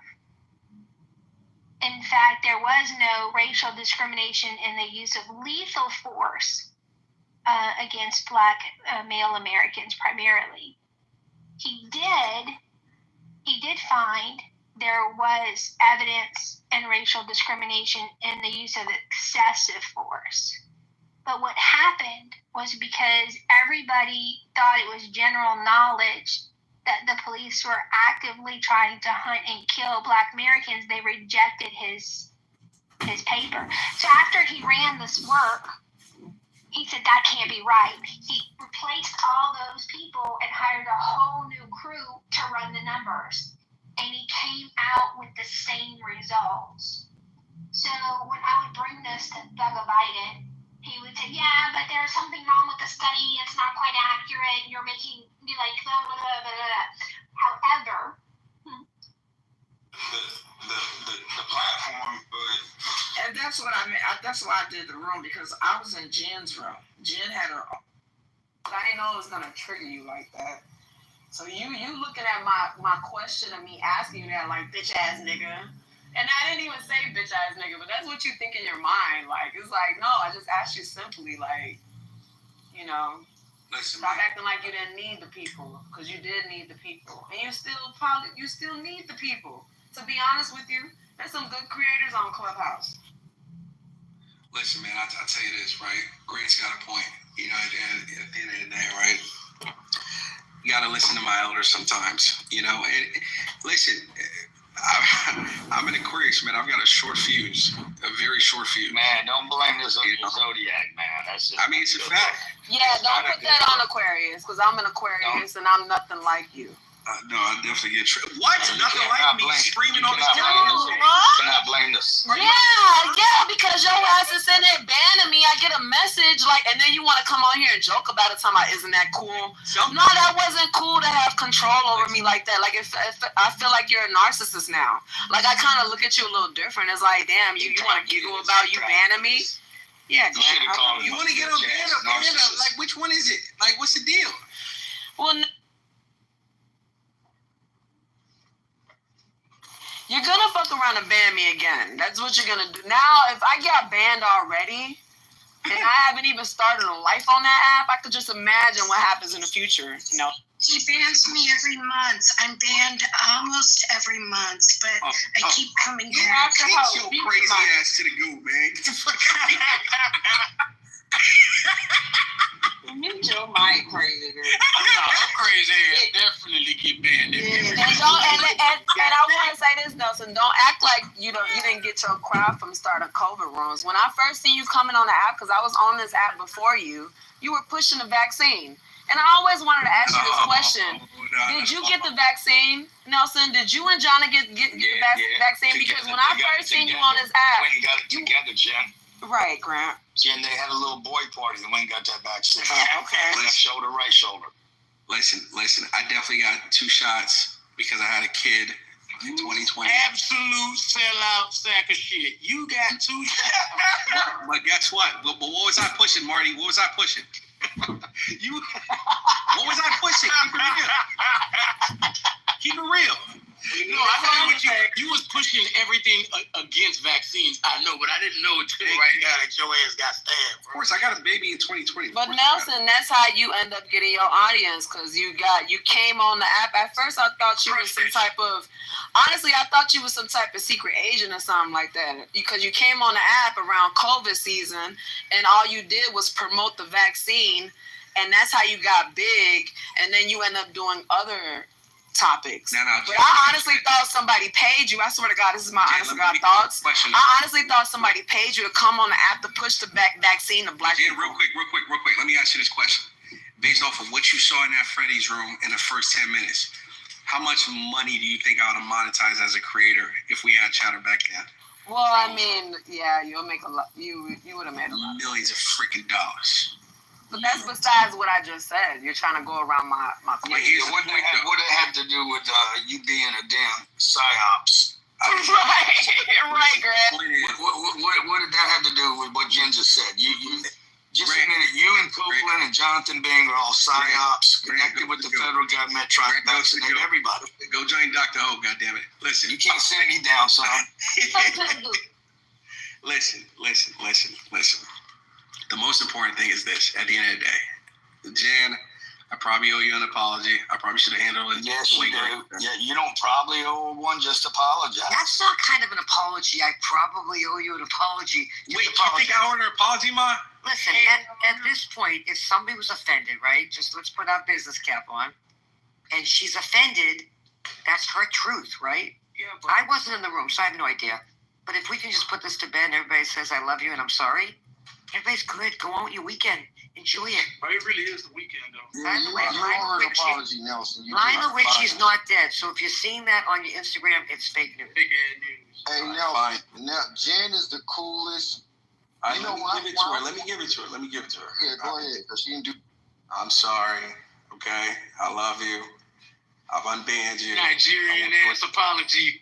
Yo, fuck you, bro. Nelson, if I'm not mistaken, I think Jen spent a lot of time with you in Million Marathon. Yes. And Cindy, let me tell you, I would sit in the goo. Honestly, I would sit in the goo. I didn't really care because I didn't like to talk too much because I'm kind of shy when it comes to certain topics. I kind of want to be more of a listener. Yeah, I used to be in his rooms all the time. I know all about Nelson. I was on the app before Nelson. I'm telling you, he came on the app. I really believe he was a federal agent trying to push the vaccine to black people. He is. I swear to God.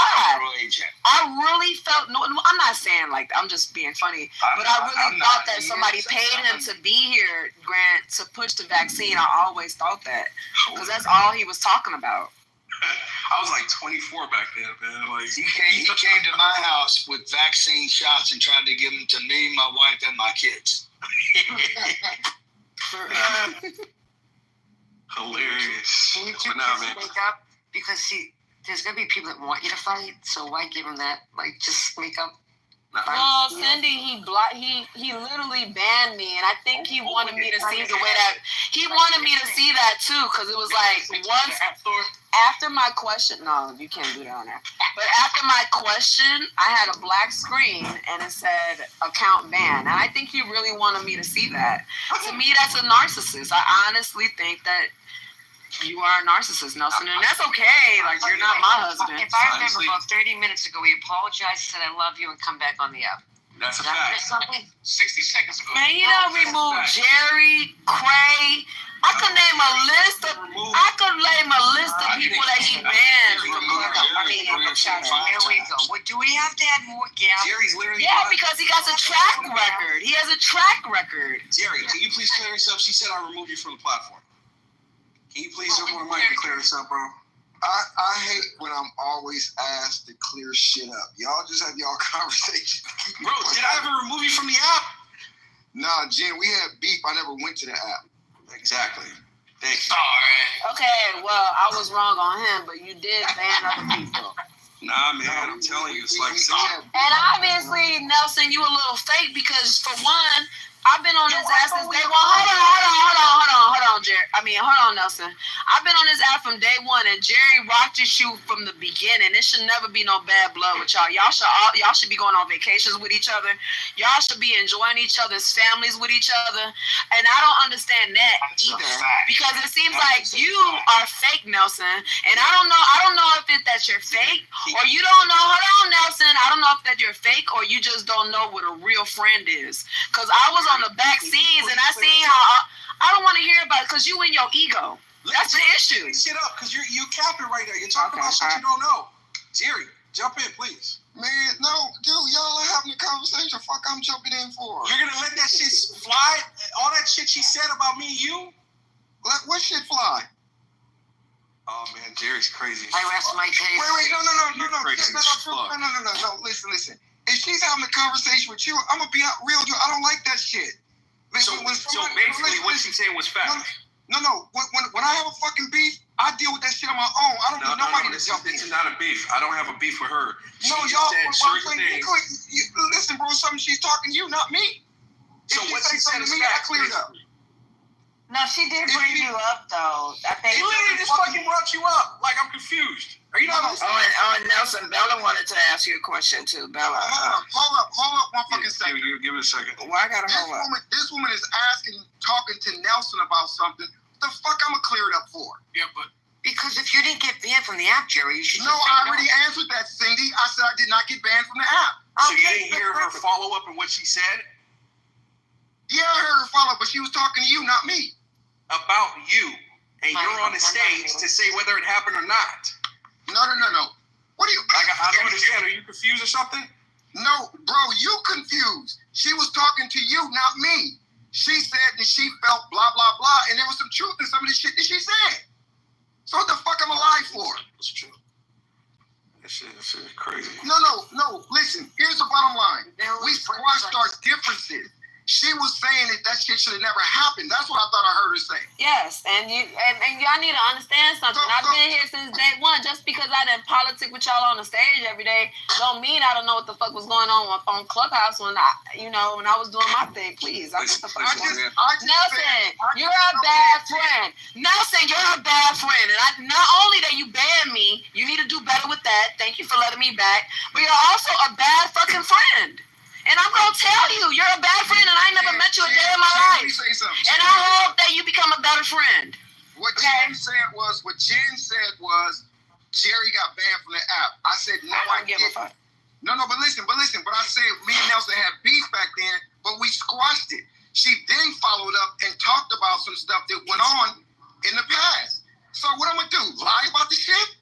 Listen, I don't go to stages and fucking bullshit people. And when I have a problem and somebody come at me, I deal with it my fucking self like I've been on this for the last 4 or 5 fucking years. I don't need nobody to help me. Listen, Jen, I'm not going to sit here and fucking give these people a shout. You don't know what you're talking about, okay? You're talking out of place completely, right? And once again, you do not know what you're talking about. Jerry's on that platform every single night. The chat says different, Nelson. No, I don't give a fuck what the chat says. Jerry's on that platform every single night. I support him. He supports me. There's no bad blood between us. There hasn't been bad blood between us in over a year. So you don't know what the fuck. Okay, all right, but it has. Please don't speak on some shit that you don't fucking. But it has been, nigga. It's been. Stop acting like it hasn't. When we see rooms, I'm not stupid. I'm not over here walking around with my eyes closed. No, your fucking problem. This is literally your fucking problem right here, right? We're talking about hands beats. Okay, Nelson, Bella's on the stage. You need to take accountability, Nelson. That's what you need. Don't fucking tell me what the fuck to do when you don't know what the fuck is going on. Nelson, I see when I speak the truth, you get mad. So I know when I speak the truth. Well, reban me, nigga. You probably reban me anyway. And can Bella ask a question to you, Nelson? Thank you. Bella, come off the mic, please, and Joyce Nelson. Yes, Bella. good evening. Good evening, darling. I have a question about Chatter, right? You say it's an app where everybody can, create content as they will, whatever. If it's drama content, relationship, life, it doesn't matter, right? You guys do not monitor whatever content that you guys that they produce, correct? Correct. But then I heard you in the same breath say, if you just apologize about any criticism towards me, or just call me, shoot me an email, whatever, then you can be unbanned to Ginger. Now, I don't even I'm not sticking up for her or whatever. I'm not on nobody's team. But a lot of people that went to Clubhouse, right, that have their own platform and went to Chatter. Watch the dark side. And these are people that do create some controversial topics and issues. They have been banned because you didn't like the content they were creating. So I'm not sure if it's if they come to your platform, don't talk shit. And if you do, right, then holla at me and I'll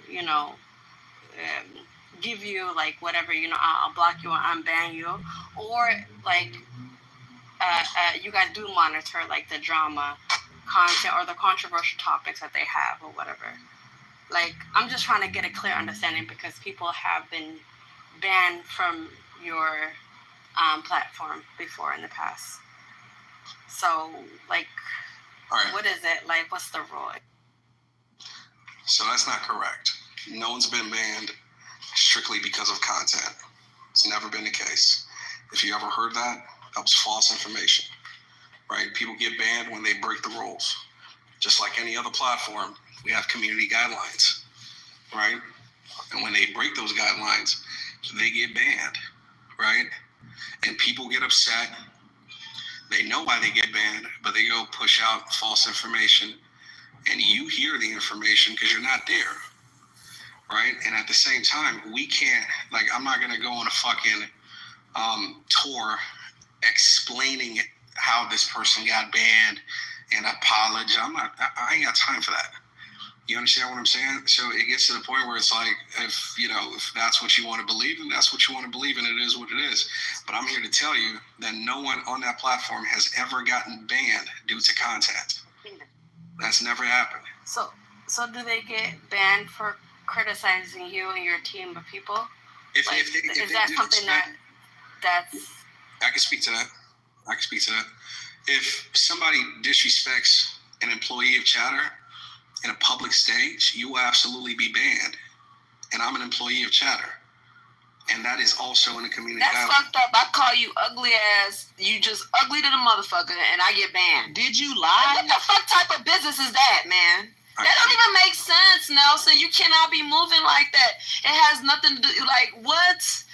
How can you tell him how he should move, though? I mean, it's absolutely stupid. You got people that have never ran a fucking business trying to tell me how to run a goddamn business. You must have lost your goddamn mind. Period. All right?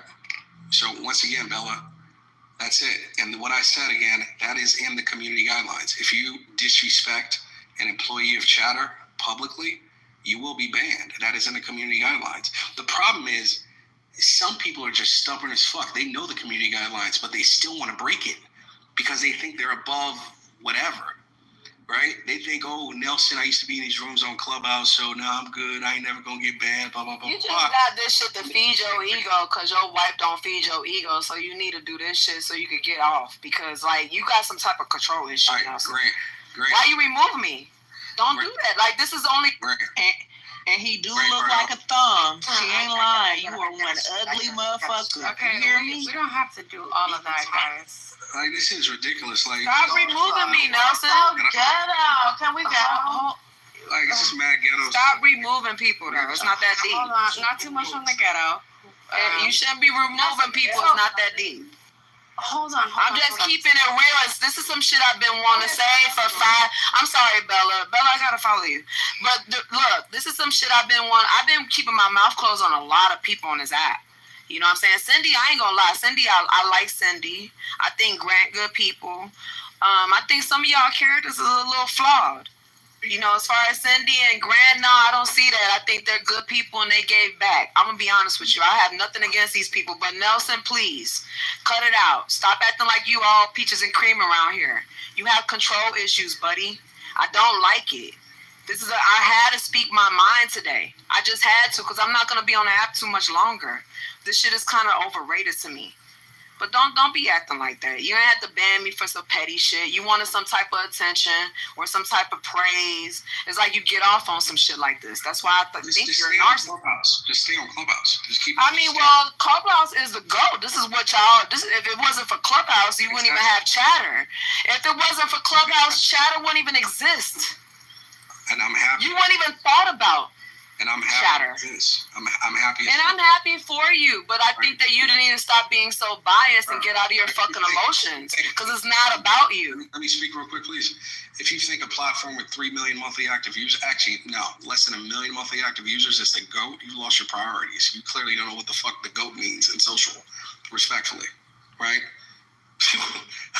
1 million MAUs, the GOAT. You lost your goddamn mind. You clearly don't know how this shit works. That was ghetto, Nelson. You have a smart ass mouth, Nelson. I know that. And you clearly don't know how to talk to people when I'm a grown ass woman and you could talk to me like we face to face. You ain't gotta talk to me like we're face to face. I'll talk to you like what? I'll talk to you like this if you're ever in my face. Can we just bury it already? Well, it's just, he's petty. He's petty, and he needs to get over that petty shit. It's like, sometimes you can take accountability. There's nothing wrong with taking accountability and just trying to be a better person. You're going to give Marty a stroke in my kitchen. Then we have to take him to the hospital. And then be stuck in it. This point is like y'all just doing this shit for clout, honestly. Cause I don't need no clout. I look at you on Instagram. I kind of want to. Come on, let's not have this conversation. You ain't got clout on Instagram. He's saying all that, but he ain't left this room out yet. So what is he talking about? Jen and Lane. Hold on 1 second.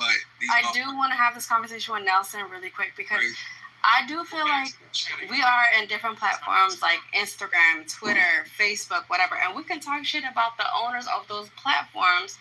So if you are trying to have every user there, like you trying to build your number, build your app or whatever, I don't think that, you should monitor people that do criticize you because you are the owner of Chatter. You're going to have criticism. Not everybody's going to be like, praising you. We don't do that. Okay, let's face it. All right, Mr. Ego. You need to call that shit ego. Jen, 1 a second. minute, right? There's no such thing as bad press or good press, right? It's just press. So let them shit on you. The haters, when you have a TV show, they're going to hate on you, but you're still getting the ratings, right? Y'all gotta stop thinking everything is hating. Y'all gotta stop thinking. Hold on. Why didn't he just remove her? Why didn't he ban her? They need to stop thinking everything hating when some shit is telling the fucking truth. I'm tired of y'all always thinking some hating when somebody telling the truth. You please stop flattering yourself. I know, but y'all be thinking shit hating when somebody telling you the truth about yourself. It's a big difference. Why didn't he just remove her? Why did he have to ban her? Hold on. I have another question about Chatter that somebody sent me in the back. It's people that actually are the biggest content creators on your app. And I've heard that they got banned. Who's the person that's the biggest content creator? I mean, there's a few content creators that have gotten banned. The biggest content creators on our app are still on our app right now. Get the list. Okay, they're probably doing a room right now. So let me give you a couple of names like Tevi, Mac, Rocky. Have they got banned? Absolutely deserved it. What? Absolutely. Hey Bella. Why don't you go suck Santa Claus dick and leave her from No, Dante, we're not gonna do that. We're not gonna do that. What's up with these niggas? Hold on. Elaine, let me talk. He needs to watch how he talks to We're not gonna do that, Dante. We're not gonna do that. Dante, we're not gonna do that. The fuck? Look, we don't care what your beef is with Bella. We're not gonna do that. I don't know. That's not what this room is about. I don't know this man. That's not what this man is about, though, Dante. Dante Brooks, stop, please. No, we're not gonna do that. But Santa doesn't exist. I'm trying to keep it cute, okay? Okay, so Bella's asking questions politely, Bella. Right, because I'm just asking the tough questions. I'm not here to. No, we're not gonna do that. Calling names and all that. Yeah, like because there's always a leave quietly at the top button. Okay, thank you. Right, Dante. Thank you so much. Thank you for everybody for having Coot. You know, because I'm asking tough questions. So, why do you? Man, like, come on, man. Dante, stop talking to her like that. Dante, can they talk? You don't even know what the room is about. Why you gotta start calling names? Swinging. Okay, but still, let her talk to Nelson. Let her talk to Nelson, though. You're derailing. You are derailing, and you think you're defending Nelson. It's not worth it. Let her. It's not a good look. It's not a good look calling her all kind of names, and she's trying to talk to Nelson. That's not even what the room's about. Okay? Let her talk. Thank you, Dante. Bring Wacker. Oh my God. He'll straighten some shit out around I can't even ask Nelson straight up questions without his dick suckers coming at me crazy. Okay, See, this is what we're talking about. Bella. Okay, my bad. I'm sorry. Okay, so we can't even hear you. We can't hear you, Dante. God damn. Like I can't. Like you're not the owner of Chatter, so I don't know why you're getting mad. The owner of these nuts. Yeah, nobody wants these nuts. Dante, let her talk, cause I got banned from Chatter for nothing. So this is what Bella's trying to figure out what's going on with Nelson. Right. Bitch, I don't even know you. Fucking cricket boot. Jen is banned. Jen is banned. And Bella's trying to help Jen. Not even that. There's also Bella's trying to Wack, what's up? What's up, Wack? I told y'all, Nelson gonna play Jesus Christ God over there. Oh, you goddamn right. Shit. That's another part of my He said, oh, you goddamn right. No, you didn't, Nelson. Here's the thing. Wait, which I told all y'all, here's the thing. It's one thing if it's just a motherfucker's app, cool. It's another thing if it's somebody coming from a space to where they had run-ins with people. So shit might get said, but what he gonna do, he ain't gonna let it play out. He just gonna get rid of your ass. But all I asked him to get banned. Hold on, Bella. The only thing I asked him, Wack, I said, since you don't need the people over here on Clubhouse, why did you promote your app on Clubhouse before it came out? And I'm gonna tell Nelson in front of his face, because he won't get his ass out the way and let that bitch do what it do, he gonna stagnate. So this is what he did. He used y'all to get the first push over there. The first push, but y'all don't realize, if he can get a couple hundred just pop up, it looks great because it's a brand new app. Once he started to get other people, telling your family, friends, and other people flowing that way, he don't need y'all no more. He don't need y'all. Get the fuck out of here. So that's why he said he didn't need it. That's why he said he didn't need Clubhouse. That's why he randomly banned it. This is why I said, in order for me to do what I gotta do, I gotta get paid because I know what was gonna come. See, I get paid and he do it, I don't feel no kind of way.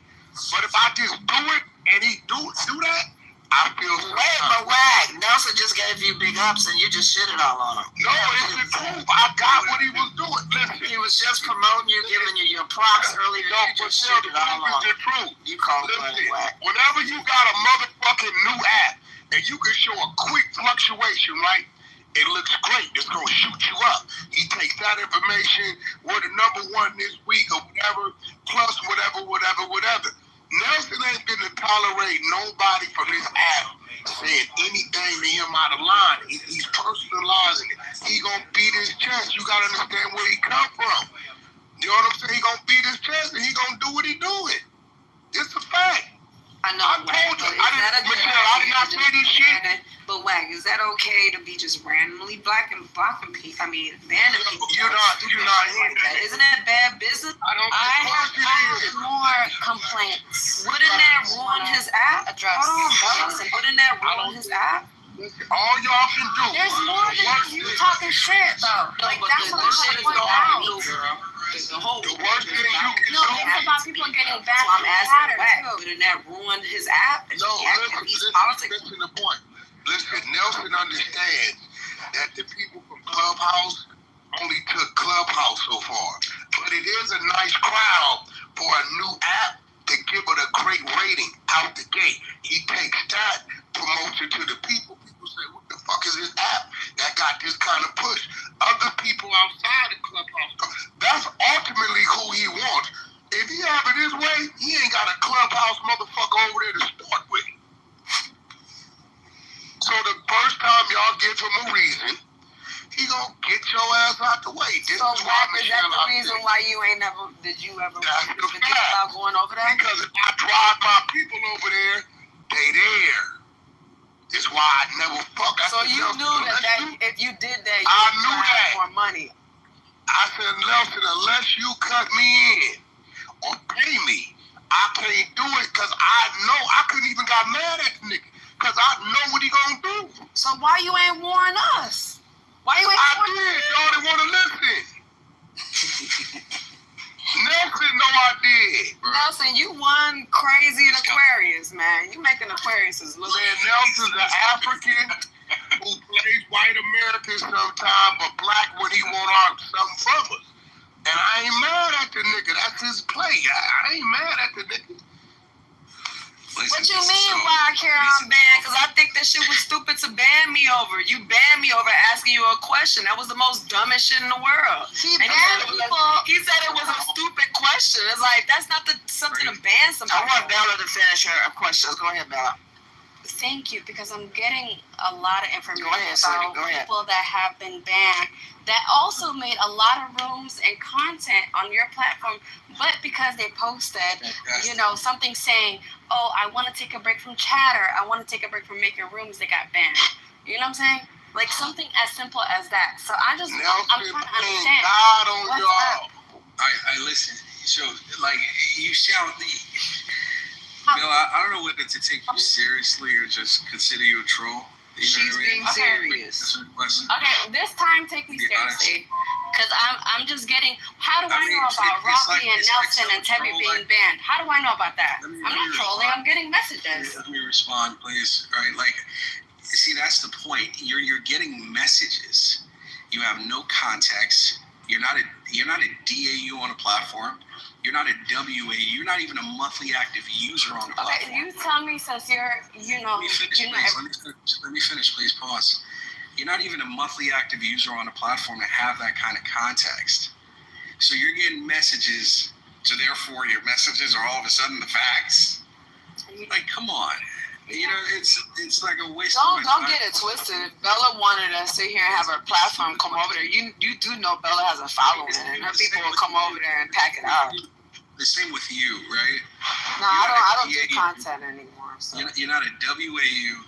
You're not a monthly active user. You just downloaded for the first time today in over a year. No, you're right. You think you have all the answers. No, and you already banned her. Nigga, but I knew you before chatter. So what do you mean I have all the answers? Like, come on, man. Calm down. I'm trying to talk. Like, mute out, man. Let me finish. Okay? Like, it's your first time on a platform in over a year, and all of a sudden you got all the answers. You got the content. You banned me. Like, this shit is stupid. You banned me. That was stupid. That was petty. That's not a smart business move. I don't believe Nelson wants the Clubhouse app. He just needed the people. Of course not. That's not going to make me get your money from Clubhouse to show the initial boost to the app.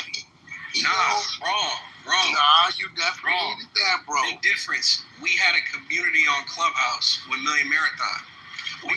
Not the Clubhouse though. No, that's our community, right? I'm a creator. That's my community right there. 80,000 strong, and they follow me. But 80,000 wasn't there. Nothing. Come on, we know it's a percentage. Oh my gosh, bro, we did 10,000 our first week. Yeah, right? 80. And now this is me you talking to. Come on, I didn't build rooms with the numbers. Me and you both know only a percentage of that is like really what it's. You know what I'm saying? Bro, we did numbers together, bro. You had numbers, I had numbers. No, that's what I'm saying. Only a percentage of that whole number is still there. Like, that's.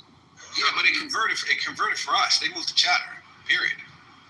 Right? No, your room definitely did. Great, right? But out of the 80, nigga, you might have got 10 or 15. Of course, 100%. Okay, that's more than enough. What I'm saying is, and that's great, but another 10 to 15 miscellaneous from different rooms around the app, nigga, ass to your boots. You know that. 100%. Agreed. So, I mean, I get the business side of it. But what they ain't understanding is, Nelson trying to turn that shit into like some real business like type of chatter. It don't even need to be a business app. Yeah, you ain't looking for the other shit because it's gonna run off the business.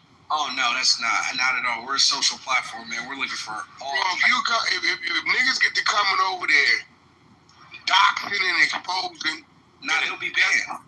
It'll definitely. That's what I'm saying. It's gonna run off. We don't do doxing. Yeah, so at the end, that's what I'm saying.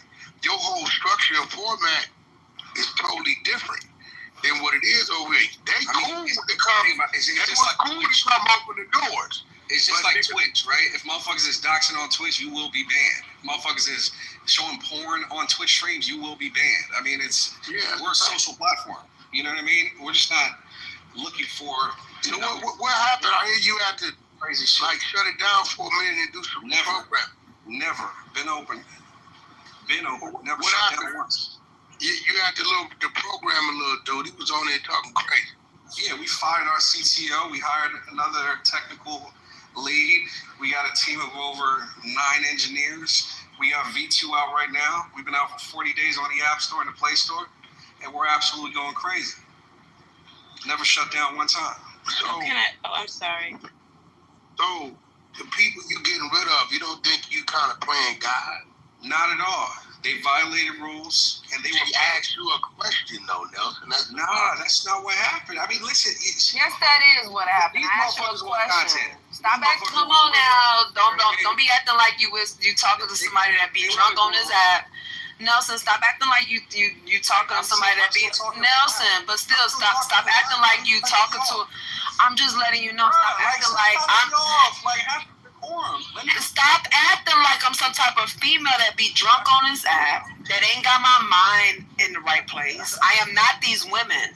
So of course they're gonna believe what the fuck I say, because I don't really be having issues with people. I don't care who believes you. So you banned me for just simply asking you a question. Listen, man. Let me talk to Wack, please. Sometimes, not all. Yeah, but I ain't lying. Not right now. Okay, I think you wanted to jump in. You go ahead. You jump in. Let her jump in though after you guys. Okay. After you. Yeah. I'm gonna tell you what happened, right? And I'm gonna tell you why we're here. So she comes on the app today. Freddie does a room, so she comes in with Freddie. Dude's got about 70 people in a room. Makes $100 in like 10 minutes. It's going crazy. Next thing, he goes on stream with his brother. They got ski masks on. They doing all this crazy gang shit on camera. And an hour passes by, and they don't make any money. So I jump in an hour later, and I'm like, did you notice how the first 10 minutes, when the content was a certain way, you made $100 so quick? And for an hour so far, when you started all the crazy shit, you ain't made no money? I was trying to prove a point that. Well, no, why was that? It's very simple. Crashing content with 20, 30, 40 people crashing on each other simultaneously is never going viral. Ever. On no platform. Never went viral. Was he on your platform when he did? Yeah, this was today on my platform, yeah. So why he got paid for the other 10 minutes and not the other hour? Because people didn't enjoy it. I paid, and I did enjoy it at the beginning, yeah. Oh, you saying the people paid? Yeah, I sent rocket jets. Monetization on Chatter. We got rockets. You know what I mean? So, like, people shoot rockets off. You got the animations going off if they're enjoying something. And if they're not, they don't, right? So I was trying to prove a point to him that doing your content the Clubhouse way will never get you paid in the creator economy. Like, I was just trying to, speaking, Freddie's my boy. You know what I'm saying? Man to man. No, he was. You got rid of Freddie at one time too, though. No, but he's back. We ain't get rid of him again. He's back. And got rid of him because he came over here and talked about you like a dog. Yeah, last year, of course. Yeah. He's back. Anyway, so fast forward, we're going back and forth, right? I'm showing him Twitch streamers. I'm showing him streamers. I'm showing him how streamers go viral, et cetera, et cetera. And then he makes a statement. He's like, listen, bro, for this thing to go absolutely crazy, me and the platform, you need me, you need Sam Bito, and he mentioned like 2 other audio creators.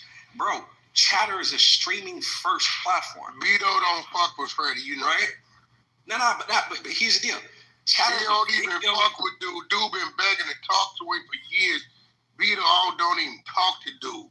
I mean, that's probably right, but here's the deal. I'm telling you, bro, was right, nigga. Bito, Freddie's been begging, Wack, please get him to talk to me. Please get him to come on stage for 3 years.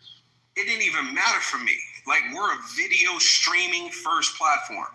How the fuck are we gonna use audio creators to go viral? So I told him, bro, I don't fucking need you like that, right? When he was saying that we needed him to go viral, right? And then next thing I know, Jen jumps in and she's saying, so you mean you don't need Clubhouse users? So why did you go promote on Clubhouse when you open up Chatter? I was never talking about Clubhouse users. I was talking about Freddie, Bito, and the other guy he mentioned. So I was like, what kind of stupid question are you asking me right now? And then she proceeds to nigga, blah, blah, blah, talking to me like that on the goddamn stage. So bro, removed it from the goddamn app. How you gonna be disrespecting me on the goddamn stage? Go disrespect Paul on the goddamn stage. Let's see what Paul does. And then she opens a Clubhouse room, starts, oh, he banned me, he blah, blah, blah, blah, blah. But you're not gonna say why you got banned though. For disrespecting the fucking founder on a public stage. Come on, dog. Shit is crazy. We're going back and forth. See, that's the thing right there, right? When you said disrespect. Look, bro, Nelson, you be beating your chest, bro. And I get it. We had this problem with some of these police officers. They got their lunch money took in high school. Niggas got a badge and a gun. They waiting to do something to you. But the fact that you said you disrespecting the founder, my nigga, when you engaging in conversation with the people, nigga, the people gonna talk back to you. What the fuck are you want them like? Is any different? Don't talk to the people then. Basically. You know, like my nigga, like I'm just being, that's just like me, like bro, on some real shit. I ain't trying to toot my horn or none of that. I come on this app and I can play niggas is beneath me and all this shit. And I know talking to some of these people, they're gonna say certain shit just because it's me. I get that, so I don't just, you know, it is what it is, bro. Whack. This is how I know Nelson's in a lot of bullshit right now, because I have real messages from your own staff, right, about how you fired somebody because they posted something on their IG. Do you want me to read that out loud or no? Fired somebody? You banned somebody from your platform because they posted something on their personal IG. No, that is incorrect. Are you sure? Because I have your messages. Read it. That's Are you sure about that? I'll tell you like this, Nelson. I can't tell you how to float your ship and run your boat, but I'm gonna tell you like this. Listen, I'm proud that your shit is still going. I'm happy for you. Real talk, right? Hear me out, bro. Hold on, can I read this message? Wait, hold on one second, brother. You gotta fucking tone down the ego and get out the way. Just a little bit. I ain't trying to tell you what to do. I swear to God on my daughter's soul, before the fall come to pride, you gotta tone down the ego and get out the way, because if it's gonna make you feel like they're challenging me and I gotta flex, that shit gonna start turning your people off, bro. So, you know, if you ain't going for it, cool. Find somebody to do that dirty work, to have those conversations for you, who don't mind absorbing that. That's right. That ego shit. Who threw Bella down? Why's Bella moving? Bring Bella down. Nelson touched Bella because he was being sensitive. He don't want that kind. Go ahead. I can't bring Bella. Somebody bring Bella. Don't mind taking that. I think I can bring her up. Yeah, I'm sorry. I wanted to read a personal message that was sent personally from you, Nelson, to another content creator who decided to take a break from your app, and you felt like that was a violation. Let me read, okay? And see if this rings. You're out of your goddamn minds. You're out of your goddamn minds. This nigga Nelson, boy, this nigga right here, boy. These motherfuckers are crazy. You want to turn You've been answering questions, so why stop now? If you don't want to answer questions, leave. Nelson, sometimes you gotta. That's the best thing I've heard all day. On your hand, like what? He's acting like he's some god or some shit. Get the fuck on if you're not gonna answer the questions, dude. Okay, let you go. You go on. You. Come off mic. I thought Bella was about to read something, but she is. But come off mic. I'm gonna get Bella. You go ahead. I don't even know the dude. He just sounds very condescending, so I'm just up here for defense, low key. You know how I give it up.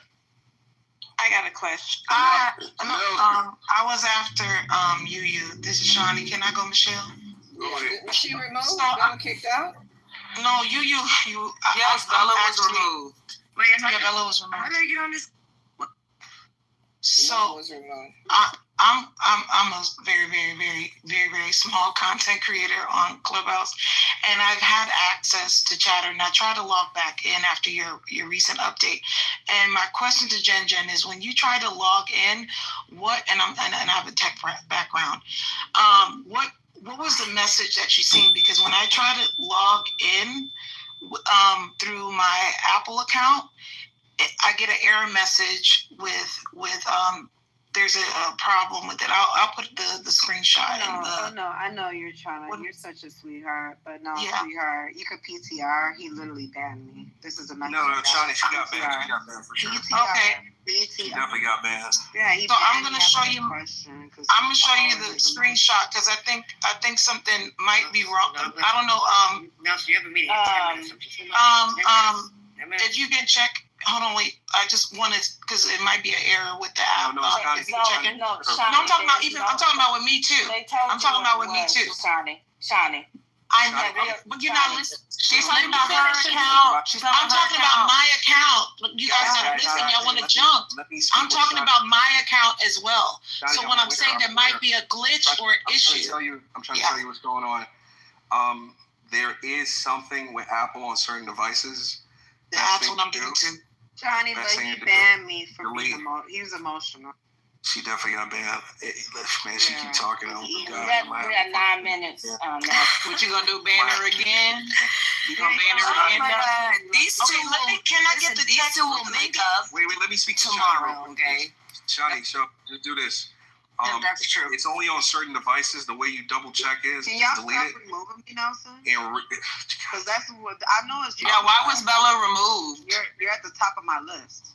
Shawnee, just delete it and re-download it and try it again. If it happens again, then just create a temp account for now. And then, okay, I just wanted to don't remove me, Nelson.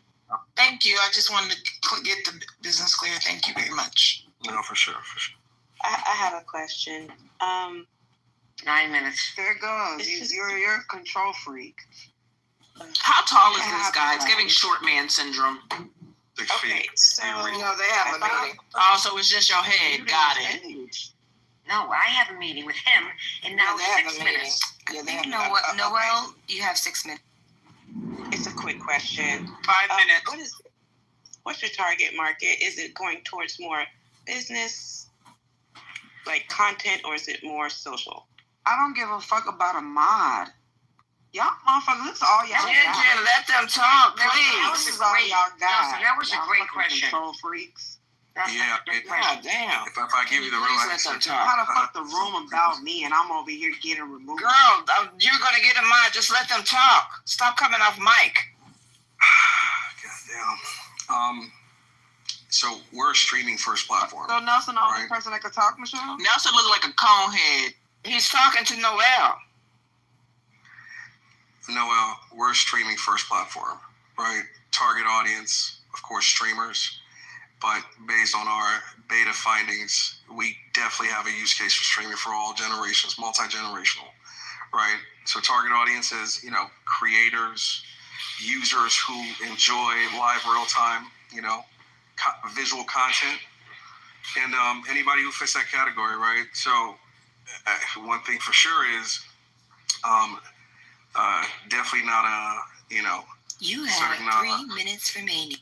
Certain people that we've heard on this in this room today, but yeah, we're a streaming first platform. So anybody that's interested in live real time video content, essentially. No, so I have a question. Why did you remove Bella, and why is your head shaped like that? Hold on. See, Nelson, this is what I mean. When you open yourself up to deal direct, you're going to get this type of shit. Bingo. Whack is right. But you can't go to the extreme. You get what I'm saying? You can use it to your advantage and entertain it and answer the question. People say, you know what?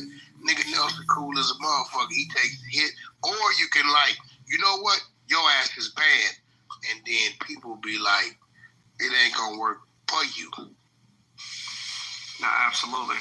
You get what I'm saying? But I really feel like you should just have your own team. Yeah, you remember the teams. You remember the Crystals and all them clubhouse teams that would go out. You need your own team that you talk to and let them talk to the people, bro. Believe me, on Chatter, we've got great users, great communities. We're not talking about the ones you don't have an issue with. We don't have issues on Chatter. Believe that. Bro, you ban it. You kick. It's like you target the clubhouse people and you get them out of there. Bro, there's clubhouse people on Chatter right now having a great time. Yeah, right? But it's also something that you kicked out by asking you a question. It's certain people that just don't have the decorum. 60 seconds remaining. And it is what it is. You know what I'm saying? They don't need to be there. You know what I mean? They can stay on Clubhouse. Looks like I'm taking the meeting away. You know what I mean? They can stay on Clubhouse. Like, we're good. I'm going to go ahead and start it, Marty. But she wanted to open a room on Clubhouse to call Chatter out. And, you know, Michelle wanted me to come in. I was like, you know what? The room's not on Chatter, so I don't care. Might as well just jump in and clear it up. And it is. Nelson, can you hold up for 1 second? Do you want me to extend this for another 10 minutes? No, we don't have time for another 10 minutes. 5 minutes. 5 minutes. Yeah, like 3. 5 minutes added to your call. No, you guys can shut the room. We can shut the room down. Come on over. We can shut the room down. You guys have a meeting. Yeah, appreciate it. Y'all just come on over to Chatter. It's nice over there. I just had Nelson. Hit my link at the top and follow me on Chatter. All come over to Chatter. Yeah, hit my link at the top. Follow me to Chatter. Shut your ass up. Who's that talking? That's Cindy. That's Cindy. Who's that talking? That would be Cindy. Cindy Stumpo. Get your ass out of here. You know I'm staying right here. Empowerment room. Don't bring your ass in there, Cindy. With my ass in here. Shut up. I got a meeting with This is a black empowerment room. Right. Do you say that to Adam 12? Do you say that whack to Adam 12?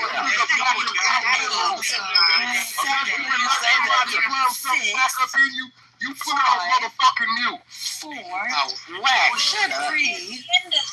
2. Cindy, don't listen to Whack. He's playing. He trolling. What I do wrong? He trolling. Nah, fuck all that. She know.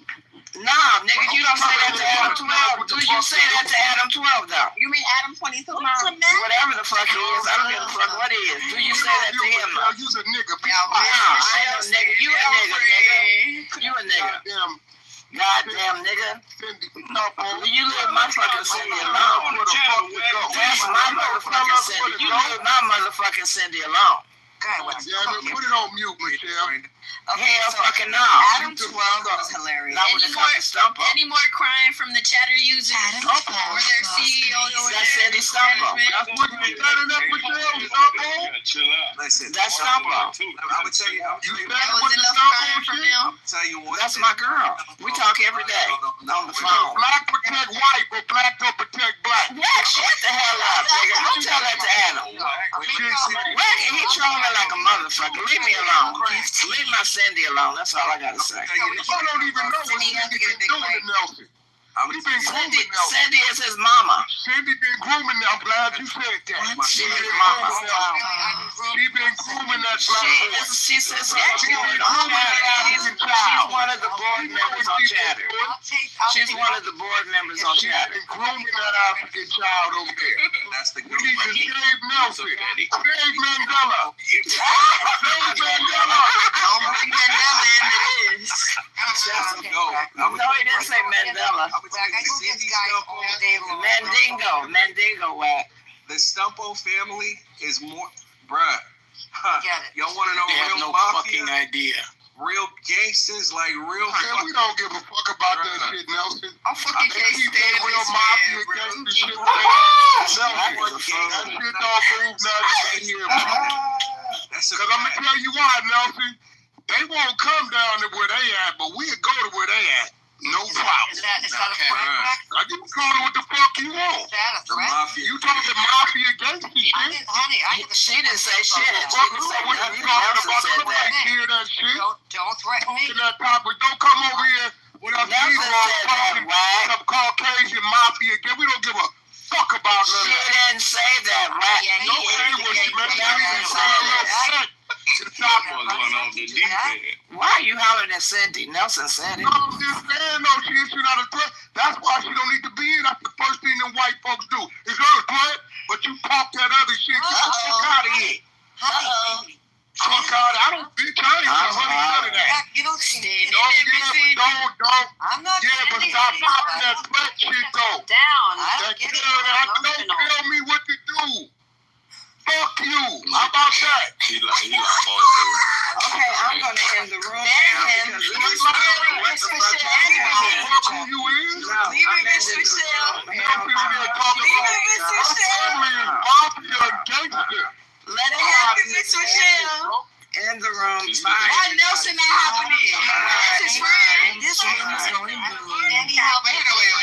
Why Nelson not jumping in? That's his friend. This is our call. Where that Dante nigga who was jumping on Bella? Why did he jump in? You a nigga like that? What other nigga? I am. I'm a black. You're right. Chippewa Indian. I'm Chippewa Indian. What are niggas like that? They niggas. They like that. That's my friend that I talk to on a daily. So she didn't do anything though. She didn't do nothing. She didn't say shit about gangster. That was Nelson that said that. Yeah, maybe she Nelson stop misrepresenting my people like that, because that shit don't move us. She didn't misrepresent shit. Said shit. Okay, hear me out. Michelle, I want you to hear me out. Listen, for real. No problem. See, you gotta remember, it's like some of us brothers, when people say that, we see them sheets. And today we wish they motherfucking ass would come parading through these parts where we at. So we don't be wanting to hear that shit. Now they come and form as the police and they killing our people, right? So when you go to popping what they are, how gangster they are, we see them horses and them folks and them sheep, and we wish the fuck they would come playing with us today in any region we in. So whenever you come like that and you got a house nigga like that representing that against his people, you motherfucking right, I'm gonna say something. She should have told him, hey Nelson, that ain't cool. But who's the house nigga though? Nelson. He talking about the white gangsters against the niggas. That's a house nigga. Listen, man. Cindy treats everyone equally whack. You just want to be the outside. Whack is a fuck. No, wait. Ain't nobody. Come on, it's all mother men on the floor, bro. Y'all didn't hear this nigga threaten us with what the white lady's family could do. Stop. Bro, what is he talking about right now? Just stop. Listen, so when the people come to the white people, you know what Nelson gonna do? Nelson gonna be the one saying, they that way, son. They that way. Oh my God. Right. Bitch ass nigga. Whack. Fuck out. No, because he don't come from it, and he's saying that shit because he comfortable in that shit. And some of us come from some other shit, and we ain't trying to hear that shit. Listen, man. Listen, bro. Listen. I need everybody to follow follow. the African gangsters, nigga. I need everybody to follow my chatter link at the top. The white boy gangsters. Wake it up. Wake it up. Wake it up. Listen, man. Like, this room is not even about that. Ain't nobody. But nigga, you ain't there, nigga, not me. Follow me on chatter. Follow me on chatter. You ain't no mother, nigga. You ain't finna nose to nose, no nigga. Nigga, you soft as cotton. That's why your bitch ass is playing God on the app, nigga, because you got your lunch money took. You wasn't that. You couldn't make the football team, the basketball team. You ain't got no hair on your face. You half a man. You a bitch ass nigga, and now you bootlicking, threatening some niggas with some white boy gangsters. I'm a tech executive at this point. Yeah, okay, well, nigga, stop talking gangster shit then. Nobody's talking gangster. You a motherfucking lie, nigga. We heard you. No, don't never threaten me with no white boy gangsters, nigga. You bitch ass nigga. I can't went through something. No one ever threatened you, bro. I don't even know why you take. Nigga, our people went through something. If you dick sucking and crazy nut, then you jack that. You just don't bring that shit over here though, nigga. You're doing that for no reason. No one. Nah, I'm glad you know what it is, nigga. Nobody threatened you on the stage. That's a fact. Fuck out of here, talk about me. Our family is real. We don't give a fuck about none of that, bro. Fuck about none of that, nigga. Ain't nobody running and fearing nothing, nigga. And he ain't running and ducking nothing. Nothing, nigga. No way. We don't give a fuck about no white boy gangsters. Okay. The fuck you got a swastika on your forehead or something? Well, isn't it that you came after me? Nah, it's just real shit. Hey, look, respectfully, I come from something. My people been through something. I'd have been in riots and race wars, real shit. So when a nigga want to tell me about some white boy gangsters, I hear that different. Whack, you came at me for no reason, buddy. Nah, I came at him and you. Because you didn't stop me. No, you came at me, buddy. You didn't stop me. You ain't safe either. Take your bitch ass back to Chatter. You ain't safe over here. How about that? Right. Now we getting get back. Right. You're a Now we getting get back. You know your motherfucking ass back to Chatter. Bro, talk about that. Get the fuck up out of here. Nelson, you're on mute. Say love. Nah, cause nigga, I ain't going for that shit, bro. At the end of the day, what you need to tell him is Nelson, don't never go in a room full of your people or people that look like you pumping some white boy gangster shit. You hear me? Mic check. You guys hear me? Weird ass shit. Bro, listen, man, you came on this. I don't fear none of that shit, nigga. Bro, we don't fear no white boys like that. You took this. We don't fear no white boys like that, bro. It is what it is, bro. It's probably whatever you got going. It is what it is. Yeah, we don't fear no white boy gangsters like that, though. You ain't never had a fight in your bitch ass life. I'm not interested in doing that. Soft ass nigga, you soft. I'm not soft, nigga. A nigga walk up on you and your bitch and ask her number, grab her ass. All you gonna do is sit there puzzle. Nigga, you half a man. More for dyke ass, bitch ass nigga. I'm not interested in being Shout that, nigga. Shout that. Might give a fuck. Hope that record, nigga. When you going viral today. You bitch ass nigga. You a bitch ass nigga. Did you say him ass down there bootlicking, talk about with some white gangsters like we supposed to fear that nigga? Fuck you, nigga. Bro, listen, you came in the room. Fuck you bitch ass nigga. Just say you're sorry, damn. Straight like that, I ain't hearing none of that, nigga. And no shape, form, or fashion. Bitch ass nigga, you ain't been there, nigga, when they trying to take niggas' lives behind the skin of a colorblind kid. Some of y'all niggas need to go to a fucking art gallery or the fucking museum, bro. Y'all need to get a life, man. Y'all doing too much shit on this guy. And you need to go to the hallway. Well, this is what happens when y'all want a mansion reunion. You got it. Congratulations. I'm trying to figure out where y'all get. Some of y'all get a fucking Xanax and go to a goddamn museum. I just got back from Philadelphia. This shit is lit, bro. Y'all need to calm y'all home, bro. What do you say? Right now, you dropping me, bro? Wait, why y'all dropping? Bro, my phone is freaking freezing. I'm not. Nobody dropped you, right? Bullshit. I just had to get brought back up. But you're still modded. It's a glitch. It did make. Listen, it man. didn't. You're still. I'm just saying, like, bro, this shit is. I don't care what you think you doing. People in the goo. No, I don't care. Don't ever put this like that, bro. It lights. Never have. At the end of the day, you just a nigga too. Never have, never will. Hey, don't go get your people like that, bro.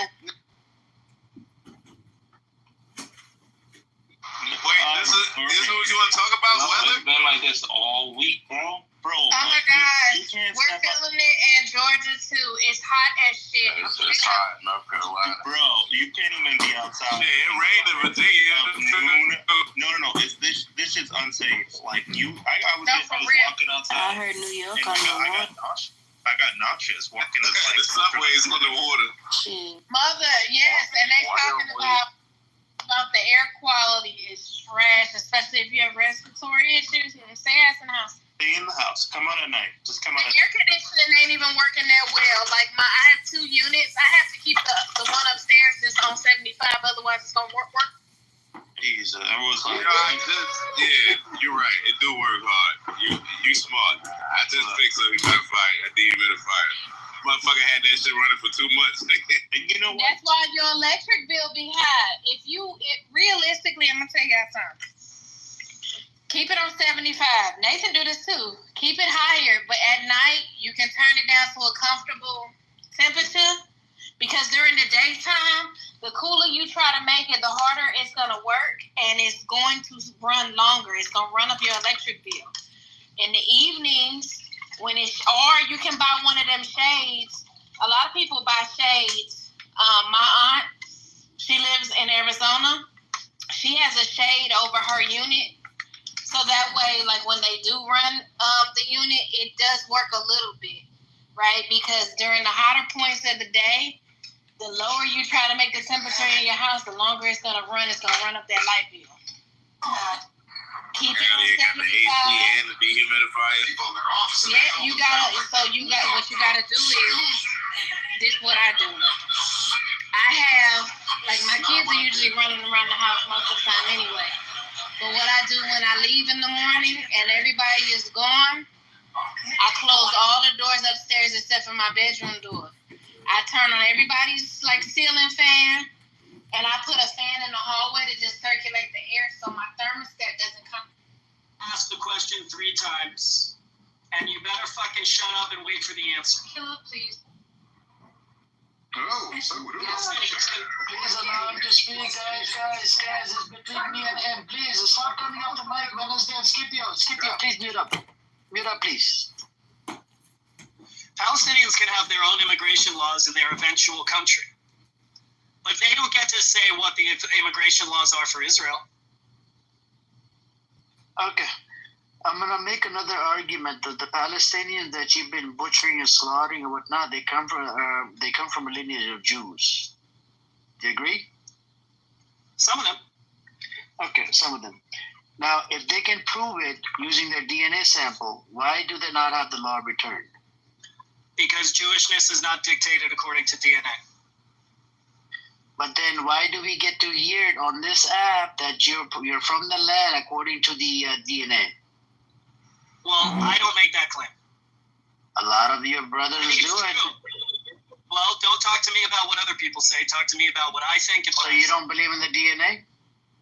It's not relevant to someone's Jewish status. Okay, so if they come from a lineage of Jews and God has promised them this land from 3,000 years ago, just because they converted to Islam, they can't come back inside Israel. They could reconvert to Judaism. They could return to Judaism. Yeah, but they would not be allowed. They would not be allowed. So if you are not Jews, they don't have the right to skip your brother. Hang on, brother. I'm not done. So if they're Palestinians, so they're Palestinians. First of all, wait a second.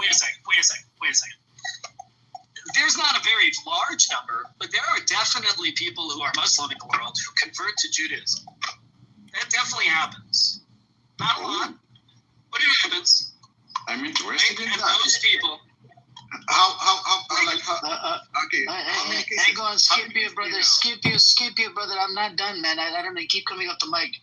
Caliph, the issue here is the law of return that you have. Somebody that's like Black Rabbi, Ariel, they have no connection to that land. Versus a Palestinian that's indigenous to the land from 3,000 years ago, 2,000 years ago, that has a lineage that goes back to Judaism, whatever. He has connections to that land. According to a whole bunch of reports, not just the DNA, even the other, you could look at the archaeologic effects and whatnot. You can look into all of that, right? My whole point is they're indigenous to the land. They should. Why are they not allowed back into their hometown? It's just a big problem. Indigenous. First, look, I'm sympathetic to what you're saying, but the law of return is an Israeli law, right? And non-Israelis are not subject to Israeli law, right? And if you want to be an Israeli citizen, I understand that Palestinians don't want to be Israeli citizens. They want to return to the land. But the law is about citizenship, not about returning to land. That's number one. Number two, indigeneity belongs to people groups, not individual people. So I have no problem saying that Palestinians are indigenous. That's a people group. But the Jewish people, as a people group, is also indigenous. And that's how that works. That's why when you join the tribe, you take on you get the rights and privileges of belonging to that group and the responsibilities of belonging to that group. But indigeneity is not on an individual basis. So it's on a peoplehood basis. You have the Jews coming in from Poland and Ukraine. They have the citizenship, the right, and whatever, but they have the upper hand because they came on a ship, right? They got kicked out of nation, versus people that were living there already on that land, they don't have that right to come back. Even according to the UN, they're supposed to be able to have a right to come back, right? That's what one General Assembly resolution said. Okay, I'm done. They're not going to get it. But they're not. But listen, let's just be pragmatic about it, right? Israel is not going to absorb millions of potentially hostile Palestinians, right, into their borders. That's just not going to happen, right? Maybe there'll be a token, kind of 100,000 or so, right, in some fine analysis, right, that are going to be allowed to return. They're not going to be allowed to return necessarily to their, ancestors. Fans on, and I learned this trick from my daddy back in the day when we lived in St. Louis. 2 fans pull the air up, 2 ceiling fans blow the air down, and then I got an oscillating fan in my room, and then a humidifier that's attached to the attic. Man, listen, well, this air be pumping in here, it be feeling good. And then you go and look at the thermostat, it say 75, but because my smart home app, it tells me what's the humidity in the house. That's how I learned where to keep it. Also. So let me ask y'all this. This is for you, lady, and whoever else, right? Do you feel more comfortable?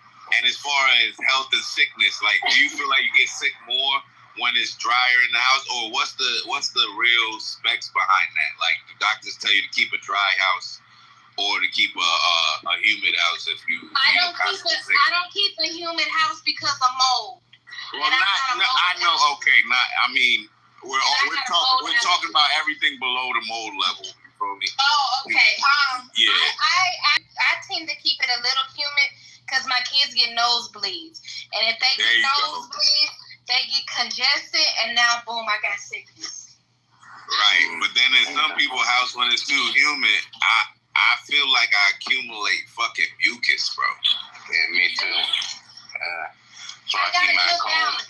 Like, I'd rather a dry air. So I keep about a 46 to 50% humidity in my house. Okay. They say 60. I learned that from the humidifier that I have, and then also my house I have equipped. I have a smart home hub, and it controls my AC thermostat and whatnot, and it reads the humidity in the air. So. You know what I noticed also lately is that a lot of people with ceiling fans don't know you're supposed to change the direction of the ceiling fan when they don't know. Exactly. Remember, I told you that's a good fucking fact, Eric.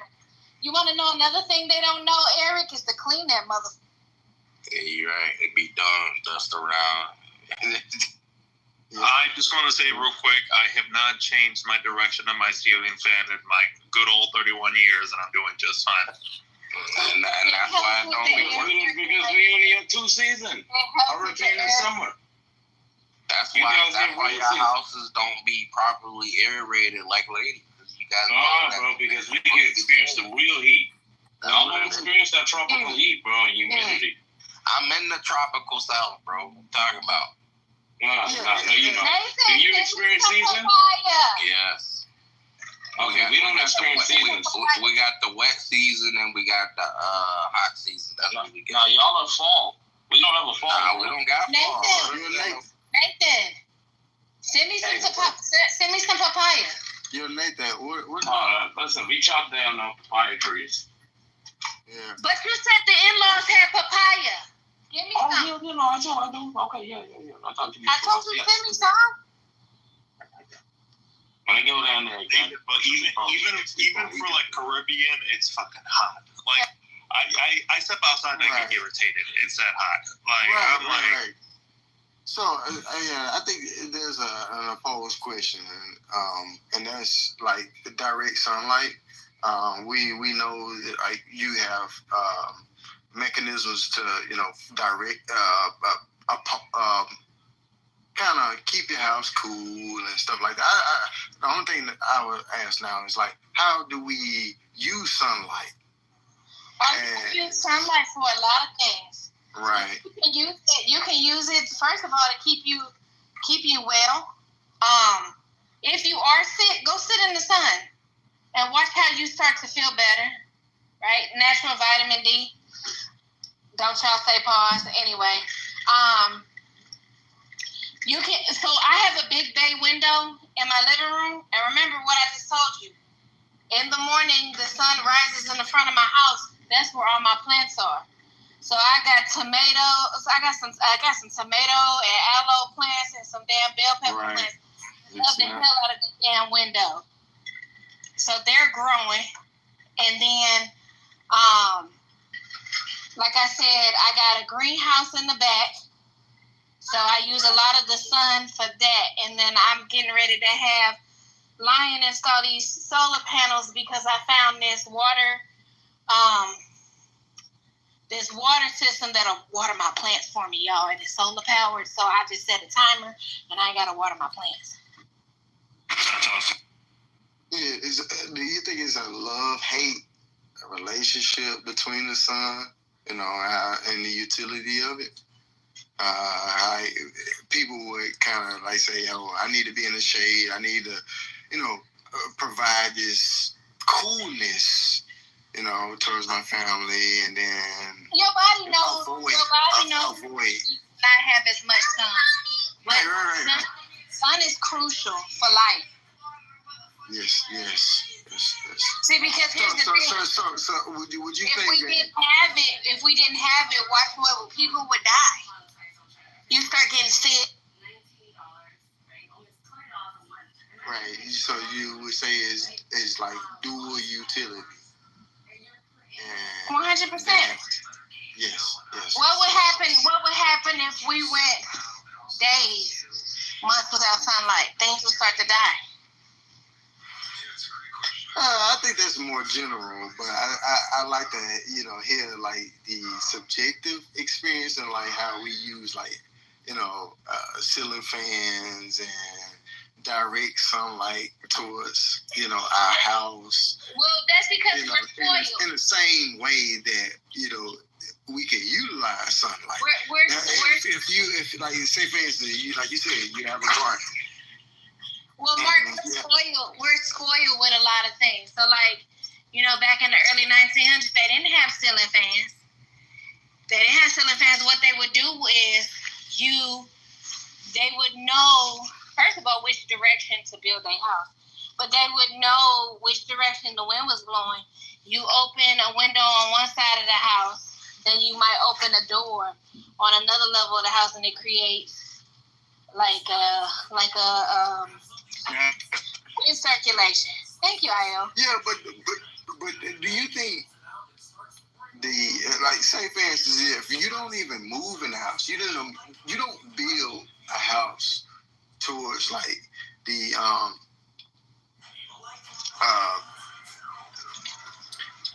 coordinates of how you could build a house towards like what could be more valuable towards the sun. Why not the Amish? You just moved in the house. The Amish do. When the Amish build a no barn, doubt. I'm not going against people that do build a house. I'm just saying I'm asking the question that people that goes in to the experience of where a house has already been. Where a house has already been built. I was gonna say, Eric, can somebody tell what you mean? Where a house has already been built. And I know what that nigga means. It may be outside. it may be outside of the coordinates of where the sun, it might not be worth in terms of the calculator. Exactly. Right. Interesting. So, you're saying that some homes are not built to where they would experience more sunlight than others. So, like the calculator gives you a value. There's a really good episode about this. NKPHD talks about this. He says, "Look, I did this calculator, and then it turned out that I only got like 24 to 40% of the best day that it said it could be. So, like, expect to get like if you're doing anything for your home, expect like 50% less than they advertise. But if you're just doing like a self-contained pump for self-watering, it's not going to be a problem." I see. Are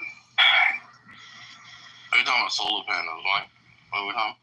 I mean, we talking about the sun. He was talking about sun in general. Right. He was just talking about placements. Right. Yeah, there's some certain times You gotta learn how to speak art, Eric. Yeah, I have a hard time. I'm kidding. I'm here, thank you. Thank you. You could translate for us, or? No, I didn't make this premises.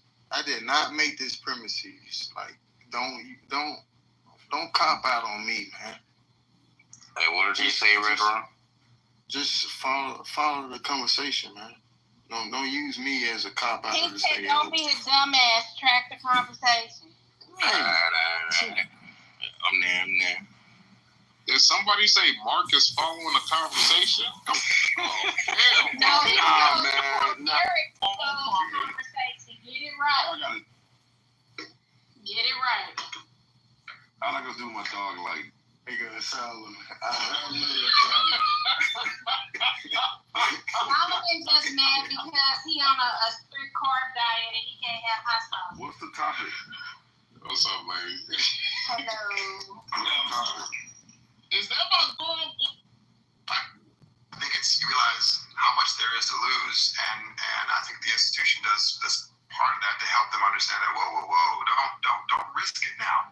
Take these very articulated steps so that you don't incur risk and wear failure like a badge of honor.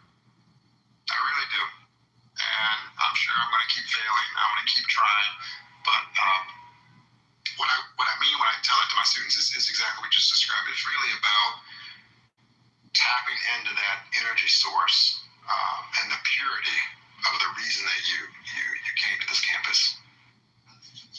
Yeah, great question. Right here. Yeah, the young man right there. Yeah, please. I'm curious. Do you think that you always would have ended up in this sort of industry and profession that you are now if you had had a more present mother and father in your life, or is their absence a factor in who you are today? I actually like this conversation. Let's debate. I actually like this, right? The thing is, bro, listen, Nelson, the thing right now, the problem is you've been kicking motherfucking people off that you've been knowing for years over there on some ego shit. Absolutely not. They on the floor, bro. Yeah. That's bullshit. You should really clear. You don't think you need to make an adjustment? That's bullshit. Absolutely not. We're not making off. Come on over. Pitt. Absolutely not. We're not making. Hey, bro, did you see this text? How you talk to Pitt? This is crazy. Bro. Oh, absolutely. And you called this nigga a glorified dummy. 1,000%. You called him a dumb fuck kid. Absolutely. You told him you have no clout and you're a clown. Absolutely. You're a fucking nobody. You goddamn right. And you will continue to be a miserable, low-life POS in real life. That's a fact. You think that's cool, bro? That's a fact. You think as the founder or whatever, you think goddamn right. You goddamn right. You should not send people. No. You goddamn right. When a motherfucker like Nelson, hear me out. On the phone. Nelson, hear me out. You should not text people for nothing. You should not. Well, you don't have Nelson, to text. I don't think you getting it, bro. You shouldn't text people shit. Like, I don't understand if you understand what I'm telling you. You should not text people shit like that, bro. Bro, they actually sent this to you. That's crazy, dude. They sent it to me too. I ain't gonna lie to you. I got the like Nelson. I'm gonna be real, Nelson. Like if I was on some bullshit, I could take that and fuck some shit up. So I'm telling you, as a brother, refrain from. You need to refrain. You can't, as the founder of that, can't do that. Bro, it's so crazy, man. All right, you got it. You ain't. But listen, right? Everybody wants to put me in a box now, right? Because no, you put yourself in the box with that. Nah, man. So everybody else can act Nelson, wild. politically, you think that's correct? So let me get this straight, right?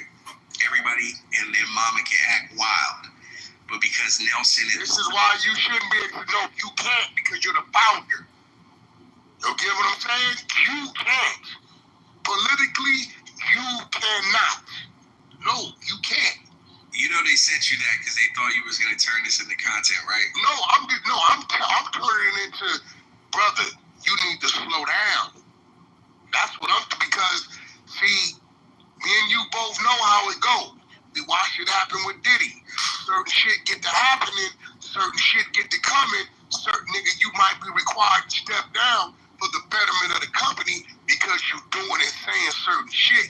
Whether you think you right or wrong, some shit in the position you in, you just can't do. But you don't want to hear it. You got it. Real now. You got it, bro. Listen, man, I hear you from your ego ain't gonna allow you to receive it. No, I hear you from the context of bro, being in sex business. You told this man you're a glorified dummy. Absolutely.